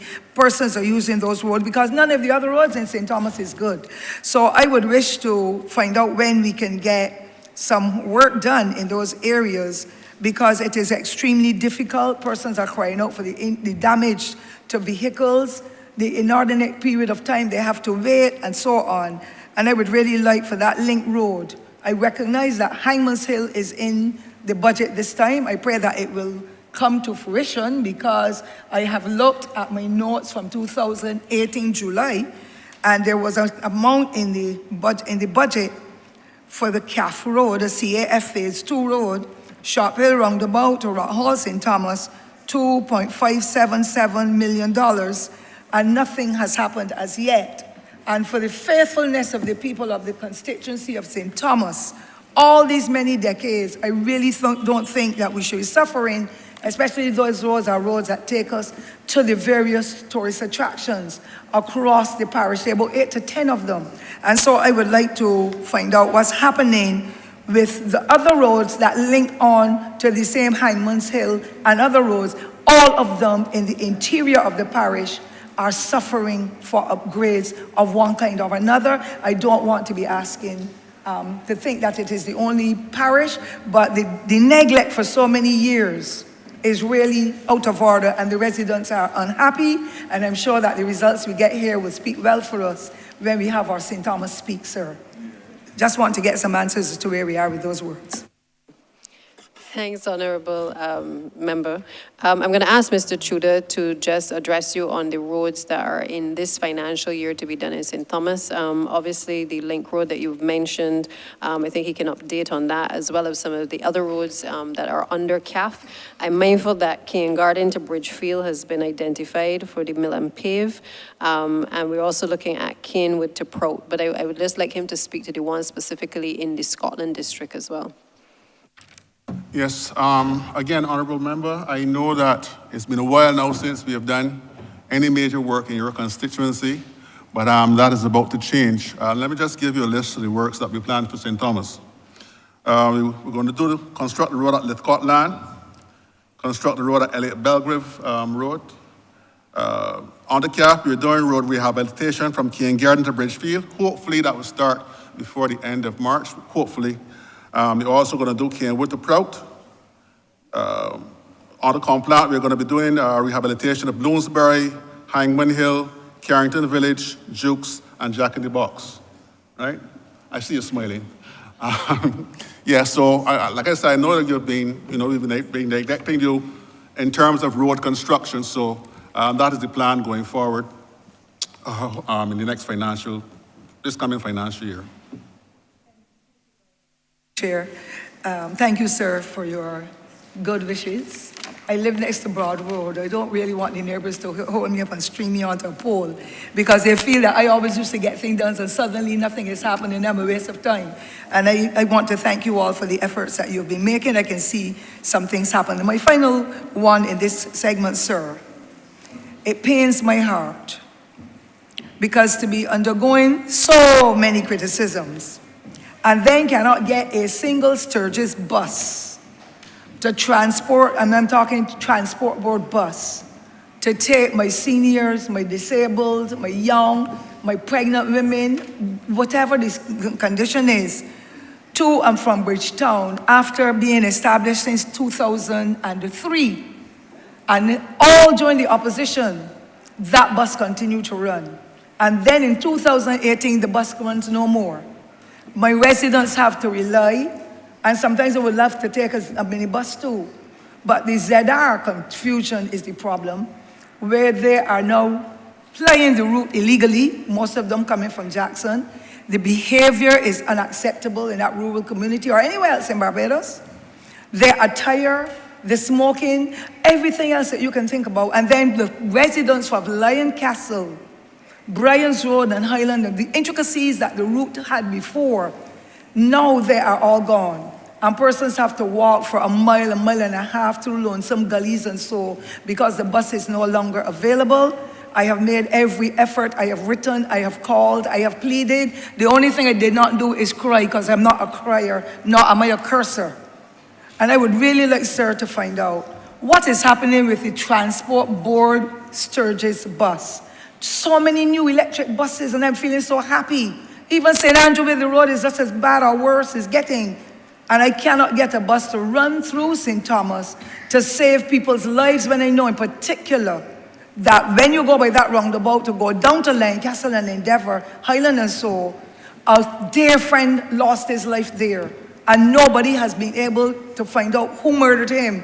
So you know the fear of the devil in people when they have to get off a transport board bus that goes straight to St. Andrew at 11 o'clock in the night and walk to get to their homes. So I would like to know when, sir, such can be reinstated, so that at least I can say it does not have to be a thing bus, an air-conditioned bus. I want a bus that is roadworthy, to run the route even if it is one bus for the entire day, but you just change the drivers.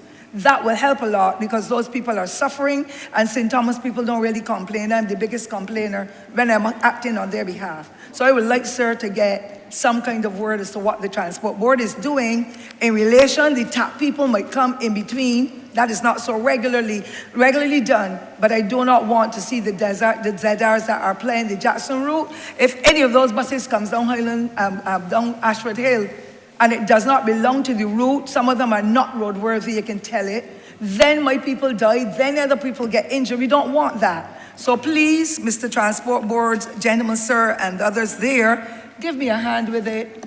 I don't beg men nor women, but this is one time I beg on behalf of the constituents of St. Thomas and the adjoining communities. Thank you, sir, for your patience. Thank you, Honourable Member, for your question. As a neighbouring MP, I certainly can empathize. I share your pain and your frustration as it relates to both roads and the bus service. We've had our challenges with both, primarily because of the peculiar circumstances that have impacted that part of the Scotland district. Even as it relates to the Transport Board, we have also had our challenges right next door in St. Andrew. Just this morning, I received a call from a very vocal member of the constituency complaining about the service of the bus. So I know exactly what you go through on a daily basis, and this is something that, even though it has improved incredibly, I still from time to time have to engage residents within my community and some from within yours about the issues that we have with the Transport Board. And in some cases, some of these challenges cannot be helped because of the problems that we're having with resources. But I would invite the Chief Operations Officer, Ms. Linda Holder, to respond to your query and speak to what can possibly be done to remedy the situation for your people in Sturgis and St. Thomas.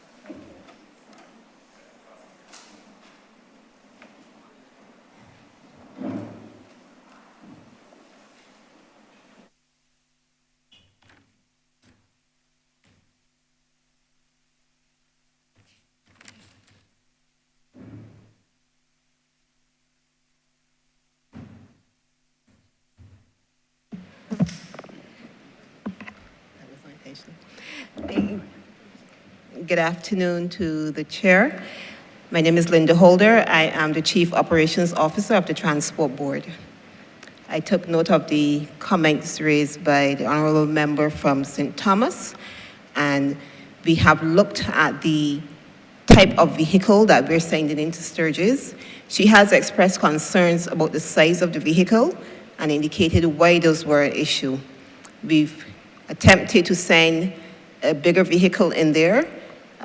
We will continue to monitor that vehicle. Unfortunately, the area that goes through Lyons Castle, we had a major accident there back in 2018, and we pulled that size vehicle from that area. But she did reach out to us, and we are going to put in the size in between, which is about the size of a minibus, which should be able to alleviate some of the challenges that she has raised here today. Thank you. I would also like to add something to that. And I want to begin by saying thank you, Honourable Member, for your many calls that you placed to me, and not only to speak about St. Thomas, but to tell me about anything you see amiss with a Transport Board bus.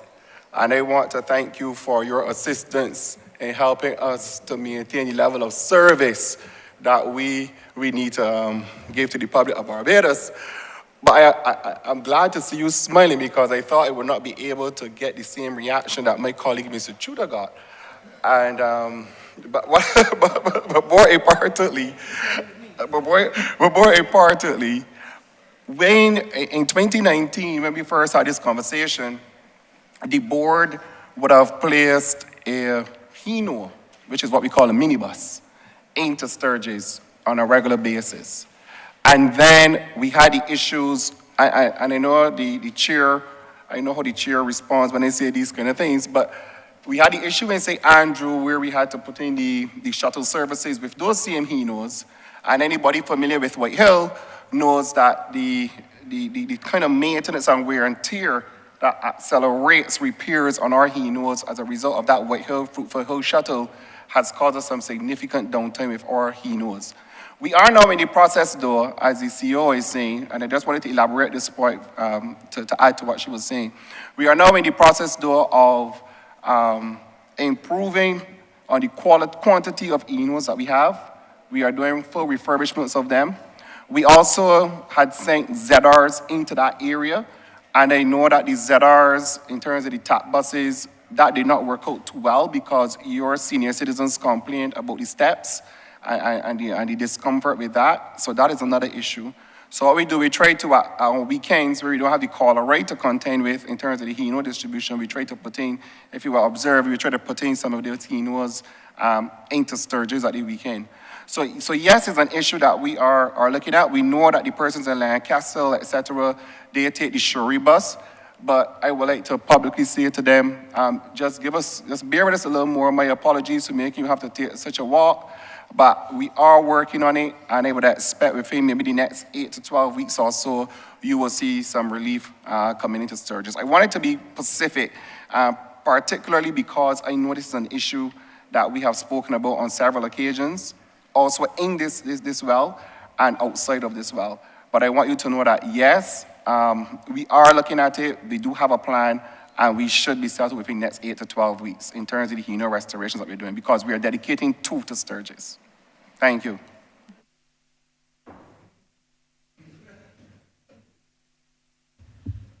Thank you, Honourable Member. Honourable Member for St. Michael East.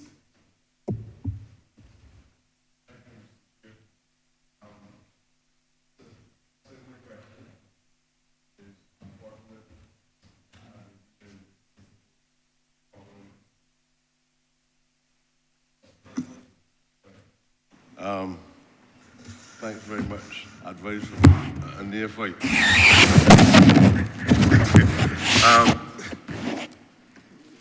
Even to control the microphone. Thanks very much. This problem for me has taken me on a journey that goes back to the 1990s. And you have to understand how much I had to endure. Trend and hearing minister after minister, party after party, giving me the assurance from then until now that this matter will be addressed soon. The word soon has so much elasticity that it looks as though y'all are waiting until I decease. And probably all those people who now exist in St. Michael's East deceased for some person unborn to come along and address these problems. The problems that exist in what you call then Zone 1, that I'm now hearing you say is Zone A. That is the kind of work that has been going on for a long time. It is no longer Zone 1, parliamentary representative of St. Michael's East. It is now Zone A, and I don't know what help that is to me. I don't care if it's Zone A, Z, or G. I want the problem resolved. My people cannot enjoy the benefits of having access to water, bam. We have no proper drainage system. We can't discuss anything to do with asphalt or anything like that, because people travel on raw mud, on paved roads, with large rocks protruding, chopping off the toes of people, giving people all kinds of problems with their feet. I don't know how a political party that is progressive could be fully aware of these things happening. I don't understand this is an urgency. I personally, I believe this is the last year that I will be treating ministers, party, bureaucrats kind. These are the people who send me to Parliament for the time that I've been in here. And I really need to hear something a little more decisive or precise about when I'm going to see some action. Prior to the election, we put up billboards. I put up billboards. I believe that if I did not put up billboards, at least in try to give a rebirth to hope, I believe that all I know, you would be laughing at me. But I thought, at least on the last occasion when you see I put up the billboards, I had the assurance that action will be taken immediately after. And the problem moved from MTW to MPC. And then it moves from MPC to the private enterprise about lights. And then it moved to some other ministry. So I have a very complex problem where I am asking now for what is the Ministry of Transport and Waterworks doing to make me and the people of St. Michael's feel comfortable in Lakeridge Village, Odessa McLean, and Bell Gully, that they can feel confident that this year, that we will see a genuine effort to try to address the issues inside the constituency. That's the first thing I want. And I don't want to tell me we will work on it soon. By now you need to be able to tell me that before we get to All Year's Night, this ministry will be doing some work. I need to have something concrete. So if I can judge you by this one, and when that date comes, well then I will take any form of action that the people in my constituency consider is necessary. So I need to hear from Minister, from you, and all the officers within your ministry when I can be given some kind of assurance that something will be done this time. Thank you, Honourable Member. I know that you know that there has been some work done thus far. I know this because you have been invited to the meetings. I know you would not have been here earlier when I mentioned it, but I did highlight the fact that member for the city, the Honourable Speaker, and yourself would have been invited to meetings along with your teams, as Dr. John Mwanza from BWA would have presented on the stage at which the works were. They would have been brought to the Barbados Water Authority. A presentation was made.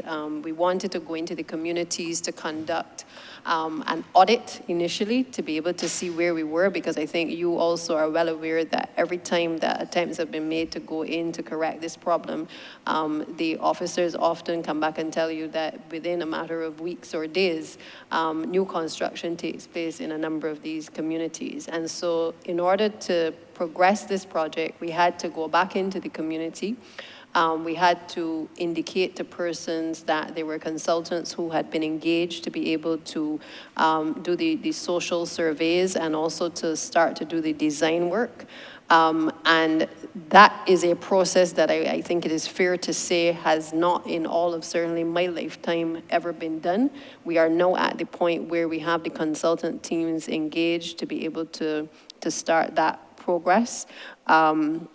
And it is our hope, we are a little behind schedule because we had some challenges, obviously, because of COVID and stuff in terms of getting people onto the ground. But we are pretty much on track to be able to get back into the households, to speak with persons, to be able to look at the different options that are available in terms of sewering in that area. I think we have about 125 households that have been identified. The board has also had a paper done, which I am due to carry to cabinet, looking at the various options in terms of solutions for sewering. And once those proposals have been considered, obviously we will then be in a position to look at the financing But this has been given a priority from the Prime Minister, it has been given a priority by the Cabinet. We are all well aware that you have been in the trenches arguing for this for a long, long time.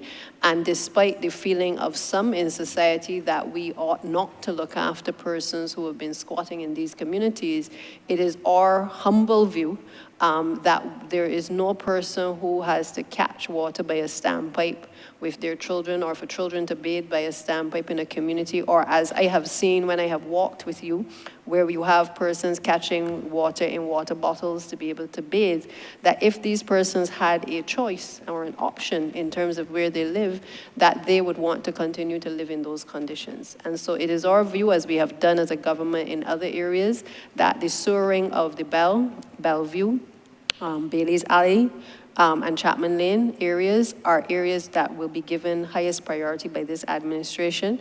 You are on my border, honorable member, and therefore I feel a deep connection to your concerns in relation to this matter. And my team can tell you, I'll ask Dr. Mwanza to speak, but they can tell you that I have been very passionate about trying to make sure that this project is seen to reality. That we do not renege on the promises that we have made to correct this problem. Like you, I am not happy if we put up a billboard and 2 years later, 3 years later, nothing happens. And therefore, that is why I have, with the assistance of the Paralset, we have shepherded this process.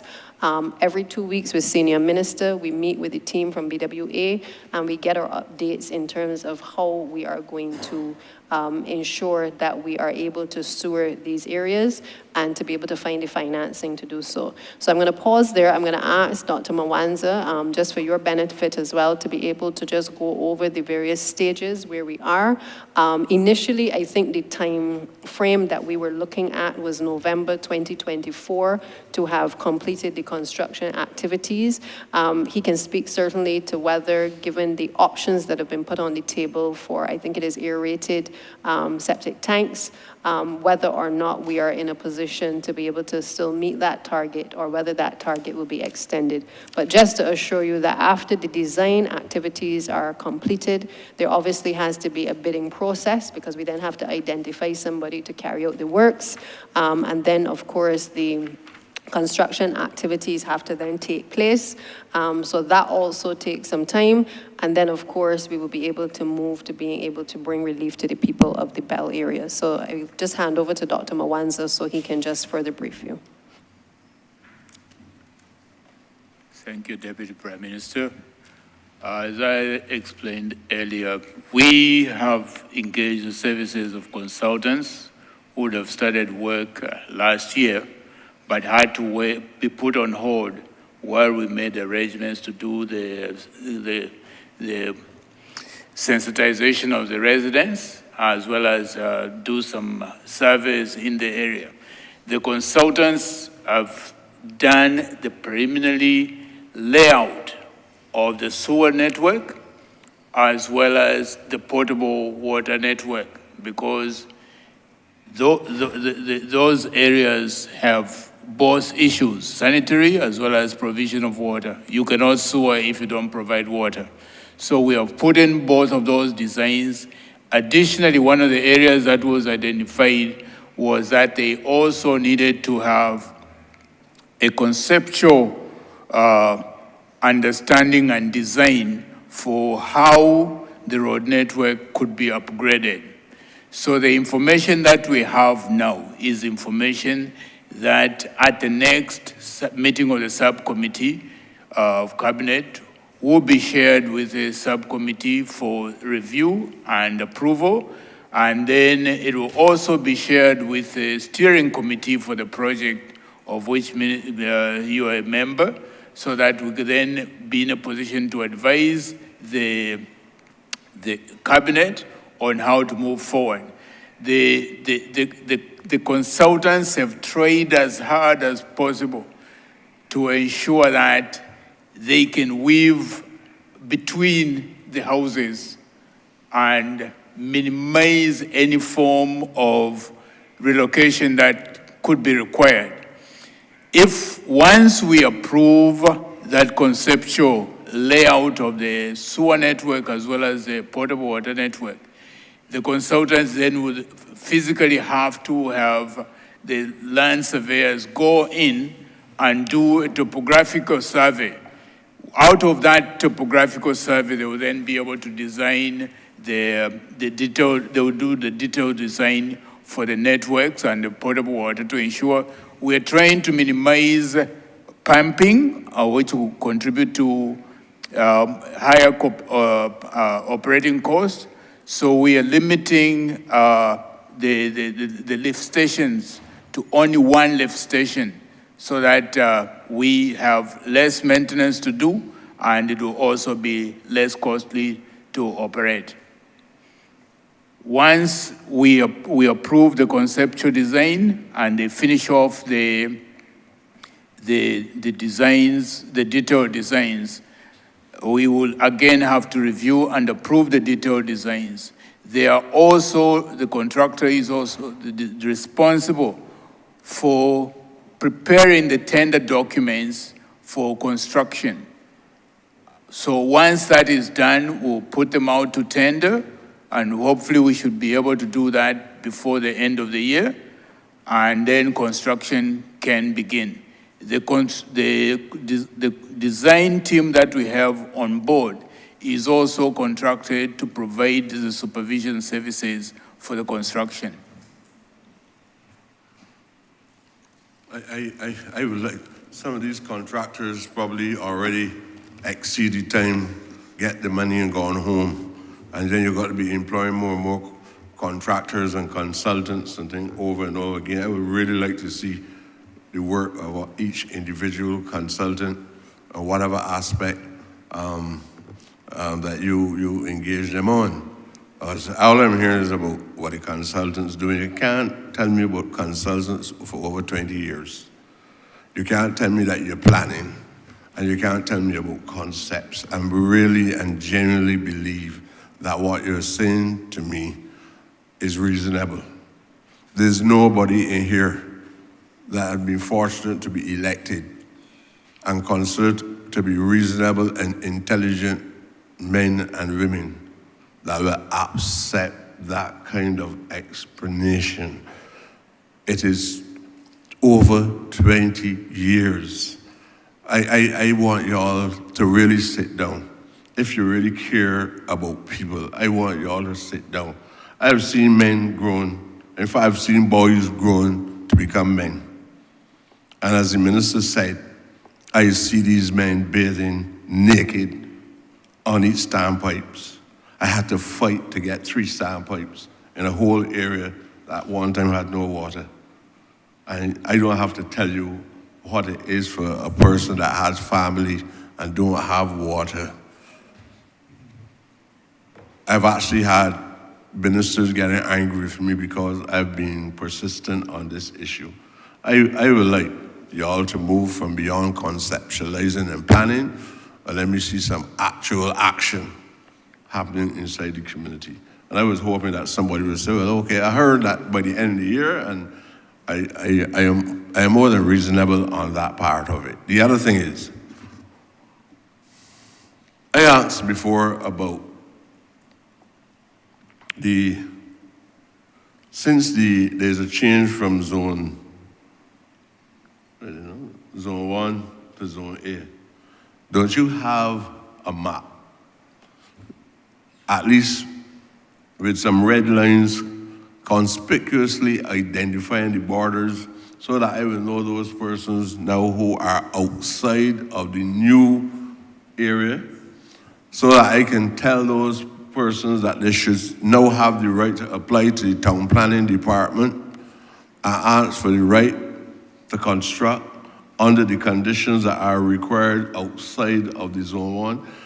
People are waiting as far as Howard's Crossroad to see if, and around the external areas that you now identify as zone A, to be able to meet the conditions and the requirements of the town planning department so they can proceed with their lives in terms of developing their homes and to be able to get waterborne toilets and to be able to enjoy the things that you all enjoy, that you all now take for granted, that another man could go and do what he has to do on a small box coming from NHC. These people won't be able to enjoy certain things too. And I would like to be in procession, and I'm asking you to at least, the minister to at least give me some area map that will allow me to be able to identify the specific areas. That is the question, sir. And I would just, the other question, Minister, and this is, you know, we enjoy borders, and you made the point that we enjoy borders. You have done some work with the CAF program, on the CAF program, stretching from Salters across Roberts Road. I am now being battered because the people now on Cutting Road going across to the main road that will bring you right down to the Buster statue. There seem to believe that we paid attention only to the Roberts Road area, but I've been negligent in doing anything in the, well, I want you to alleviate the fears for me of my constituents across Cutting Road. You have not been negligent in any way, member for St. Michael East. We have had Salters Tenantry Road done, which also is in close proximity to Roberts Road. I believe Cutting the Road has also been looked at in terms of being able to address that, because that has started to deteriorate, as well as the Monroe Road area as well. Again, as I stated earlier, it is a case of juggling resources. I recall that both Roberts Road and Salters Tenantry Road back in 2008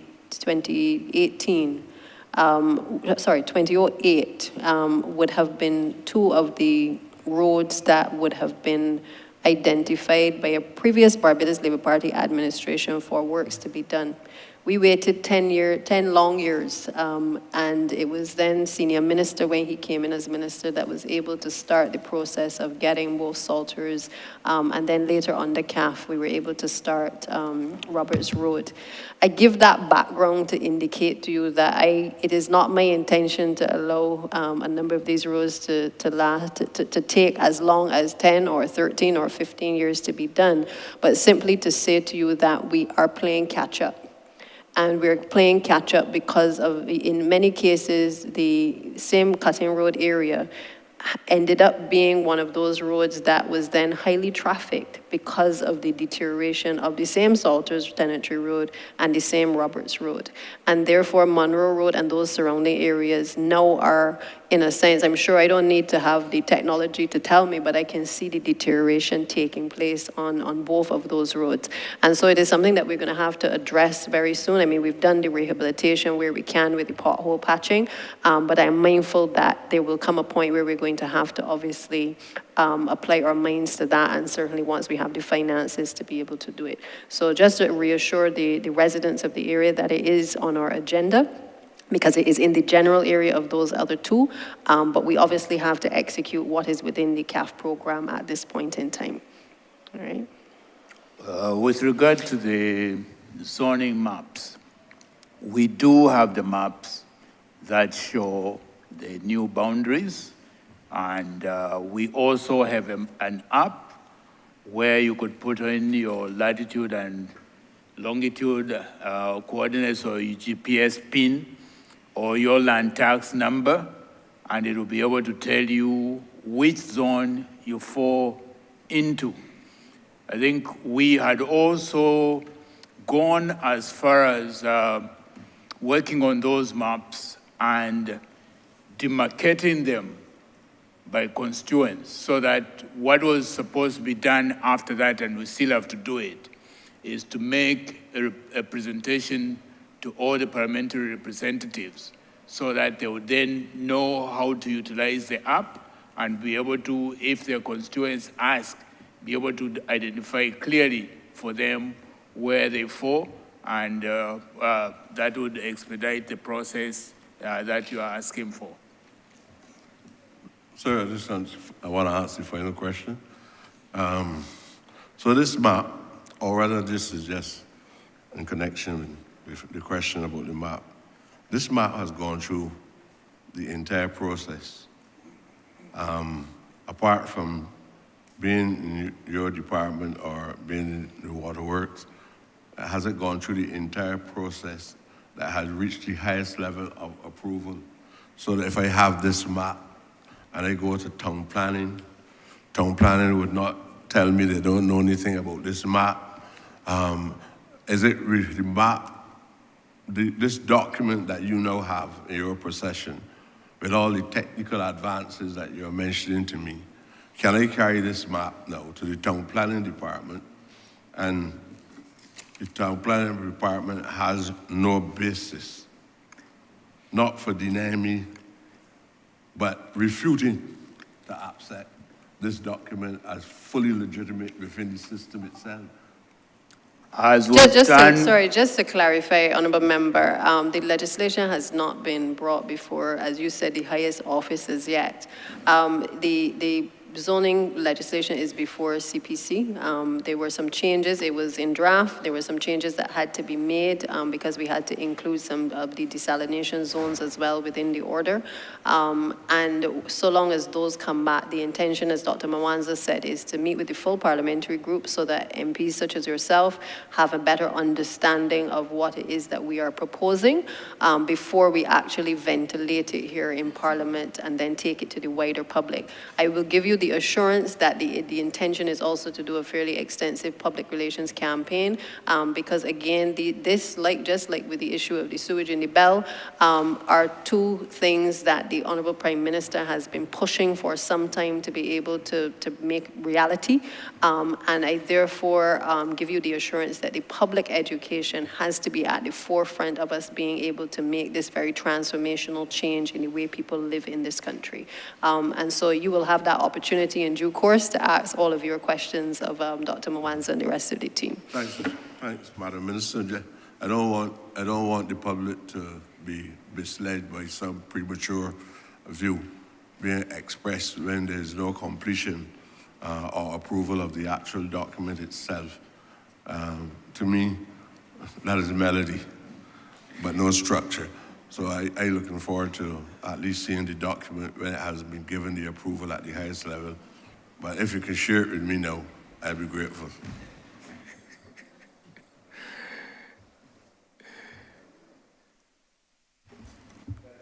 Thanks, Mr. Chairman.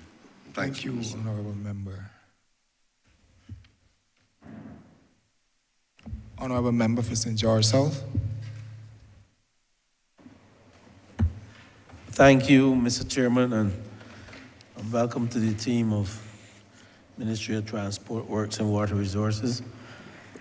I'm not going to delay because I know we have a number of questions, members with questions, and I'm not going to spend the evening asking you, Madam Deputy Prime Minister, I'm not going to spend the evening to ask you when the bridge at Bears Village will be fixed. This predates you. I'm not going to spend the evening asking you when the well at Borden Hall after you pass the Borden Hall police station on the right traveling east, when that well will be covered. That predates you. I'm not going to spend the evening asking when the well at Eastern Hill will be closed. That predates you. A challenge between drainage, waterworks, and MTW. And it's an open well with a number of children running around. I'm not going to spend the evening asking those questions. Now, when the roads will be fixed in St. George South, because I see you started the work at Borden Hall, and I congratulate the team for that effort. But I'm going to go to something that I think is bothering businessmen and women in this country, small business people. And I think I raised this with the Permanent Secretary. We have a massive road program in this country. We're undertaking a massive road program. Some tenantry roads, some small roads. And I'm seeing a trend where the small businessmen are being forgotten. They've been forgotten. And we raised this several times. And I would like to hear from the ministry, what are the plans to incorporate the small road builders? I have taken it upon myself as minister to carry on the work started by the former Minister of Housing. In an effort to build houses, we need to engage in infrastructural work. And we have engaged, following the rules, small contractors to build roads for us. I would like to hear from the team. What's the plan to have some small road builders, the small ones? I'm not saying to take away the work from the big ones. There's enough work to share among the large road builders and the small ones in this country, but we are not seeing the small ones being engaged. So I want to know what's the plan from the ministry to have that rectified. That's one question. I don't know if you want to take that or if you want me to go on. Oh, you take it, thanks. Thank you, Honourable Minister. I think, first of all, you might want to define what you consider small, because some of these so-called small businessmen of which you might be referring, or persons who call themselves small, are not so small after all. And I think the bigger issue is, for the ministry certainly and for myself, is how do we ensure that the works that have to be done under the rehabilitation program of our roads is done by not just the large size contractors, of which there are at this moment 3 large ones. 2 in particular have the asphalt plants up and running. The other one, I believe, is in the process of trying to get that plant up and running. Am I correct? Yes. Yeah. So we have 2 entities that predominantly have had the bulk of the work of mill and pave in this country. We have also had a number of persons who we consider to be the medium-sized and the smaller contractors, who, from where I sit, certainly there are opportunities within the ministry for works to be done by a number of those persons. Obviously, there has to be a process to be followed for persons to be able to apply to the ministry, and in some cases, there is a track record already of persons who have built roads, because roads is not something that you can say that you can do, but you have no proof in some cases of being able to do it. And so the ministry staff obviously will work with persons to be able to ensure that they understand the standards that we've been speaking about earlier, to make sure that they can meet the specifications of the ministry standards if they are to do work for the Ministry of Transport and Works. I therefore want to make it abundantly clear that we have had a number of persons come forward to the ministry to indicate that they would like to offer their services, particularly in the last few months, where persons have said that they would like to do some of the works, and we have obviously looked at having a number of those persons go through a process of tendering to be able to offer themselves to the ministry to carry out those works. So I'm not sure who are these small people that you speak about, but there is a process for persons, if they wish to apply to the ministry, to be able to carry out the work. And in this financial year, it is certainly my intention to ensure that the work is not concentrated primarily in the hands of any 3 contractors, but that both the medium-sized and the smaller contractors can get the work done as well. The truth is that many of those small and medium-sized contractors still have to go back to the large contractors in order to be able to get the materials to be able to do the roads. And that, if you ask them, that has also been a challenge for some of them in terms of being able to purchase that material at a cost that makes doing the roads in the first place efficient and certainly effective for them. So I think people have to appreciate the fuller picture. It is not a simple case of saying we're not looking out for the poor man. I have come from humble beginnings, and I know my ministry will tell you that I am always asking about the poor man. I always asking about why the poor man didn't get paid. I did it from education, and I will continue to do it because I believe anybody who does work in this country is entitled to be paid and paid on time. I don't care who they look like and which class they have come from. But if you have done an honest day's work, you deserve to be paid, and paid in a timely manner. So, Minister, if there are specific concerns you have, perhaps you should put those on the table, but I want to give you the assurance that there are no small businessmen in this ministry, certainly, that have in any way been forgotten. DPM, I'm not going to prolong or go back to the question. Just to say what I'll do, I'll forward the names of those that are being engaged at the Ministry of Housing, Lands and Maintenance and National Housing. I will forward those to the ministry. And then, you know, they're not the conglomerates, but there are some small businessmen that can build roads in this country to help us. So I will forward that to you. And what will help is that if you have a track record of persons who have done work for National Housing or the ministry, then that helps the ministry as well, because that's why I'm saying that anybody can say they can build something until they're actually given the opportunity to do it.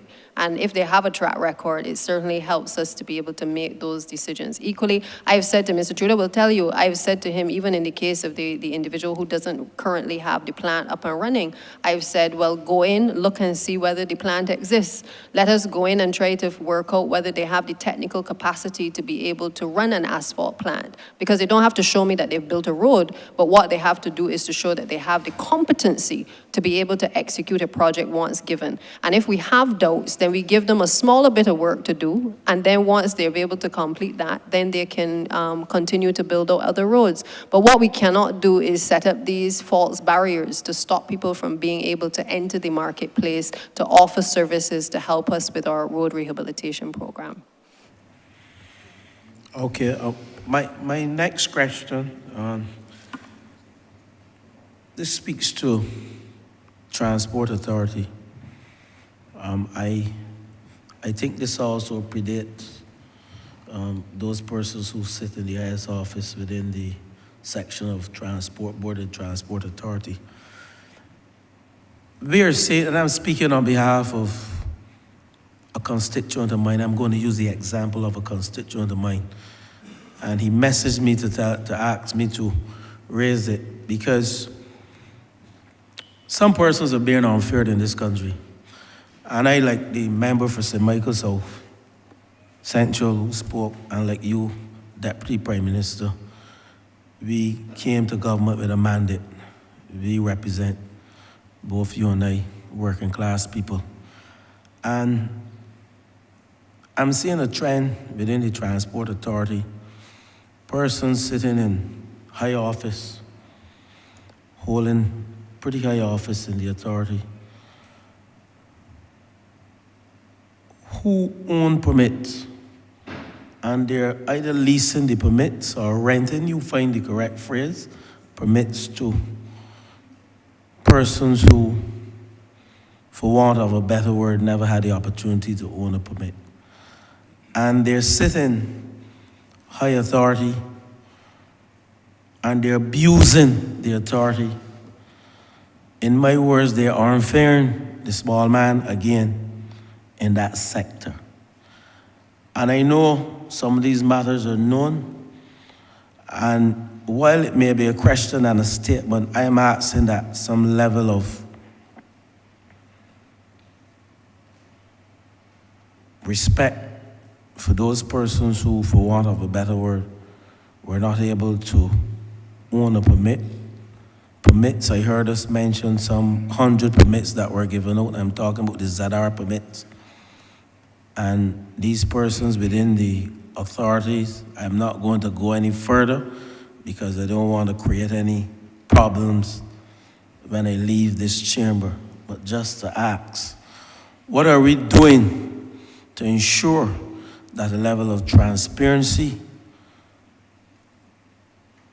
respect for the process, and that persons who sit in authority in the private entities do not abuse the power that they have in leasing permits to small persons and then depriving them of taking home a salary on a weekly and monthly basis to provide food for their families. What are we doing within the Transport Authority? And I know some of you know what I'm speaking about. And I would allow you, DPM, to divert the question. This is not about you, Deputy Prime Minister, because I hold you in very high esteem in this office, but you may not see and know everything. And there are persons in who can answer the question. And I pause there. I thank you, Minister. I like to deal with specifics only because when we go general, sometimes you try to sweep everybody or paint everybody with the same brush. And I therefore would just err on the side of caution in the comments that you have made. If there are specifics relating to instances of which you speak, then perhaps we ought to have a conversation regarding that. But I'm happy to allow the Director of the Transport Authority to address the question that has been raised. To the best of my knowledge, I don't have any information that would suggest that what you have just stated, that there has been any cases brought to certainly my attention. I don't know if the Director has had anything drawn to her attention, but I do feel that so far, under certainly my tenure, there has been a level of transparency. I think before you came in, I would have highlighted the fact that under a previous administration, prior to an election, a number of permits were given out in short order. I don't know if that is the period of which you speak and if those are the persons who hold those permits and have been giving them out. But I can certainly say that there has been a very tight ship since we have come to office in relation to this matter. And I would therefore ask the Director of the Transport Authority, Ms. Ruth Holder, to perhaps address your question. Good afternoon, Chair, through you. Minister, thanks for your comments, your questions. Transport Authority Act was proclaimed in 2008. With that act, we never got regulations. What has happened is, over the years, the Transport Authority was given a certain degree of autonomy, and the greater degree remained with the Barbados Licensing Authority. So what we have, therefore, is a situation where Transport Authority issues a permit approval letter. Permits are issued by Barbados Licensing Authority. Serious loophole there. The lacuna exists. So what happens is that people are aware of the situation, was able to reinvent the wheel, to put it in a diplomatic context, reinvent the wheel and do what might not have been the fairest thing to do. Earlier we spoke about the number of permits which were issued prior to election. I joined Transport Authority approximately 2.5 years ago, coming towards the end of my contract now. And what we noticed after checking the records of the Barbados Licensing Authority with the Barbados Revenue Authority, we realized that in some instances, permits were slipping through the cracks. When I say slipping through the cracks, permits were being issued where letters were not. Permits were being issued without approval letters from the Transport Authority. We tried to put a stop to that, and I believe that we probably have wrestled it to the ground. It was not an easy task because, as I mentioned, we have 3 entities involved, and therefore, possibility exists that anything can happen in between there. We try to tidy up the systems that we have in-house. We actually tidied up the systems we have in-house, where permit letters are only issued by one officer, approved by the director as well as the chairman, to ensure that we have a tighter control of the process. I know the situation that you mentioned, and in relation to permits being issued and being leased and being rented out, that is a situation which the Transport Authority has absolutely no control over. When we do find out what is happening, we actually inform Licensing Authority by way of letter, email, or whatever means we need to inform them of. We do inform them of what is happening, but in terms of permits being leased, we have absolutely no control over. In some instances, and I want to make the record straight, in some instances, those are private arrangements between 2 individuals. And Transport Authority cannot get involved if, for example, John Brown indicates he's going to lease his permit to Peter Smith because Peter Smith has the vehicle and John Brown has the permit. That's the issue that Transport Authority can't get involved in. When we do find out, as I mentioned, we inform Licensing Authority, who has the authority via the road traffic regulations to take the necessary course of action. I hope I've answered your question. Thank you, and I hope action will be taken because you know to what I'm speaking of. Just to say that the Transport Authority regulations will address a lot of the imbalances that have existed. And just to your other point, that you have to be specific because the period to which you are referring was a period before you and me. And therefore, This predates you. Huh? Sorry? It predates you. Precisely, and I would not want that the public hearing the conversation taking place in this debate is in any way left to believe that this happened under this administration. In other words, we are cleaning up what was allowed to transpire, and we're also further cleaning it up in relation to the Transport Authority regulations, which I would have indicated earlier. I think the acting AG a few weeks ago would have signed off on, and we would be in a position not only to bring some kind of clarity to this issue in terms of who can issue these permits, but also as it relates to the PSV sector as well. And just to reiterate, we have just been cleaning up and cleaning up and cleaning up a number of these things that have been creating problems for Barbadians over and over. So I just want to make that point, Minister, but I thank you for your comment and the concern that you've raised. And I think I said that this predates you and it predates the former minister.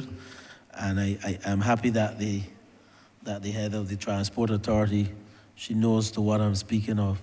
And I thank you. Without bringing everything into the public domain, but we have to clean up. And I thank you, Prime Minister, Deputy Prime Minister, and your team, and this government, of course. And I recognize when we came to office, we found several infelicities and a number of challenges within that sector.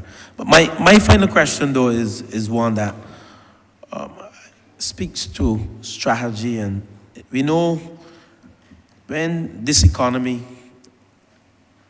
begins to grow at single-digit numbers, it has started to show signs.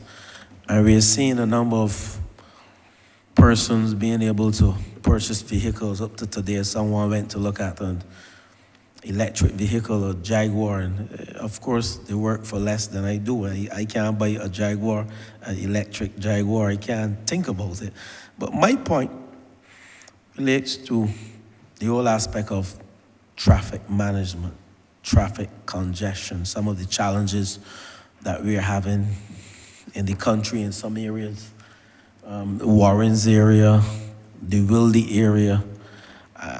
And I know this government, prior to 2008, we looked at a project to build flyovers, and I know the administration came in 2008 and they made a lot of mock sport of the plans that we had back then.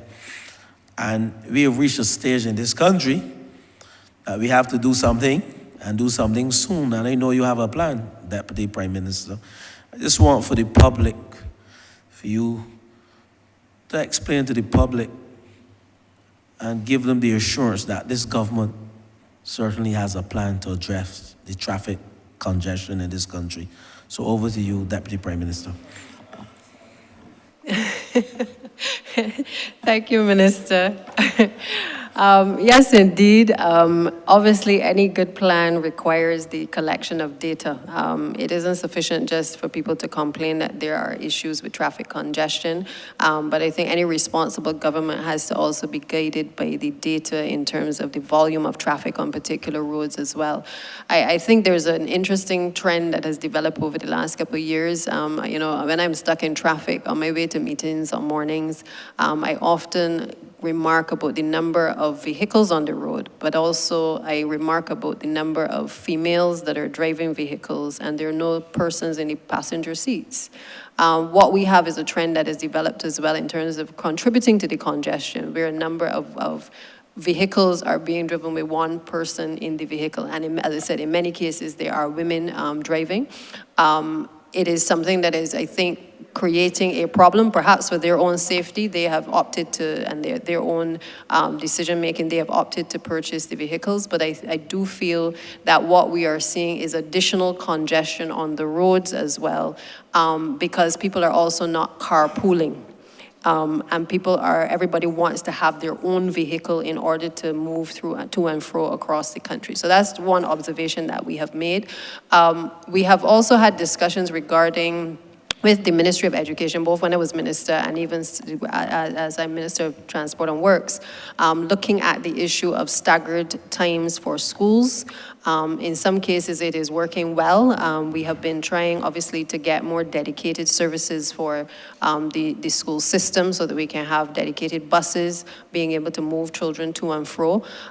We've not made a decision per se as to when schools are supposed to start, but what we've tried to encourage the principals and certainly the staff of the institutions is to perhaps consider staggered hours or even to encourage extracurricular activities in the afternoon so that we would have children at school a little bit longer, obviously engage in wholesome activities, but that I'm sure will also help to ease some of the congestion on our roads. We've also looked at the park and ride system, which would have worked, many would be familiar with it during the World Cup period. It worked well, and those are some of the ideas that we have on the table in terms of looking at different locations where we can reinitiate the park and ride system. It works well when we're having other large events as well, and I think it is something definitely that we need to encourage. Of course, I know that the Prime Minister has asked us to look at plans with down by the Botanical Gardens, to look at an area, a large car park area there, again, where people can also park their vehicles and ride into town and traverse the country, but also have the opportunity to perhaps use the park to be able to engage in some physical activity as well. We've also looked at the Cigarfield Sobers Complex as another option as well. With all of these locations, though, that have been considered, obviously issues of lighting, use of public facilities, bathroom facilities, obviously has to be front of mind in terms of making those decisions. And of course, there has to be the conversation with the general public as it relates to why we are encouraging people to put down their cars and to use public transportation as an option.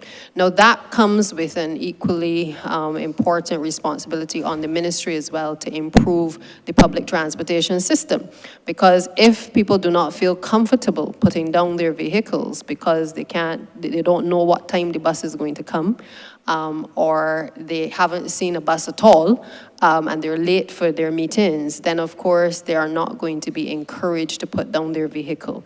And therefore, while we are looking at options that can be put on the table to alleviate the traffic congestion, we also are looking at the reforms that have to be done within Transport Board to be able to ensure that we are able to put in place the apps that allow people to be able to identify when the buses are coming, that would allow persons to be able to have better access to public transportation, hence why we are obviously increasing the number of electric vehicles over the course of the next 2 years, and that is the intention going forward.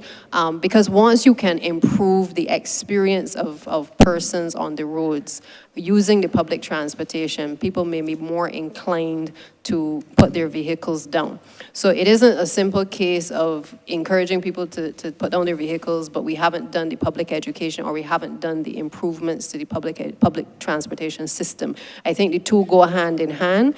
I can ask the CTO to perhaps weigh in on this because I know she and her team have been doing extensive work in terms of what we will propose to the country over the coming months. And I know a number of studies have also been helping to drive the decision making in terms of where we will start first and what we will do in the coming months to help to ease some of the traffic congestion. So, CTO. Thank you, DPM, Honourable Member. I will just add a little bit more to what the Deputy Prime Minister just said. We're looking at a full suite of options, and they will include things like active transport, so walking. In order to get people to walk more, then we have to provide these facilities for them. That includes proper sidewalks and areas where they can walk safely. We're looking, of course, at the public transport system and the possibility of PSV terminal hubs other than the main terminals that we have. We're looking at that. We're looking at even micro-mobility. In other parts of the world, they've been using scooters, and you're starting to see appearing in Barbados the bicycles with motors. Haven't quite decided what we're going to classify them as. Right, so we have to look at that because they exist and they are coming into the Barbados thing, so we are looking at that. We're looking at pedestrianization of some areas. Broad Street is one of the first areas that we are seriously looking at. And we are also, in that suite of possibilities of what we can try, even something as, how would I say, as drastic, but it has been done in the past, if I remember correctly, of limited the import of private vehicles. We're looking at the full suite of everything. The reason that we have traffic congestion, obviously, no brainer here, number of vehicles that are on the road at any one particular time. So, as I said, we're leaving nothing off the table, and we are working, myself and the other technical members of the team at the ministry are working on a document that is discussing all of these possibilities with recommendations. We are hoping to have it finished. It was supposed to be finished about a month ago, but we're still working on it, primarily because we also had a recent admin mission from the IDB, and they're helping us with respect to, for instance, the park and ride and the school transport aspect of it. So we're hoping to have that wrapped up very shortly and be able to present that to the minister and then on to consideration of the cabinet. Okay. Thank you, CTO and DPM. I just want to end, Chairman, by making a statement. I want to ask publicly and use this chamber to ask those drivers in the TAP program. We're leaving pensioners at the bus stops, and we need to stop it. I will end there. We need to stop leaving pensioners at the bus stop. Those persons who are operating ZRs in the Transport Authority, I think under the TAP program, it's not a nice thing to do. It's not the most honorable thing to do. Our citizens, it's illegal as well. Our citizens are the ones who are responsible for all of us being here. And to leave them or to take another route just because you don't want to collect a citizen just to earn an extra dollar is indeed distasteful. And I end on that note.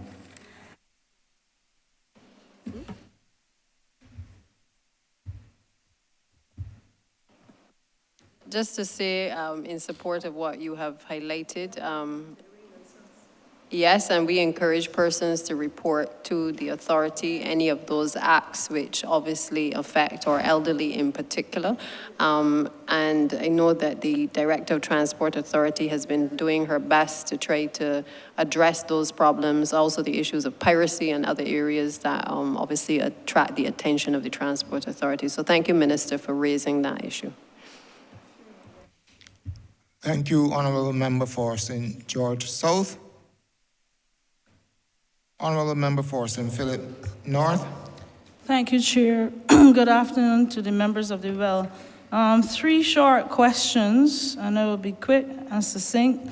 The first one goes around the water situation in my constituency, St. Philip North, especially bordering the St. John area. We're experiencing low pressures, and this falls for a lot of St. Philip, but especially Blaze Hill, which borders St. John. Most days, and when I slip into work to make sure everything is okay on weekends, oftentimes the water is either low pressure or no pressure. I have asked about this in the last well, but I have not really, nothing was ever checked out to tell me what is happening.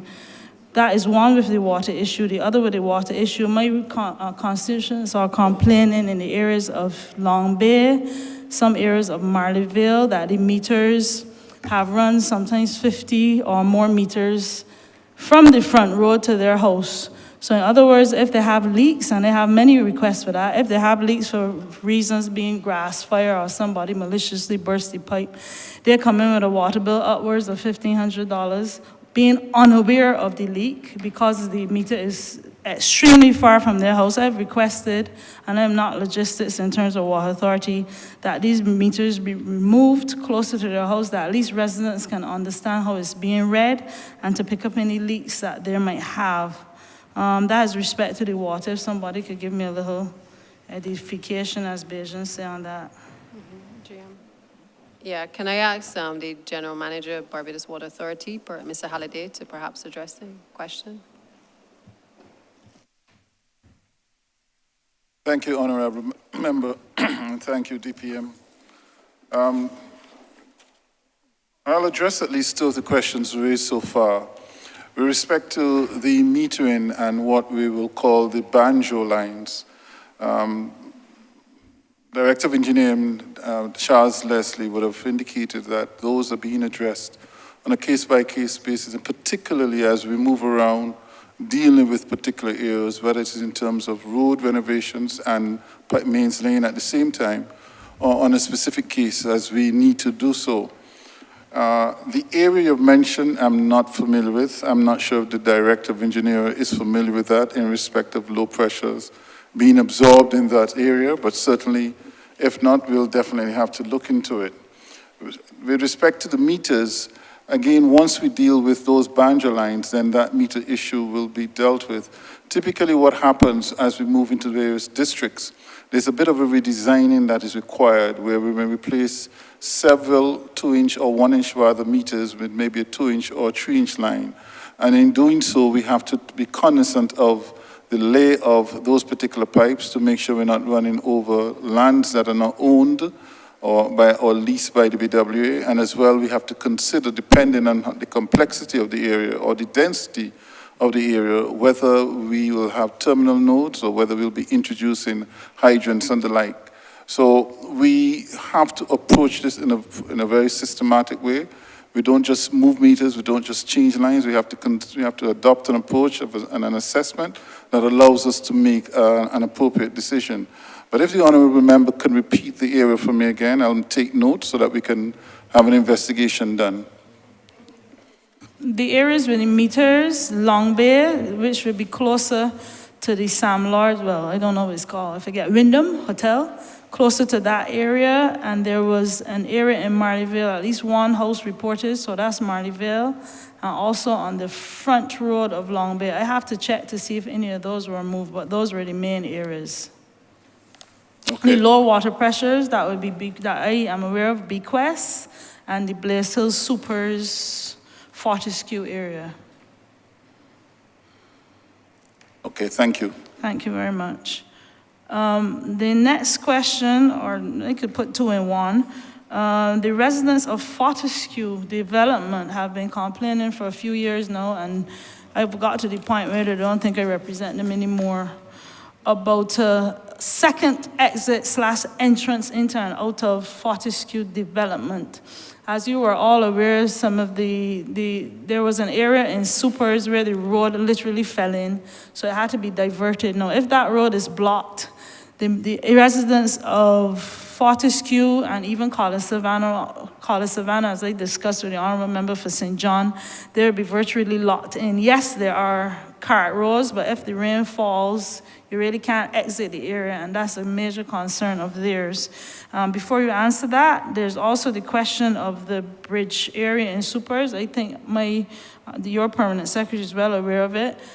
Before the last election, we were well on the way into fixing the bridge.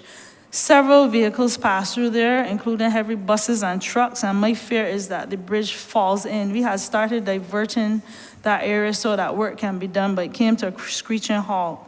And I'm hearing about the CAF program, till I'm dreaming about the CAF program. But areas like, and I came through there with the Honourable Prime Minister, in the road in front of the district hospital where several nurses work and family members need to visit their relatives. The nurses get off at the main road, maybe by Hildeskeen, and if it is raining, there is no way in heaven unless you have a boat that nurses can get into work. Luckily, one of the residents that lives in the area is kind enough when the rain falls. He does the shuffling from one end of the road to the other so that these nurses who take care of our elderly in the Barbados, I dare say not just in Philip, they can actually access the work. So the second question I have with respect to when that road work will begin. At least those are two of the major areas. Of course, there are others, but I'm constantly hearing that St. Philip North had enough, and please don't tell me that. Thank you. It certainly got quite a lot previously on the former minister member. That said, don't tell me that. I didn't tell you that. I just said it got a lot. I will ask Mr. Tudor, the Deputy Chief Technical Officer, to just respond to some of the areas specifically that you mentioned, in addition to the bridge.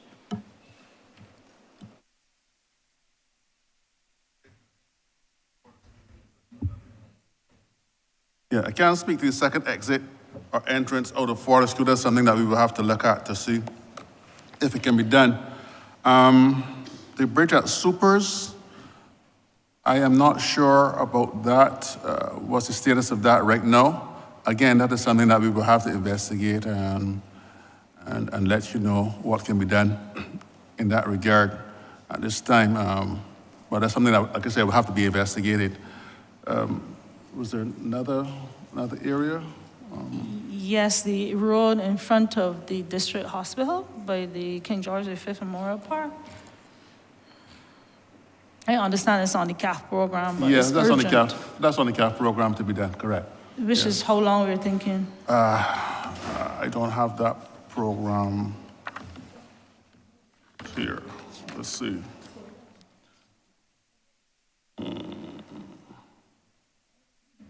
No, I don't have that program for this thing. But we will look at it and see if we can bring forward, bring it forward and put it in the coming financial year's program. But I don't have it listed here to be done during this coming financial year. But we will, like I said, we'll have a look at it and see, if it can be brought forward and what can be done on that road. Okay, maybe we should look into the Ministry of Fisheries responsible for that to see if we could get a boat for the nurses at some point. My final question / comment. Previously, as I understand it, the signage, the department in the Ministry of Transport and Works, each depot, correct me if I'm wrong, but was responsible at one time for signage in the parish. I understand now that that is under one location. Please correct me if I'm wrong, but it's putting a little damper into the signage issues in St. Philip North. So a lot of signs have been broken down. The residents are kind enough to leave them on the side of the road waiting with bated breath for you to come and put them back up. But I'm wondering if it would be a better move going forward if that could be put back into the various depots so that we can get a better servicing of street signage and road bumps and everything. Because I had requested as little as 1, maybe 2 speed bumps and several signages in the Windward area. Almost the entire St. Philip North, a lot of these signs are out. And this is apart from us locals that need to use them, a lot of tourists are now traversing the area, especially on the coastal side, East Point and so on, are tourist attractions. And without signage, thank God for Google Maps, I suppose, it becomes a little difficult. So I'm wondering what is the position with getting signs done, and if by any chance you could probably think of putting back these back into the depots of the various constituencies, basically for brevity, that it can be addressed a little quicker than it is being. So no, that's it for my questions, Mr. Chair. Thank you, Minister. I think in the opening, I would have mentioned the issue of the national signage project that we've been embarking on. We would have started just a few weeks ago. It's a program that is intended to start to look at the directional signs and then start to look at what they call the fingertip signs across the communities, because we recognize that with doing a lot of the road infrastructure, we also still need to make sure that Barbadians know where they are, and certainly the tourists know where they are going as well. And we've seen a deterioration of the signage across the country. I'm going to ask Mr. Durant, Mark Durant, who's the Chief Planning Officer, to perhaps just speak to it, since he leads the project as it relates to signage, to better address the questions for you as to how that is rolling out. Thank you, Deputy Prime Minister. Chairman, Honourable Member, as you all would know, well, you should know that the last time the country had any upgrade in its signage infrastructure was prior to the 2007 World Cup. That was a great time in the country. We welcome everyone from around the world, and they saw the beautiful island that we had to offer. They were able to move from place to place very easily. The signage was clear, it was brand new. Since then, we've failed to do any serious rehabilitation to our signage across the island. And you have signage at 4x8. These are the big placard signs that you see. You know, you're going to Spikestown, you're going to this location, that location. They've lost their reflectivity. They're fading, they're rusted. And so the cabinet approved. Officer, I hate to interrupt I am so you. sorry. Can you give I'm so sorry. My name is Mark Durant. I'm the Chief Planning Officer at the Ministry of Transport, Works and Water Resources. My apologies. So the Cabinet of Barbados had agreed. In fact, the ministry had put forward a proposal to do a national signage program, which involved first doing the audit, seeing which signs are bad, what needed to be replaced, and the supporting infrastructure. You know, some of them are electric poles, some of them are on metal poles, the different types of supporting infrastructure. And we wanted to have a project where 440 people were employed to do the audit. Cabinet agreed to 35 persons and a $3.5 million program 2 years ago. We've started to do the audit. We've brought the auditors on. They're currently deployed in the field, and we have already about 2,000 entries from those 35 people. So they're going from coast to coast. They're going on Highway 1, Highway 7, all of the lettered and numbered highways. And so we are well on our way to getting an idea of what needs to be fixed. By the end of this financial year, which is the end of March, maybe a week or two to clean up any other details, we should have a set of information that we take to tender, and we're going to get those signs replaced. And we should be seeing, during the course of the next financial year, some of this rollout. It is only a small portion of what needs to be done in totality. We want our island to be a tourist destination, so the signage has to be of a certain standard and quality. We're trying our best to make sure that this first phase shows the country what we can do when all of the phases are completed. Thank you. Thank you so much, Mr. Durant, through the chair. Thanks a lot, Minister. That's it from me. Yeah, Honourable Minister, I'm not sure if the fingertip signs, if the question you asked in relation to the depots, if you are clear as to what is happening. I don't know if Mr. Trudeau, if you want to come in as well, just to address the question raised by the Minister. Yes, the signs are now being done from one depot, that is Richmond Depot, and as the Honourable Minister says, we'll be having challenges, and we think that it might be necessary to go back to decentralizing where this work is being done. In other words, let the signage start going back to 6 Rose Depot, and the ones in Christchurch go back to South Point Depot, and like that, because the bulk of signs that have to be made at Richmond Depot is so much that is overwhelming the personnel there that have to do it. So I think that we will have to relook at that situation and see if we can go back to having the signs made at the specific depots themselves. So that's something that we're actively contemplating having done, probably in new financial year. Thank you. Thank you, Honourable Member for St. Philip North. Honourable Member for St. James Central. Mr.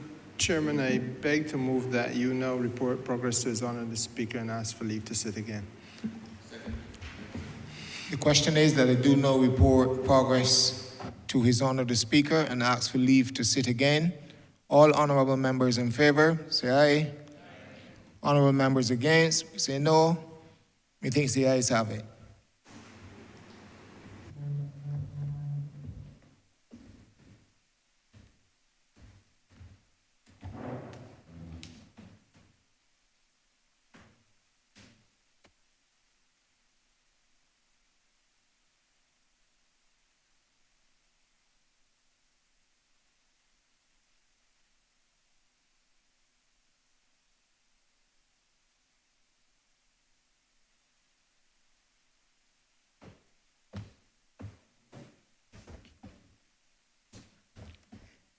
Chairman has reported progress and requests leave to sit again. Honourable Member for St. James Central. Move that the House be suspended until 20 minutes after 5. 20 minutes after 5. 20 minutes after 5? Yeah, 20. Check the time, sir. Have you checked it? Yeah, 5 minutes. Honourable Member, have you looked at the time, sir? Are you sure? I see it very clearly, sir. It is now 16 minutes after 5. I said 16 after 5. I said very clearly 20 minutes, sir. 20 minutes after 5. Or you want to suspend for 20 minutes? Sir, the specifics we did not go into right now. You are suspended for, you want the House to be suspended until 20 after 5, honorable member? I'm just asking. 20 minutes. Do you wish yours to be suspended for 20 minutes, sir? Or for 5:20 p.m., sir? The question is that this honorable chamber be suspended for 5 minutes. All those honorable members in favor, please say aye. Aye. Those against, please say no. Me think the ayes have it. This honorable chamber stands suspended for 5 minutes.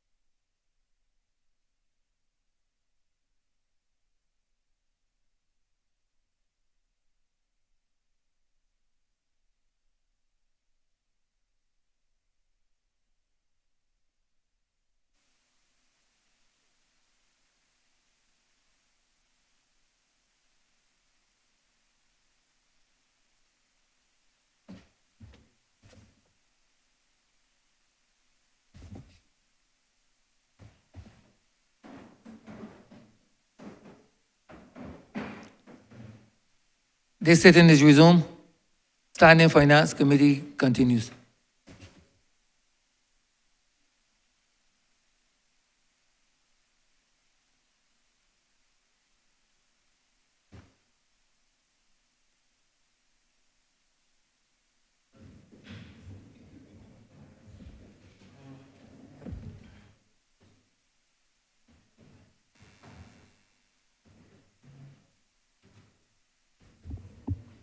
This House is in Standing Finance Committee.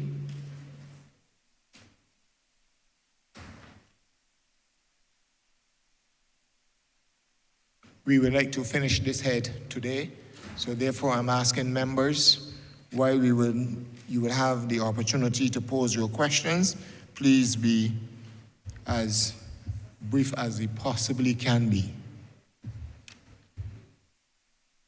Honourable Member for St. James South. Thank you, Chair. And let me just greet all the members of the MTW, and let me thank Barbados Water Authority. And I would like to thank you for the work you've done. There's still more work to be done, and I'm hoping that as Mr. Tudor was able to make the Honourable Member for St. Thomas happier, he will also be able to do the same for me, and that I will be second on the list. My first question, I have 2 accident-generating sites in St. James South, and I would like to put these accident-generating sites out of business. When you turn in by 3Ws and you're going across the Wanstead Road, just as you turn the corner, people's cars tend to jump the sidewalk, and there's an accident there. And then just about 500 yards down the road is another spot when they come down the hill and they bump into the guard walls of the neighbors. I've had 2 minibuses turn over last year. I've had about 5 accidents in that area. I need it shut down. I've asked for MTW to advise me what can be done. I was told we can't put speed humps, but I have not been told what we need to do in order to prevent the accidents that constantly happen on that road. And it is scary because I have a lot of people who walk in the mornings and they walk on those side pieces, and they would be targets when those vehicles are coming down. The second place where I have an accident generating site is when you come down over by the Met Office. Just where you get that turn to go into Husband's Gardens, I have had at least 7 or 8 accidents there. It is only God's mercy that I did not have people walking on that grassy piece at that time. Again, I asked for assistance. I asked if we could put up barriers that when the cars jump the sidewalk, that the barrier stops them from hitting someone. I was told that could not happen. Please, I'm appealing to you for the benefit of the safety of the residents of St. James South. What can be done with these 2 accident-generating sites so that people can be safe on the road? That's my first question. Thank you. Thank you, Minister. I'm going to ask the Deputy Chief Technical Officer, Mr. Jason Boyne, to respond. I believe he's familiar with the 2 areas that you have so mentioned. All right, our section is definitely familiar with those 2 locations. We have been looking at these locations for some time now. The reality is those 2 junctions, they have alignment problems. When I say alignment, they're not necessarily designed to the best standard. Well, they're not constructed to the best standard in terms of, from a design point of view. The curved information and curved data on the alignment is not acceptable. So these roads, those 2 roads, that road and the junction itself will have to be redesigned so as to improve the visibility, to improve how vehicles will actually drive on the area. For instance, the one on Wanstead Road, you can see that bend is exceptionally sharp. People, yes, do go over the curb. Just further down away from there, there's another, I can't remember which avenue it is, but at that point, you can see that there's a change in the road, in how the road, in the curve itself, and then there's a decline, a descent as well in that particular area. So that's why I'm saying we have to relook the alignment of the road to try to smoothen out the curves so that they come to a more acceptable standard, which is far more safe than they currently are. The one at the Met Office, that one we had initially done a design, but we have to redo that again. That one is a little challenging. We had done some work, I think, started some work in the past in terms of we had started to cut, we were going to shift the road a little ways to the west onto the Met Office property, but that work had never been completed. But definitely we have to redesign both those sections and then implement an appropriate strategy. But will the redesign help us with that problem we have with the Prior Park Road that cuts out by the Met Office? You know, that has been a perennial problem. When you go to widen the road, will it solve that problem at the same time? Yes, we'll take all that into account to deal with that. They're telling me that I can't do follow-up questions. Well, you know your answer is not complete. I need a time when that can happen. Now on to my second question. The community roads, you have CAF roads, and 2 years ago, the Prior Park Road, I know, was set up to be fixed. In my community, I have a lot of people who like to walk and exercise. And I really would like to know when that Prior Park Road will be done. I need to have wide sidewalks that will actually connect to the wide sidewalk that is by Redmond's Village, come back through by Queen's College, go down Claremont, and meet back up with the wide pavement on Claremont. I would like to know, seeing that it has been delayed for 2 years, when the good residents of Prior Park Road can get their new road and their utilities put underground, their water pipes change, which they're getting a lot of brown water and they're not happy, as well as their community roads are in a terrible state. If I could hear from you when we can have those fixed, we would deeply appreciate any attention you can give us for the Prior Park residents. Thank you, Minister. The Prior Park Road is one of those roads that we had obviously assigned on the CAF, and you're perfectly correct. We were hoping that we'd have been able to start in January. I think the Barbados Water Authority has some challenges, though, in terms of the replacement of the mains along that road. And as you can appreciate, we don't want to do the road and then have to come back and dig it up. So a lot of the concerns that you have raised in terms of what needs to be addressed, that is the focus of the ministry, to make sure that we improve the drainage under the CAF program, and also to be able to replace the mains within that area. I will just ask BWA to perhaps comment in relation to a specific time frame that we can now give you in relation to when the mains will actually be fully replaced so that we can start work. I don't know if Mr. Halliday would want to come in. Yeah. Or Charles, Mr. Leslie. Yes, good afternoon, MP. Good afternoon, ministers. In relation to the water mains on Prior Park Road, the Barbados Water Authority has that as a high priority. We actually started last year to pinpoint the exact location of the existing main because, as you could appreciate, the road was widened some years ago on the eastern side of the road. So we are trying to, we picked up the exact alignment of the existing main because when we were putting in the new main, we didn't want to hit that new main and damage it. And that work we started between November and December last year with the intention of starting that very early in this new year. But what has happened is that within that same distribution system, there's a main at Rockdunder that we only intended to go in and change the services. But what has happened, that main, which is a 3-inch main, which are contributing more to our breakages and leakage, that main we had to set as a higher priority than the one in the Prior Park Main Road.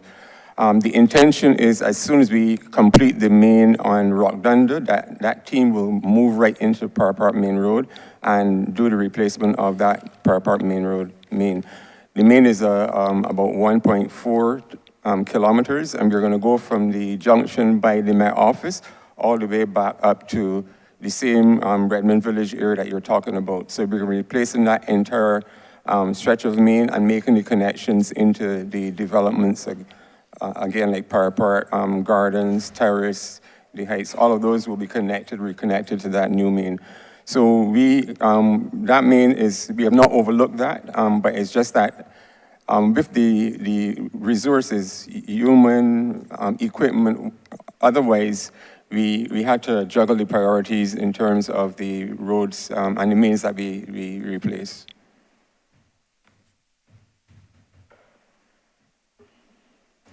And the community roads? The Prior Park community roads? Those are not part of your CAF.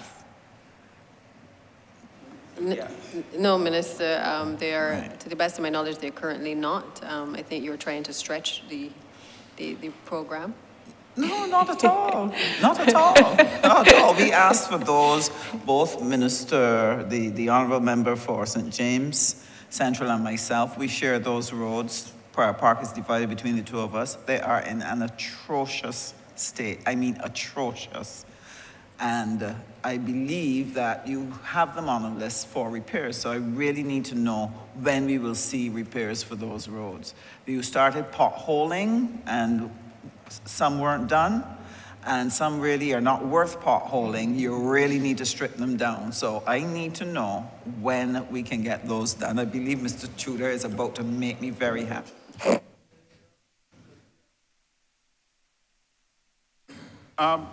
We had programmed, when you say community roads, we had programmed for two or three roads to be done during this current financial year. Haynesville, and I think it was 10th Avenue 1 Street or 10th Avenue West Terrace. I have the list here, but you subsequently told me that you had other roads that you wanted us to do in preference to those roads. I think you said 5th and 6th Avenue. I keep mixing them up between 1 Street and West Terrace. 5th and 6th Avenue. Right, 5th and 6th Avenue, Wanstead Terrace. However, right now the question is, I sent the list of priorities, yes, but I need to know when those Prior Park community roads will get done. Let me put it this way. We have LPOs to do 10th Avenue and Haynesville. You want the other ones to be done instead of those. So what we have to do is send back those roads and have LPOs presented for 5th and 6th Avenue. My problem with 5th and 6th Avenue is that there are, I think, about 10 avenues, as I understand it, in there. And if we only do 5th and 6th, what's going to happen to avenues 1 through 4 and 7 through 10? You see, so it's all right to say that we're going to fix those 2 avenues, but there are many more avenues along that same in there that need to be done as well. So that is going to be our challenge. But we can do 5th and 6th Avenue, hopefully before the end of the financial year. So that's a no on Prior Park roads. I know we're doing Prior Park Main Road itself, but the roads off Prior Park, I'm not too sure about. I will send you a video. Okay, ma'am. I just want to, I think I really do need to come in. I think, Honourable Minister, the point that you've raised is an issue that has come up in a number of our roads meetings, in that we are doing major roads, which, again, MPs and the public have weighed in on. But then you have a situation where the other community roads that lead onto the main road, everybody wants those fixed as well. And again, it comes down to making decisions as to what can we reasonably do.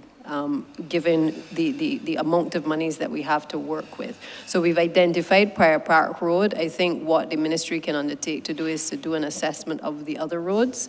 And I hear the Mr. Chuda in terms of that you don't want to do some and not others, but I think maybe we might have to look at whether it merits in this situation, given the condition, being able to do them. But I think you can appreciate that if we do this with every single major road that we are about to embark on, we will never be able to execute the program that we have, because everybody will want a connecting road done.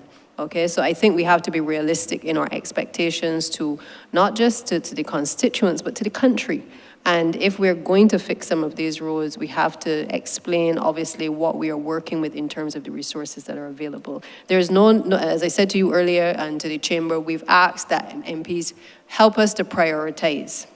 But equally, the ministry has to still make certain decisions in terms of the condition of the roads. And that's why we're using the technology to determine where we dedicate resources going forward, so that it is not a situation where you get in trouble for choosing one community over the other, and then you have residents that are upset. But rather that we have a clear pathway for how we are going to do roads in specific communities going forward. All right? So I hope that helps.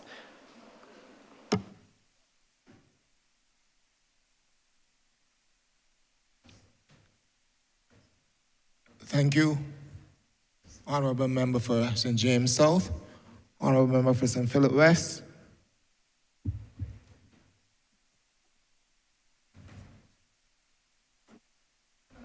Thank you, Mr. Chairman. I have only two questions, sir. One that speaks specifically to a more national issue, and one that speaks to an issue that impacts the St. Philip West constituency. I will start where my bread is buttered first, which is within my constituency.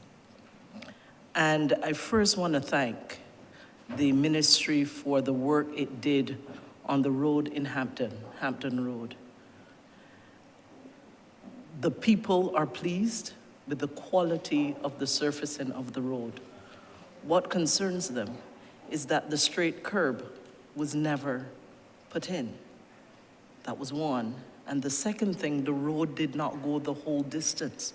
And so you have a part of the road where the community is able to use that road, but then you have people coming out in mud from their houses, where the road did not go the full distance around. And so you have a discrimination and a disparity with the quality of the road for the constituents there. So I want to thank you for the road. We ask that you give some consideration, please, to doing the curb, because what is happening now is the dirt from the side is now washing down in the road and eroding the edges of the road you've already done. So that is for the people who are on Hampton Road. The other matter that I'd like to raise is that of the people of Cottageville. For more than 30-something years, that road has not been done. And we took a ride with persons from your ministry when we did St. Philip Speaks. And I believe you saw the condition of that road where the bus was in trouble getting across that road. Now here is where it is not just about a road. It is about the fact that I'm receiving daily requests from constituents as it relates to cost to their vehicles. I am receiving complaints about safety. There are taxis that will not go down Cottageville. They will drop you at the gap at the top, and then you have to walk in whatever day or time of day or night it is. We have a situation where the property value is beginning to suffer for many people who have invested in that area. It has been more than 30 years. My question on that one, Mr. Chairman, is how does a road fall off a list when in November of 2021, we were informed that Cottageville was on the list, that in fact it had gone out to tender and we were waiting to hear. It was on that basis that we then engaged. So I'm trying to understand, was that misinformation or was it true? And the question is there a process by which a road might come off your list? And help us to understand what would be the circumstances under which that might happen. As it relates, so that is number one. Hampton Road, just completing the excellent job you have started. 2, it's Cottageville, a long-suffering community. And I want to speak very quickly of Yorkshire Road. It has been on and off lists for a while. We know that a number of people have stopped traveling that road because it is impacting their vehicles. That is Yorkshire Road. And finally, there is Farm Road.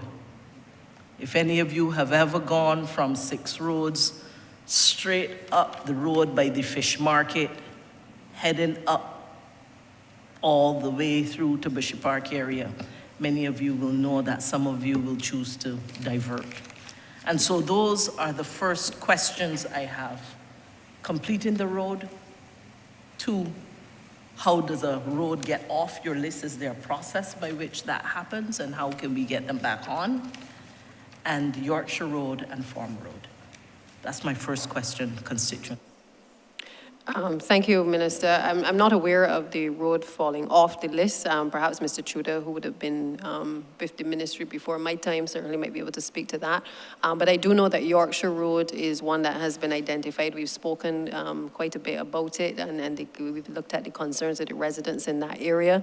It is in the CAF program for this financial year, and to the best of my knowledge, that is likely to start before the end of this financial year, which is later this month, before the 31st. So we've started to put, I think the PS has already awarded the contract, preparing the contract, and we are pretty much in the process of getting things in order for that to start. But I'll ask Mr. Chuda to just address the concerns that you raised with respect to Cottageville.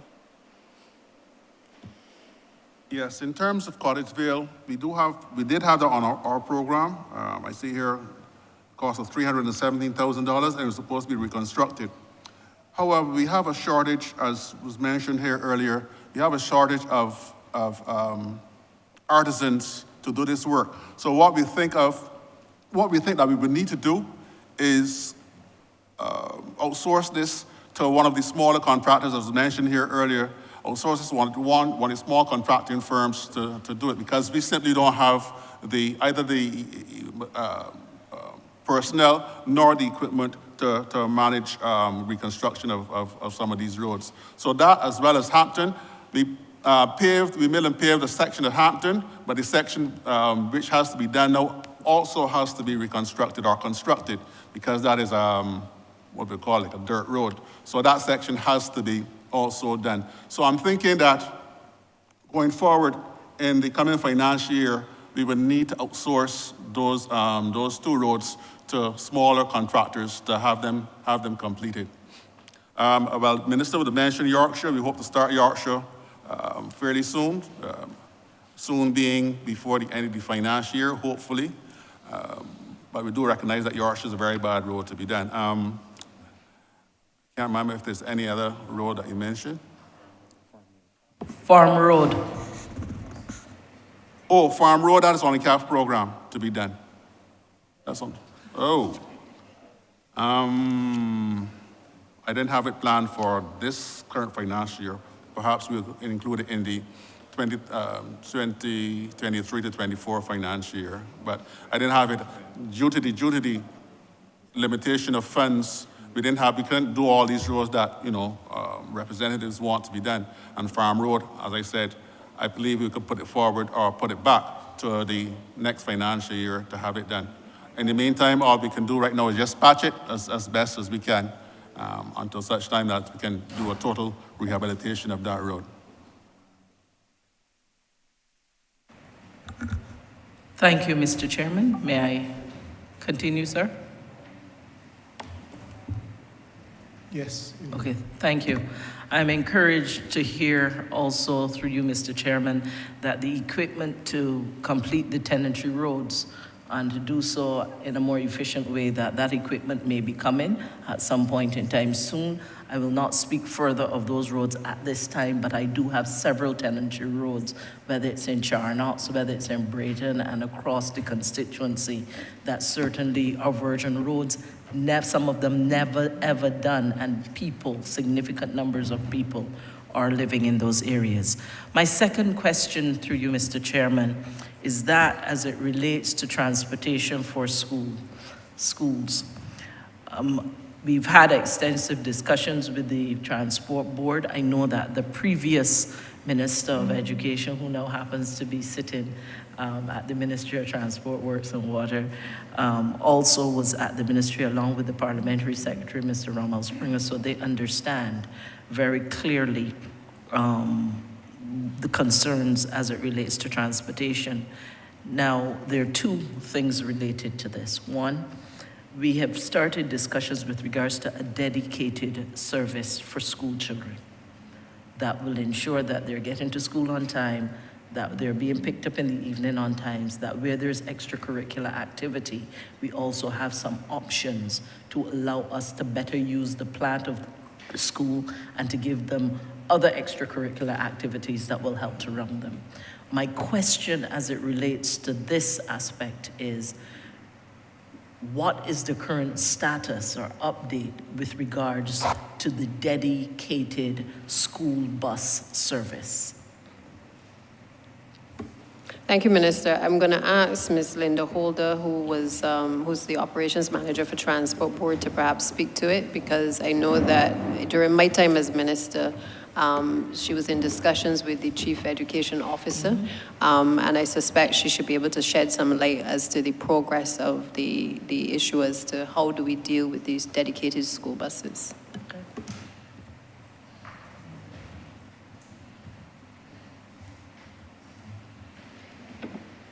Good afternoon, Chair, again. Honourable Member, as it relates to the discussions on the dedicated school bus system, we've continued those discussions with the Ministry of Education. We have also been fortunate enough to sit with the IDB mission, who is going to be looking at a pilot for us on the dedicated school bus system. We agree, and we have always agreed, and our present minister would have been there as well when we started the discussions on the fact that schools need to have some ancillary activities after hours, and the fact that if you stagger the times that the children are allowed to leave the school or arrive at the school, it also assists all of us with the traffic management plan. So coming out of that, we met with the Chief Education Officer. As recent as last week, we would have again reached out to say we want to finalize those discussions, and we believe that by the time school closes off this term, we would have a proposal for the way forward on that particular project. Okay. I hope I answered the question. Yes, you did. Thank you. Through you, Mr. Chairman, my second question, I think the follow-up question as it relates to the Transport Board. Sorry, sir, if I may. Yes, very briefly. And no, yeah, thank you, sir. The opportunity is ripe for us to have a training with some of the drivers of Transport Board. I believe that your chairman is in receipt of a letter from the ministry with regards to the conduct of some drivers of the buses that are especially under the TAP program, and how they are interacting with the attendance officers who are seeking to maintain discipline with those school children that are driving on those buses. It was not just an incident, a one-off incident, but as you know, we have been having continuous problems with drivers, particularly in the TAP system, showing disrespect to the attendance officers of the ministry as they seek to do their jobs, and embarrassing certain persons in front of the school children who are then laughing. This matter cannot continue, and we have to find a way to have the conversations and the communications. I know that this is a matter of which you are aware, and I'm asking, what do you see us doing together other than additional training and conversation to be able to make sure that this problem does not become a big problem, but that it stays where it is now as an emerging problem that is becoming more and more consistent? Before I ask the Director of Transport Authority and also Ms. Holder to come back in, let me just say that a lot of these issues in relation to the drivers can be addressed by the training.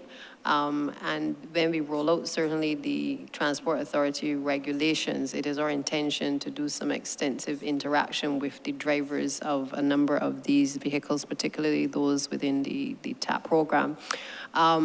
And so I am anxiously awaiting the framework which will be provided by the regulations. It is our hope that we will have the request for the transport inspectors to also be introduced into the system, the additional transport inspectors under the Transport Authority, which will again give some degree of teeth to the system so that we can kind of root out some of the bad behaviors and certainly allow the Transport Authority to be able to better regulate those concerns as well. But we are open certainly through both the Transport Board and the Transport Authority to the training that may be provided through the Ministry as well of Education.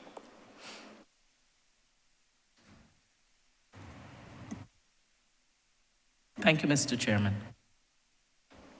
I think the Director was going to come in, Director and...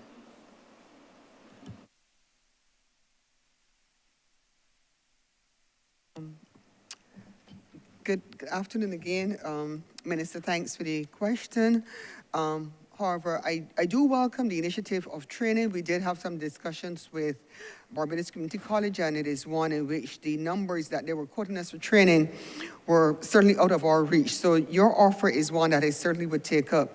But in relation to the TAP drivers and the issues with the interaction with the school monitors, etc., I'm going to defer that subsection of the question to the Transport Board. Thank you, Director. Honourable Member, I thank you for the question because it's something that's currently engaging us. And it speaks to sometimes people not understanding their role within a process and being accustomed to doing certain things for so long. I will begin by saying, though, that my own experience since arriving at the Transport Board in 2019 is that we have had a wonderful relationship with your education officers who are on the ground in all of our terminals at the beginning of school in the morning, and sometimes they come in the afternoon as well. The incidents to which you spoke to, I saw that as just a one-off because I was not being made aware that this had, even in our conversations with your principals inside of the terminal and the education officers, these are not things that happen every day. This is a matter that occurred maybe 6-7 months apart. What I am aware though of is that, and before you even go on, what I'll say to that is that we are handling that matter internally through our procedures. But we have also had extensive conversation with the supervisor as well as the officer involved as it relates to how we deal with this matter going forward. And it speaks simply to persons understanding that the role of the education officer on the ground is very critical and should be treated with the respect that person should be given from everybody involved in the process. We would have also indicated at the time that we would have spoken to our drivers and our supervisors in the terminal to watch out for these kind of behaviors and make sure that we deal with them on the spot, instead of waiting till after the fact and waiting somebody complain or say there was a problem. So you've asked our supervisors to be a little bit more vigilant. We had also discussed internally as it relates to some feedback we got from principals as it relates to how drivers may speak to children and how they interact with children. That is something that we are currently looking at to see how we can, in terms of training, that we can improve upon that. So I don't want to say that we are saying that the board is not aware that there are some issues within the educational system in terms of the communication between driver and education officers, driver and students. It calls for for both sides to, because there are some students who are extremely disrespectful, but it also calls for a conversation between not only the ministry and the transport board, but we also need to involve a lot more the principals, the parent teachers associations, to get them to understand the kind of challenges that we are confronted with. It pains me when I have to take a phone call which says, CEO, I am taking the bus to the police station because I have this issue with children on the bus. You know, I don't want to hear that. I would prefer that those calls no longer come to me as a person running this organization. But you are correct, there's a lot of work that needs to be done. Training, communication, and conversations with all of the stakeholders is the only way we're going to get out of this. And you're correct. We have to work together to get out of it. Thank you very much, sir. But through you, Mr. Chairman, if I may correct, the information which I have received is that this has not been a one-off situation, that in this school year alone, which only started in September, October, November, December, January, February, we're now into March, there have been 5 other incidents. And therefore, that's why I said, let's nip it in the bud before it becomes, so it's not a one-off, sir.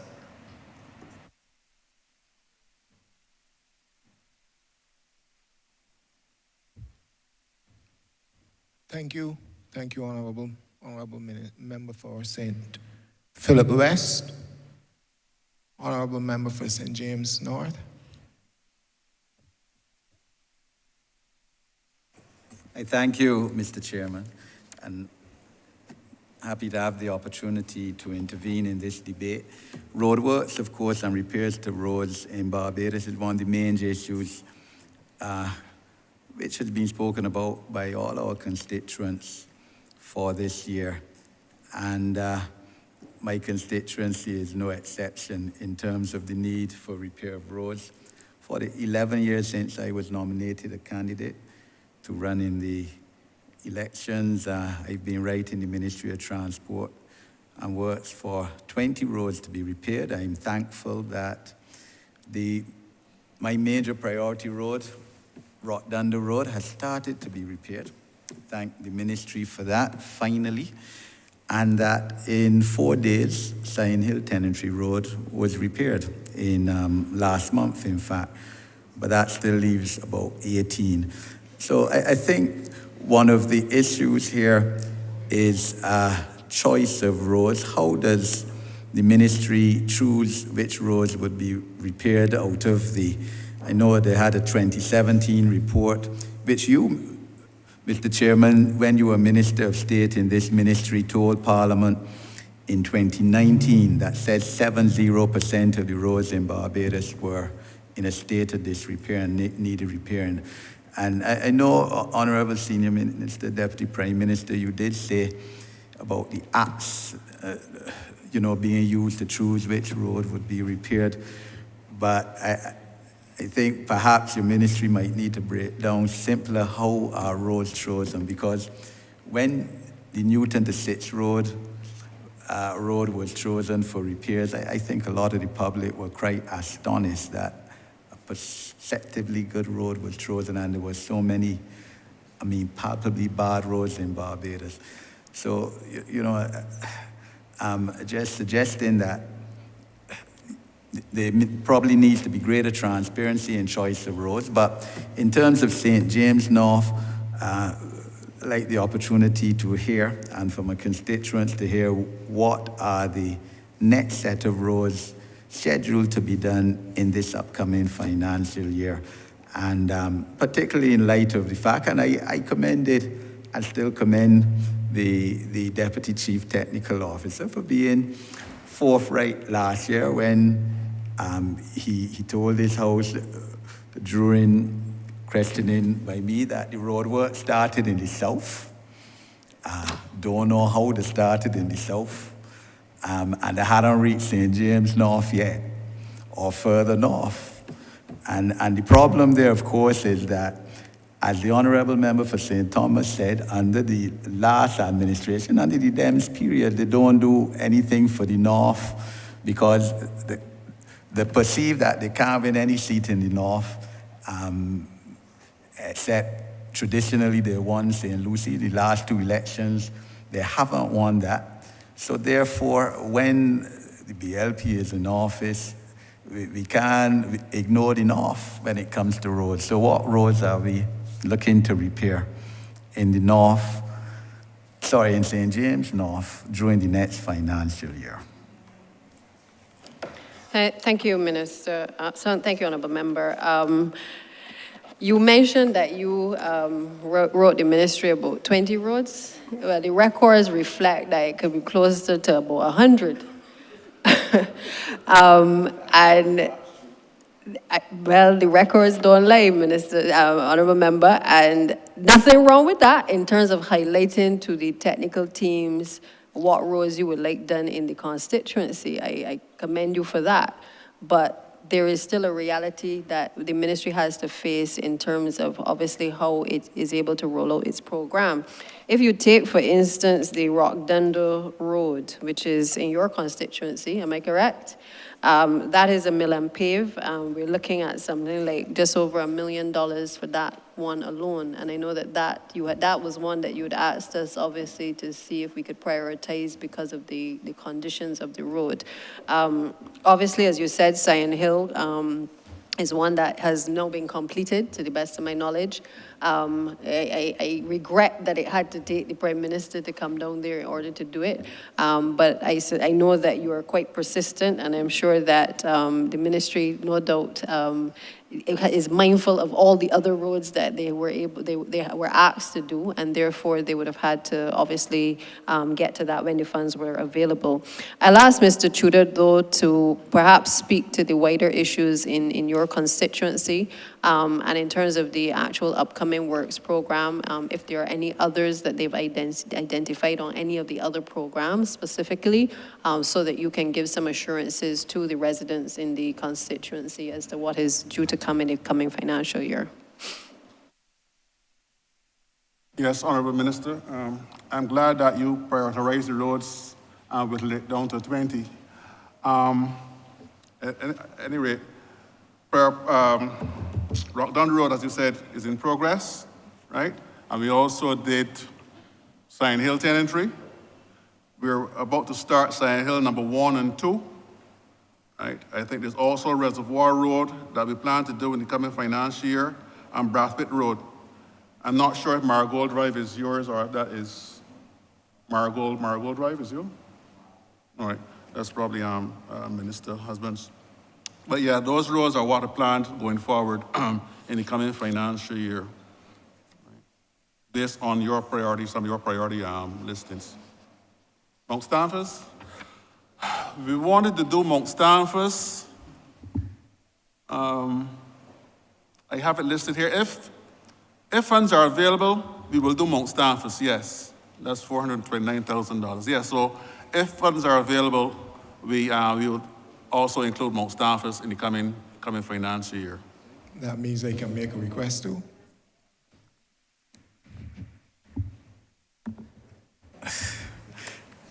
Secondly, Mr. Chairman, the issue of the Zone 1 and the realignment to Zone A has come up in this debate under this head. It is clearly an issue of tremendous concern. We've made a pledge as a party, manifesto promise to the people, that we will try and regularize the issue, and this is extremely people-centered because the Zone 1 prohibits persons who have built after 1974 from having indoor toilet facilities in these particular areas. A large part of my constituency is under Zone 1. And people ask me every week when they're going to be able to put in indoor toilet facilities and get water. Basic human rights. The Water Authority Amendment Bill has been laid in Parliament for almost a year now, April last year, which speaks towards the realignment. We heard Honourable Deputy Prime Minister about that we're making some progress, and there's going to be a meeting soon with the parliamentary group on this issue. I get the impression that they had technical difficulties because, to your credit, Honourable Deputy Prime Minister, you brought this bill.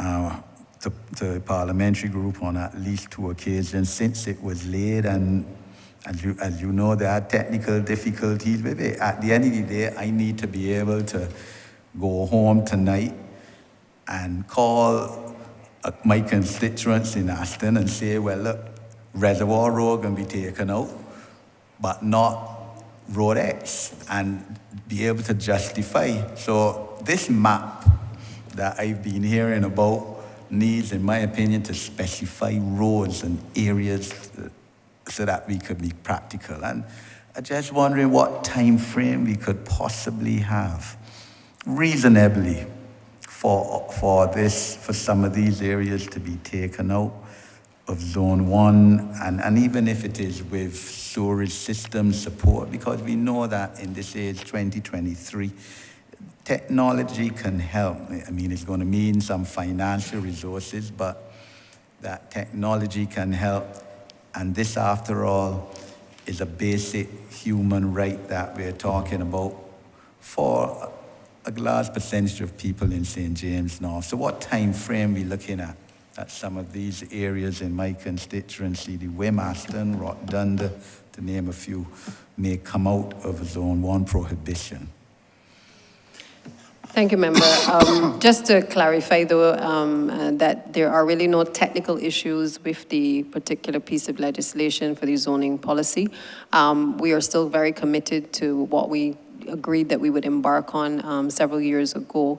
I think the major issue in terms of why it was not brought before Cabinet for final entry into the House was primarily because we had to make some changes to the desalinated zones, and that obviously impacted our ability to finalize the maps. Now, I think you can appreciate that that is a process that, from a technical standpoint, obviously has to be perfected before it can actually become, enter into the public domain. That is before CPC for the changes to have been made. And there were obviously some other areas where the technical teams just wanted to settle before it actually was released. But we are all well aware of the urgency. This has an impact on a lot of the matters that are even within planning. It has an impact on, you know, from a number of persons who are awaiting a decision to be made, or at least to be able to see the map so that they can make decisions in relation to their properties. So I do appreciate your concern, but simply to say to you that these things are, do take time to be able to come to fruition. And we are trying not to make the mistakes of others in the past where we bring legislation and then we find that we have to keep amending and amending and amending and perfecting.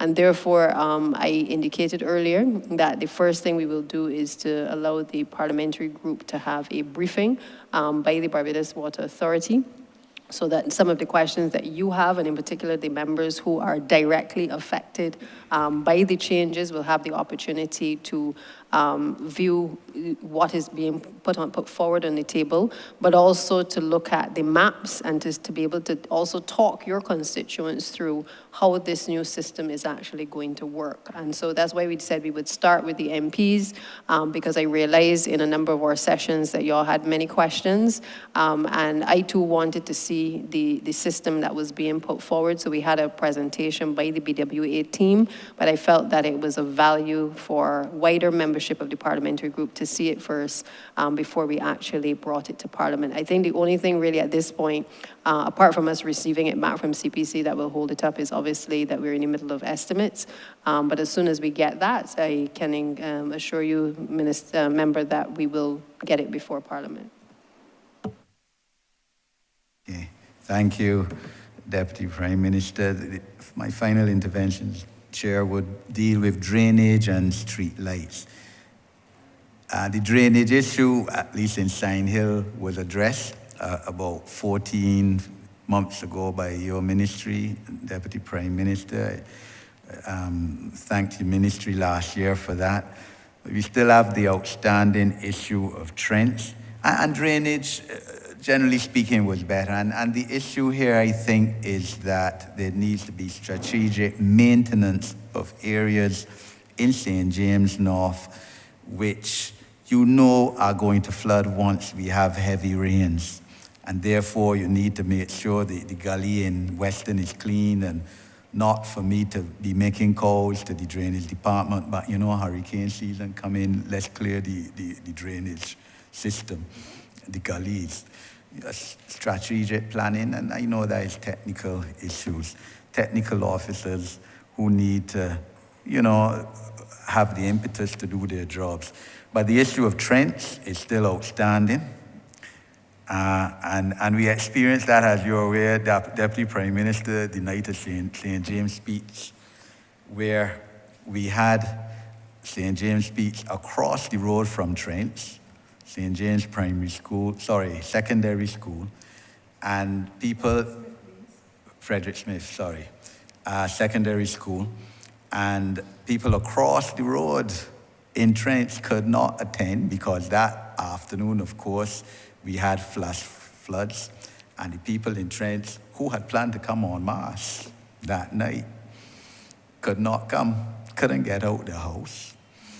And therefore, what is the plan for Trent? This has been outstanding for too long. I think I would have thought that ingenuity by now would have come up with a solution for this area. It is true that it is below sea level. It is true that this has been a problem for 60 years, but this is what we were elected to resolve. So I'd like to know what plan there is for resolving the flooding issue in Trent, whereby after 5 minutes of heavy rain, people can't get out the house and need to hire a boat. And also street lights. What is the plan for installation of more street lights, especially along Highway 2A stretch which traverses the constituency from Sheffet roundabout to Mile and a Quarter, especially at extremely dark. And of course, although it's a road traversing through St. James North, it's a national highway. Honourable member, you asked your 3 questions. Yes, in a 4th. Please be guided. Right, so drainage and street lights, those 2 issues, sir. Thank you, Honourable Member. Just to indicate to you that I know that a lot of the issues that you raised would have come out of the Parish Speaks, in particular the issue of the flooding in the Trent area. I think all of us saw the videos with school children trying to traverse lots of water in that area during some very heavy rainfall.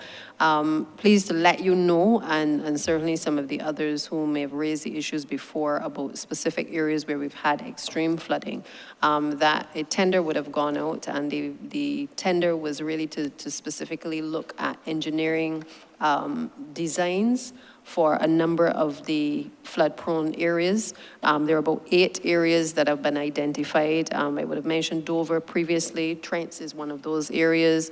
There's Goodland Gardens in Christchurch, Pillarsdorf, or Oleander Drive, which is number 1 near Enterprise Coast Road in Christchurch.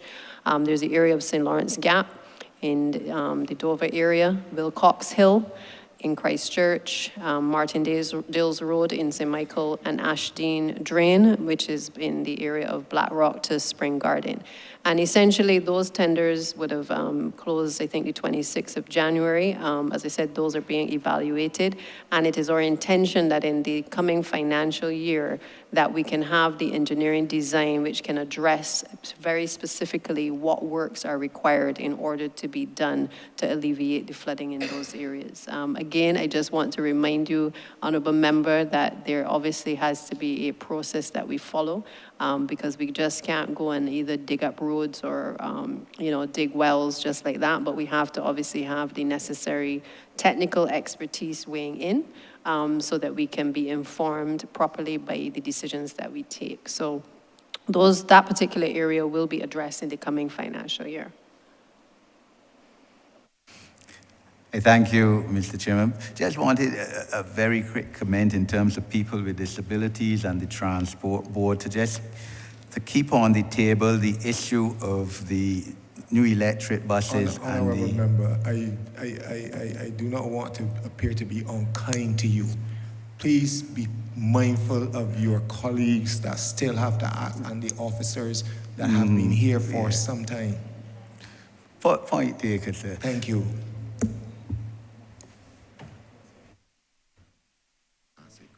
Okay, and the issue of future electric buses to come down with a sound system that the blind and those who are visually impaired can hear when the bus is approaching. And I know, Honourable Deputy Prime Minister, you committed the Transport Board to install those sound systems on electric buses in the future.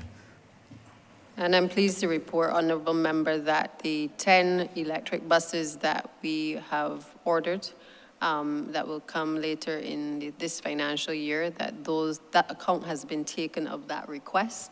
As you are aware, we would have met with you and your team to look at some of the issues in relation to public transportation for vulnerable groups and in particular persons with disabilities. Those issues were raised, as well as ensuring that we had the stoplights or the pedestrian signals at particular junctions for persons who are hearing impaired. I think we also have started the process of addressing more robustly the issue of parking spaces across the country as well, to be able to facilitate persons who have disabilities. So just to again reiterate, the ministry is committed to ensuring that we provide the adequate support for persons with disabilities so that they can function in society just like all the rest of us. And we have taken that into account in the procurement of our buses, as well as all of the other areas where I know that you have raised that are of concern to the persons within the disabled community. Thank you for your indulgence, Mr. Chairman. Thank you, Honourable Member for Christchurch East. Thank you, Mr. Chair. Honourable Deputy Prime Minister and your team, I actually want to thank you all tremendously for the work done in my constituency over the last couple of years with respect to some roadworks that were done and some solutions that were provided by the Water Authority. We still do have a way to go, but I am not ungrateful, so I will actually admit that we're in a much better position than we were in a couple of years ago. Having said that, the two worst roads in my constituency now are also the two that are plagued by a persistent problem with respect to transportation. That is the road going up to Chancery Lane up by Long Beach Estates, which the PS knows very well, and also the road going up to Ferry Valley along the back of the airport. Now, what has happened is that the ZRs, the private contractors, have stopped driving the entire routes. So they determine when they're stopping, turn around, and telling people to get off, and they're gonna walk the rest of the way. In some cases, that's almost a mile for school children at night and for old people. Sorry, politically correct, the elderly. Thank you. But the point remains that a license is issued to commence at X point and end at Y point.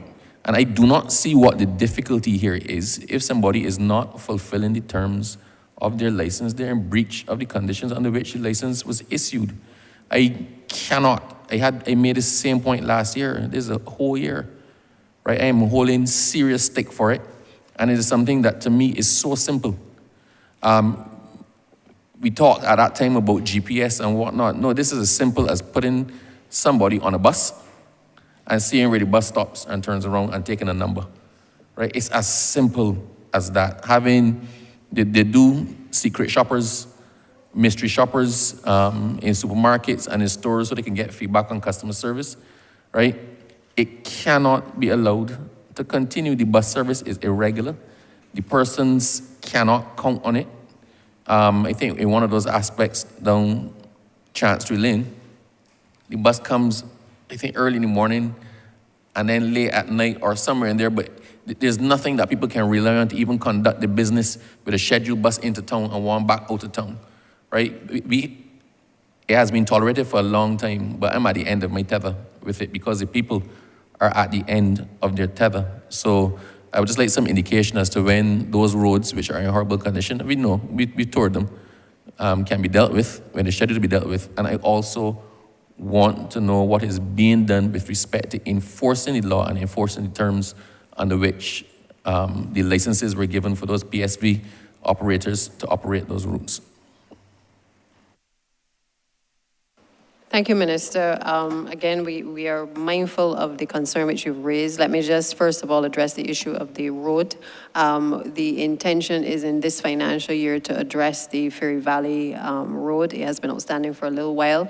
It's around about 1.2 million that we are looking at for that particular project.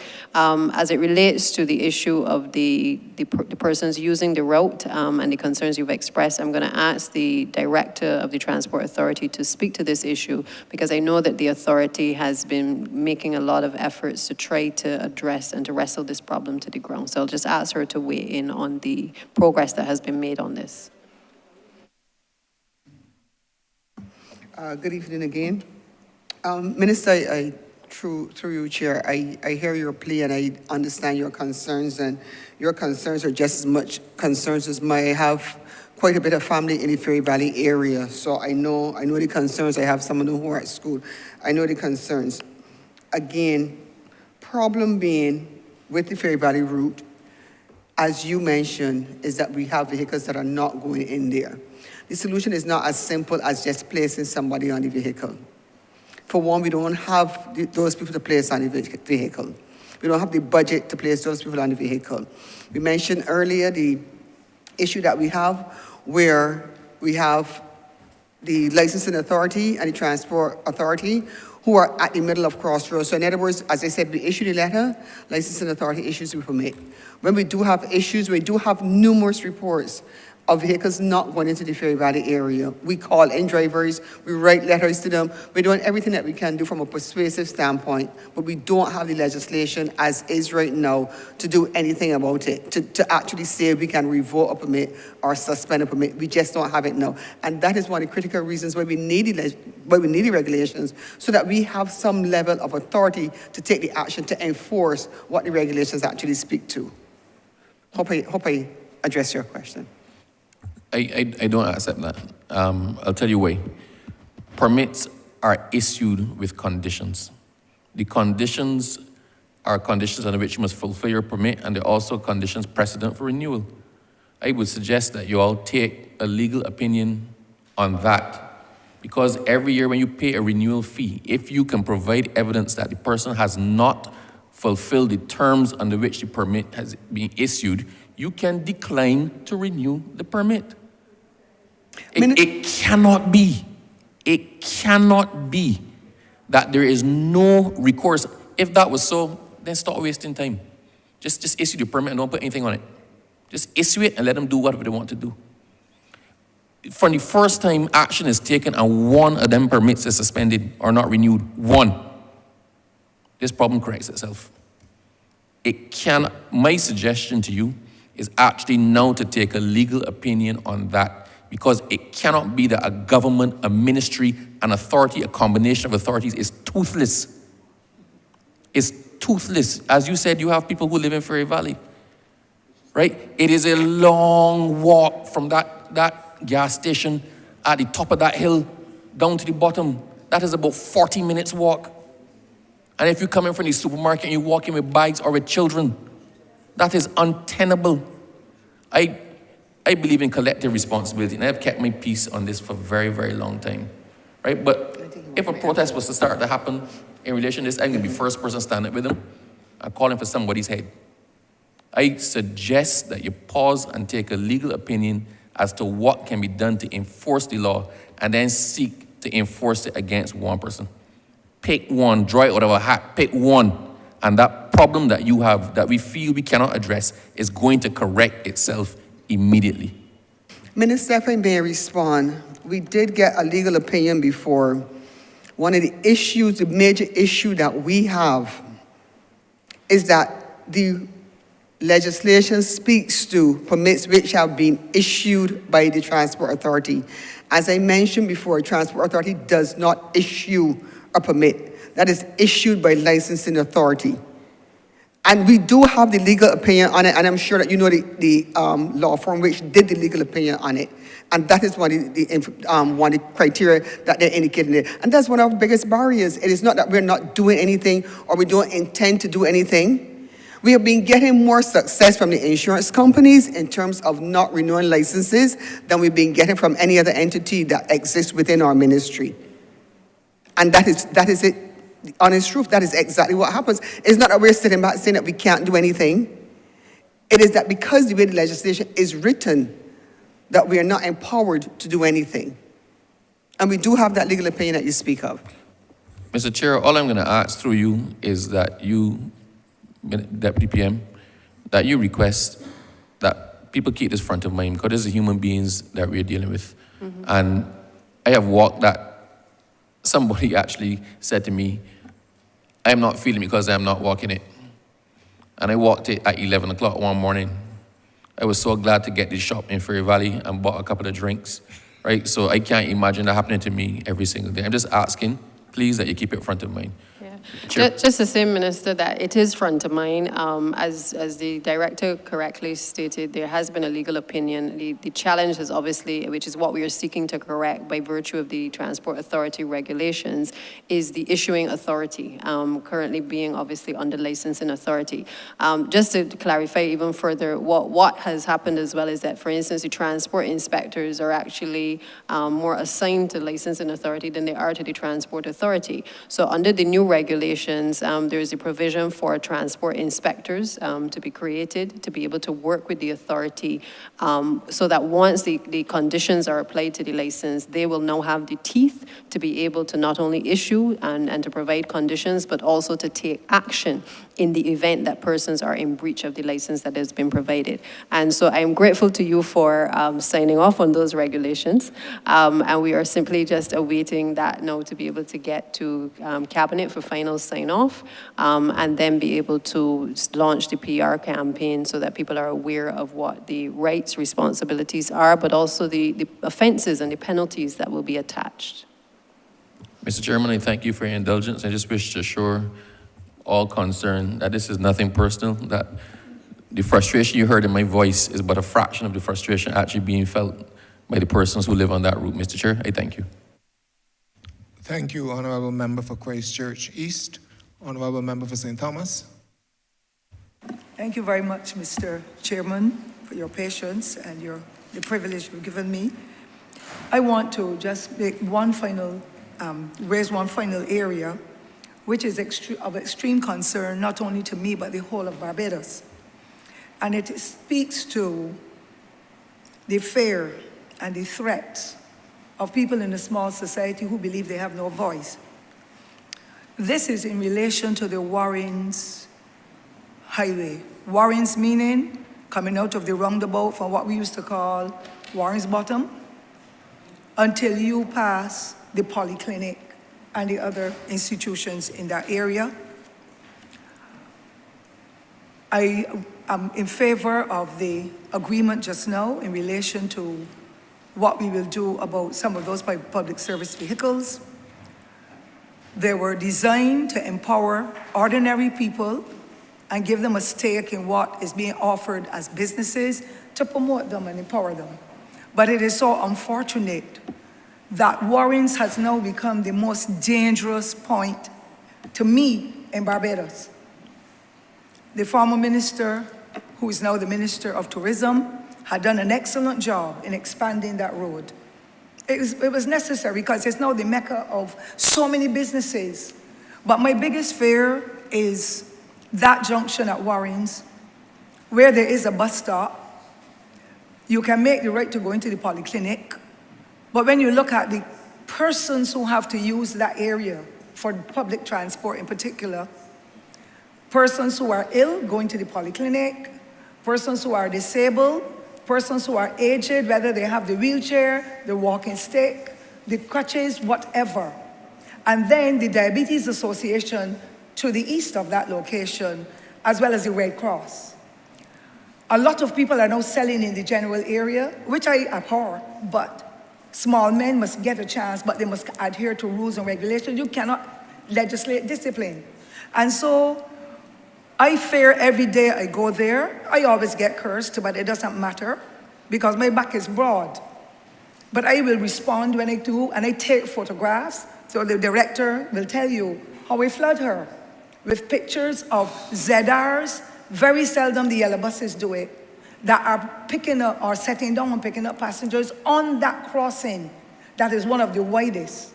No longer can you make a right turn if you're coming for Lodge Terrace. You have to make your left and go down to get back up to the roundabout. But the ZRs are parking now, blocking the exit from the same Lodge Terrace and parking. The drivers get out, they're unkempt. I've never seen young men so musty looking yet, excuse my language, sir, and operating the buses. Some of them are smoking, you know what. Some of them are drinking the beers behind the wheel. We cannot expect the police officers to continuously be going behind them because they will never ever be able to catch criminals otherwise. And therefore, I believe that the safety of everybody should be protected. I believe that it is about time that this government makes a determination, having widened the road, given all the lanes. There is a lot of activity going on there with the shopping and all that, but persons who are seeking medical attention should not in any way have their lives endangered. And I believe it is time that some kind of lights, meaning like what we see at some of these schools. I can remember Black Mongola. They have a sign with little lights on them that you can tell it's a pedestrian crossing. The guys get out of the ZR when they are on the line and stop traffic with their hands like they are the police officers or persons who are being assigned to do that duty, and stopping the oncoming traffic or the one behind to get passengers across that are coming from over by the chicken barn. It is about time something happens before people get seriously injured or lose their lives. And unless we get back those inspectors whom I found them to be paying respect to, I call them inspectors, I don't know what the Honourable Senior Minister would call them. Unless we get back them, when you're hearing that there are only 2 left and 5 have retired but the places have not been filled, then that is giving license to those persons who are working in the sector with the PSVs to do worse. I want to know what are their leaders doing. It's about time government calls the leaders together, tell them that the men are unkempt, because they're mostly men. They're unkempt with their attire. Some of them are letting the little school children, telling little girls in particular, you hold the bus fare, we'll see you later. Some of them are giving them snap boxes. I'm on the road, you know, Mr. Speaker, don't mind Mr. Chairman, don't mind my age. I'm as sharp as anything else when it comes to looking after and protecting other people. I want to know what is this government doing with Warrens. I had written the former senior minister, for the honourable member for Christchurch West, asking for signs to be posted where that single bus stop is on the left going to Bridgetown, going down to the Lodge Hill side, to be able to say no waiting. The transport board buses cannot get into the bay when those ZRs are there. The behavior is the worst I've ever seen. I've been down the islands and I've seen those transport persons doing an excellent job. I traveled with them when I went to St. Lucia, but I don't know or understand what is actually happening now that we are here, having come so far, empowered people and giving them a chance to thrive. The owners must play a role. The owners of those PSVs must play a more significant role. It's not all about money. Lives are more important. Great health from any danger is more important than anything else. And I would like to know, what is this government doing? I pass Warrens every day. I will hate to know that anybody hits anybody, but more particular hits me and breaks my hand or my foot, because I'm in my old age now. You know my joints will not heal back, sir. And therefore, please let me know. Please let me see signs going up. Please let me see people monitoring and pulling the ZRs off the road and letting the owners know your workers have been the worst, the disrespect, the threats, they have weapons, all kinds of negative things. I really could not close off this evening, sir, unless I put that on the table, because it is a cause for concern that needs to be properly monitored. And our police numbers, the number of our police service personnel is so small that I do not expect them to have to go and police anybody when there are rules and regulations. Otherwise, pull the permit from the person and let somebody else who is worthy get it and carry on with the business of saving lives and making sure that people enjoy whatever is offered to them in this little country, Your Honor. Thank you so much for your patience. Thank you, Honourable Member for St. Thomas. Just to say that I think we are all sensitive to the issue at the Warrens Junction. I'm going to ask the Chief Licensing Officer, under whose portfolio the responsibility for the transport inspectors falls, to just address this matter, because I know that he would have been advised to deploy an inspector to that area to be able to address this situation and to wrestle this to the ground. So I'm just wanting him to perhaps weigh in as to if there have been any challenges or any progress that has been made up to this point. Thank you, Deputy Prime Minister. Honourable Member, my name, Virgil Knight, Chief Licensing Officer, Barbados Licensing Authority.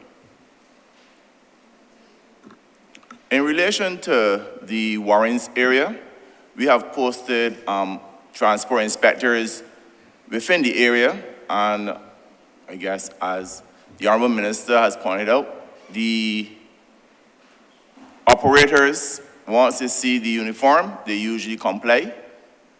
And as soon as the officers leave the area, they go back doing what they were doing before they got there. What we try to do is to work with the insurance companies and with the bike cops to carry out enforcement on these operators. But the thing is that they operate like servants. Once the officers are there, they comply. They know what they're supposed to do. They pull in the bus stop, they drop down, they pick up, and they keep moving. They don't hang around. But as soon as the officers leave, then that is where the problems occur. So.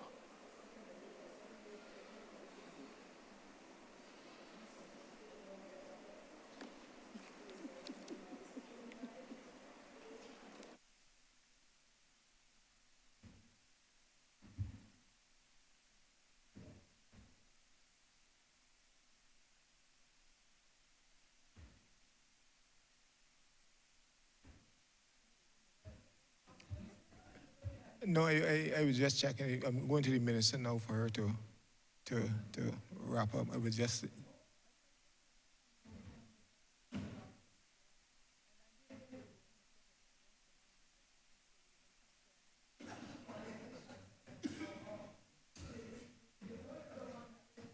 Your mic. Beg your pardon, sir. You know my old voice from the school. I thought I could be. I failed to do that. I beg your pardon, sir. My other concern, and it is the concern of the licensing authority and so, is these hundreds of cars that are getting license plates that are the license plates of others. If I'm making sense. So that there is regulation, I know, legislation, but there are people who are operating facilities where they are preparing license plates for others. I got the impression from what I have learned in the past that you had to have your insurance document, your license, meaning the driver's license and so, in order for you to show and get your license for any new vehicle. But now there's so many vehicles driving around with the same number, so I don't know when I will see somebody with T1399 on theirs, and what will happen if there's an accident and the person says it's me. I don't want my character to be sullied, sir. And therefore, what is being done, who is following through on these illegal licenses that people are using, and the companies that are preparing them without the necessary documentation? Because if the person hasn't got the credentials from the licensing authority or from their insurance company, how can private people then, who is regulating that to make sure that nobody gets hit with a vehicle or whatever, and then it is not the owner whose car it is or whatever. We've seen pictures of them because the technology is helping us a lot. I want to know what is happening in that respect, because it is creating a lot of confusion. When somebody goes and makes a robbery with the license plate that I have, then you hear her car was there, it is her, and the police are all over the place. I've never had any follow-up with the police yet, and them coming to my house on any matter of that nature. I wouldn't like it now in my young age, sir. So please, can I find out from the members exactly what plans there are to make sure that those cars are pulled off the road and people are brought to justice? The system has to work for us, who are the law-abiding ones. Thank you, Honourable Member. Mr. Knight, I will ask you to also respond to the Honourable Member for St. Thomas. Thank you, Deputy Prime Minister. Honourable Member, in relation to these license plates that are being used by other or by illegal persons, we are seeking to introduce a system called the Electronic Vehicle Registration System. This should assist in the tagging of vehicles where vehicles will be tagged by their chassis number, engine number, the owner, the insurance. So all this information will be collected and be placed on the tag. That tag is an electronic tag, and that will be used to identify that vehicle when it drives through the portals. That also allows us to know if this vehicle is registered or insured, and that will help us in policing the roadways. That's one. There's also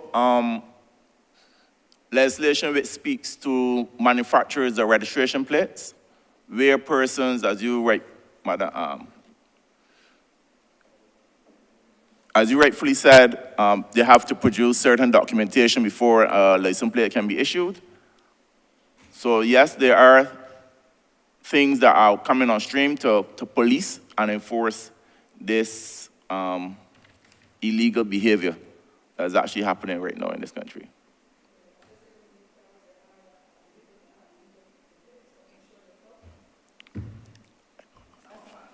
As a follow-up, Chair, I'm going to just ask the Permanent Secretary to also respond. Thank you, Deputy Prime Minister. Honourable Member for St. Thomas, your situation as it relates to the duplication of numbers is very accurate. Only last week, I discussed this matter with the Chief Licensing Officer, and he has advised me that what has happened is over the years, since the Barbados Revenue Authority came into operation, some of the licensing, or a significant amount of the licensing function, has gone to the Barbados Revenue Authority. So what is simply happening now is you may be driving down the road knowing that your insurance is up to date, you have your insurance certificate, and you will see your vehicle number going in the opposite direction. That person has a valid insurance certificate, but the reason for that is every fortnight or every month, sometimes every week, insurance companies send a spreadsheet to the Barbados Revenue Authority for the Barbados Revenue Authority to update its database. I found out last week that that has not been happening, because once that database is updated, the information is sent to the Barbados Licensing Authority, and what we in Barbados, we are familiar with as a DIS, what we call the registration card, that circular thing we normally place on our main screen. Well, the Honourable Member is correct. It used to be, because it has been a while that the BRA has not been sending the information to the Barbados Licensing Authority. So the Barbados Licensing Authority cannot mail it to the respective residences.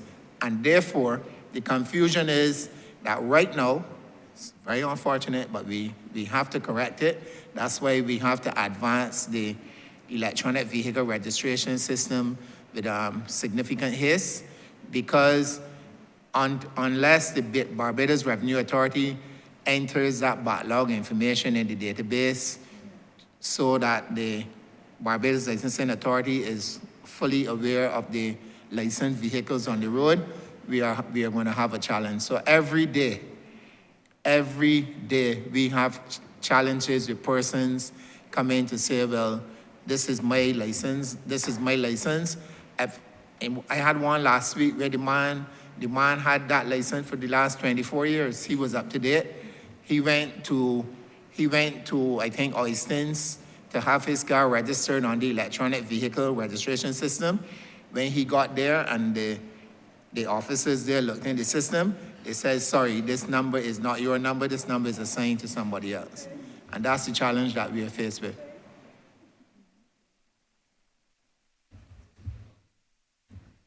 Thank you, honorable members all. Before I ask the honorable minister to wrap up, I certainly want to express thanks and appreciation to this ministry, the first ministry in which I served, but notwithstanding, this is one of the toughest ministries perhaps in government, with a lot of responsibility. Certainly, as far as I'm concerned, it impacts my constituency in a real way.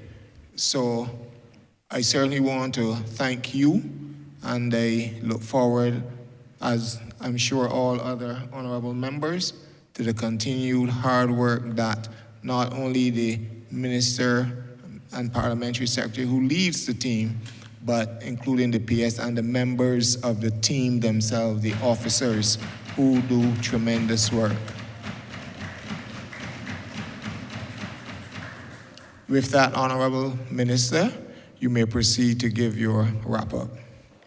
Thank you, Mr. Chairman, and I appreciate the sincerity expressed by yourself and certainly other members. I think you all know that, yes, education was quite difficult, but this is a very technical ministry.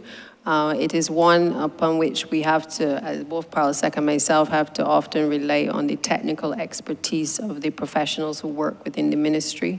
Obviously, we have to, and they have to balance sometimes the fact that we are dealing directly with the general public, and oftentimes a lot of the concerns, particularly when things are not done properly or not done fast enough, that we are often the direct recipients of the complaints. And so oftentimes we have to find that balance within the ministry where they are able to do what they have to do professionally, while at the same time understanding the urgency with which, as members of parliament, and certainly persons who interface a lot more with the general public, that we often ask them to expedite a number of the projects under the ministry's program.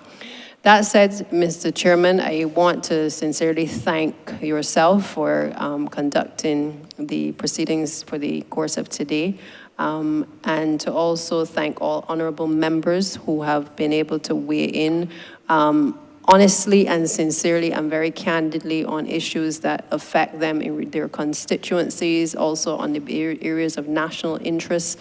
Obviously, sometimes people listening to the debate may believe that there's a banter taking place within the chamber.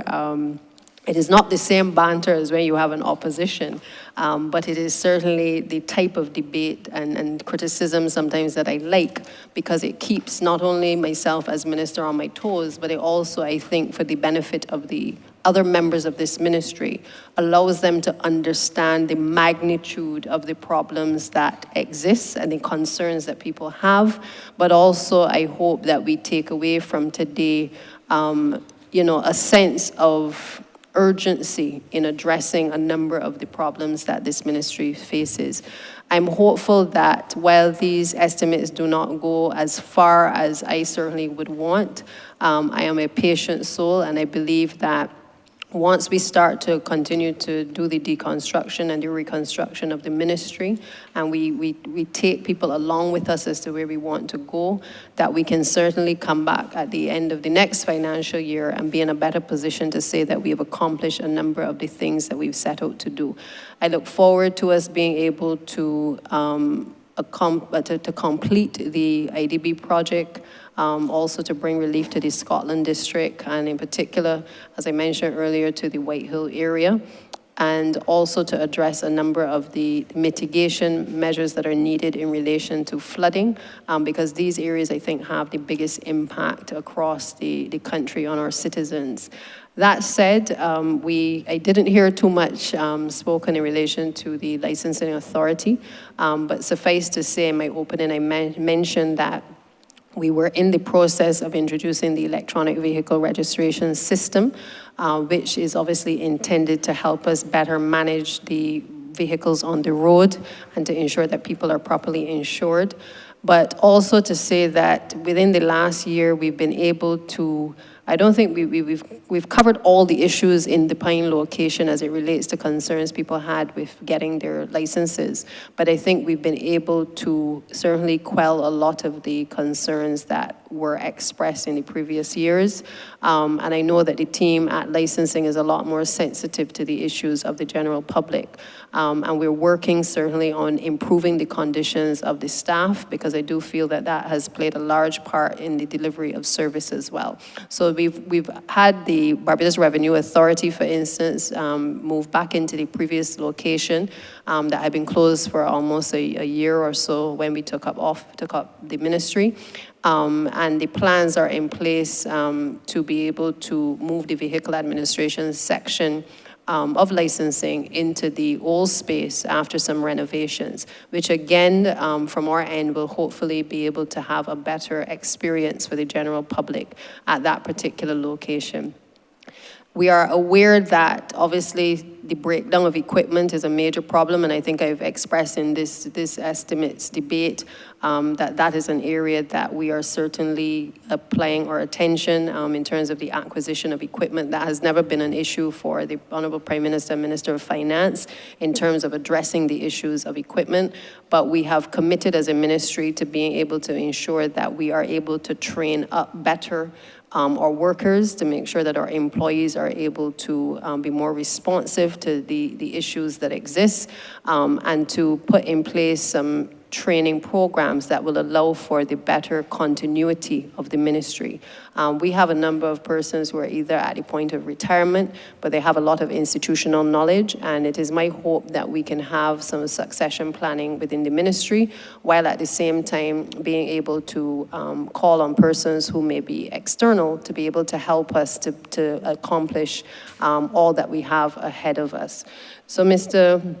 Chairman, essentially the state-owned enterprises, Transport Board, and as well as the Barbados Water Authority, Transport Authority, as you are aware, we are embarking on the reforms that are necessary to be able to make them fit for purpose, to be able to reduce government's the transfers that are currently being made to them. We've started in this financial year.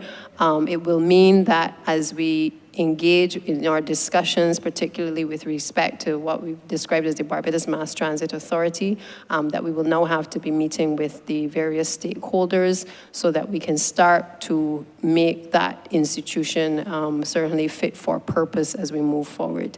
We've introduced a number of things such as a cashless system. That is in its piloting phase, but we've made significant progress in trying to change the operations of the Transport Board and certainly the Transport Authority. And I look forward to the reforms that obviously will come in relation to the Barbados Water Authority in the coming months. I have an excellent chair and certainly an excellent team at the BWA, who I believe have come in with a very laser-like focus to be able to improve the operational efficiencies of the Barbados Water Authority. And they've already started that process in terms of drilling down what is needed.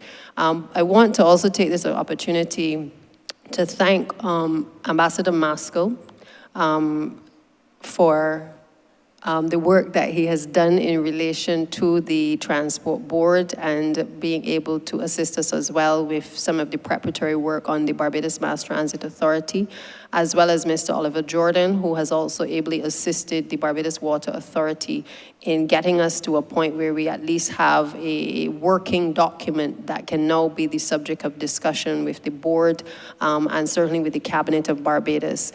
I think it is important, Mr. Chairman, for the country to appreciate that transformation does not simply happen because we say or we speak it into the air.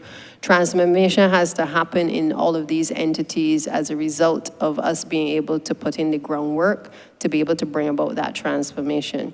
And the transformation is only going to make sense, I think, to the general public if we continue to communicate, not just in the estimates, but if we continue to communicate generally to the public to explain to them exactly what we are doing, why we are doing it, and how it is going to change and to transform their lives. I know that people are often resistant to change, and therefore within the ministry, I know that we have had our challenges, our tussles. Parlsec and I have certainly had some vigorous debates over these issues with the staff. But I do sense that there is a general appreciation for change that has to be made within the Ministry of Transport Works and Water Resources. We cannot continue to hold dear to the old processes because the public is expecting us to be extremely responsive to their concerns, and therefore change management has to be a large part of the reforms that is going to have to drive the Ministry of Transport Works and Water Resources. So with that, Mr. Chairman, again, I just want to express sincere thanks for all of the members of the ministry, the Transport Authority, the Transport Board, and the Barbados Water Authority and Licensing, who have taken the time today to be part of this exercise as well, and to sincerely thank as well my permanent secretary, who has provided extreme guidance to both myself and Parlsec over the course of the last year, and certainly to express thanks as well to Senior Minister Dugid as also, who, because of his experience in the ministry, but also leading the infrastructure team for the government, has been able to weigh in on a number of the major projects that in many cases he has started, but also that he can bring a certain level of technical guidance as well to us within the ministry. So my sincere appreciation to all who helped to make our lives a little bit easier. To the public, I would just encourage you to be patient. We are making best efforts to try to bring about the changes that you have asked us to make. And unfortunately, sometimes things take a little longer than we would expect. But I hope that you will be able to see within the course of this financial year some light at the end of the tunnel in relation to some of the pressing issues. And therefore, Mr. Chairman, I therefore beg to move that head 81 do now stand part. Beg to second that, sir. The question is that head 81 stand part. All honorable members in favor, say aye. Honorable members against, say no. Methinks the ayes have it. Honorable Member, Senior Minister, St. James Central. Mr. Chairman, I beg to move that you now report progress to his honor the speaker and ask for leave to sit again. The question is that I do now report progress to His Honor the Speaker and ask for leave to sit again. All honorable members in favor, say aye. Honorable members against, please say nay. Methinks the ayes have it.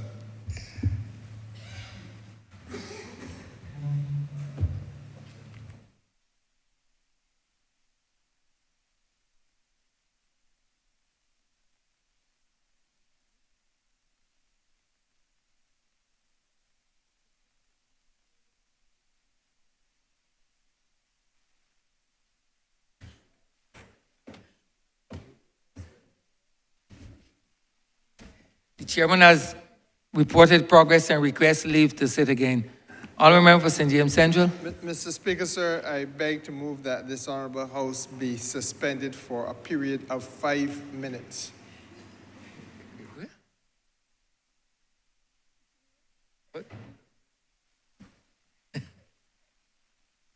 The question is that this honourable chairman be suspended for 5 minutes. All those honourable members in favor, please say aye. Those against, please say no. We think the ayes have it. This honourable chairman stands suspended for 5 minutes.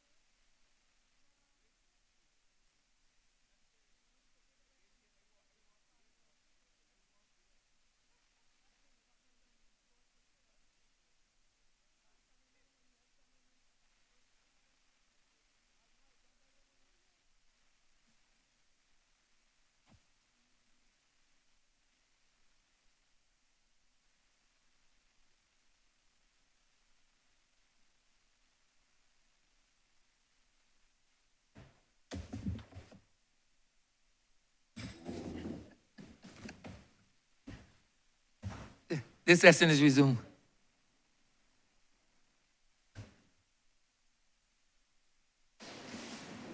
Honourable Leader of Government Business. Thank you, Mr. Speaker. We have not,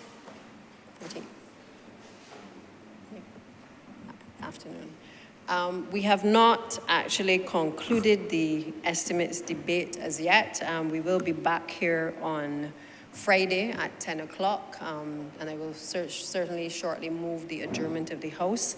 But in speaking on the adjournment, I just wanted to indicate... The adjournment or suspension? Sorry, the suspension.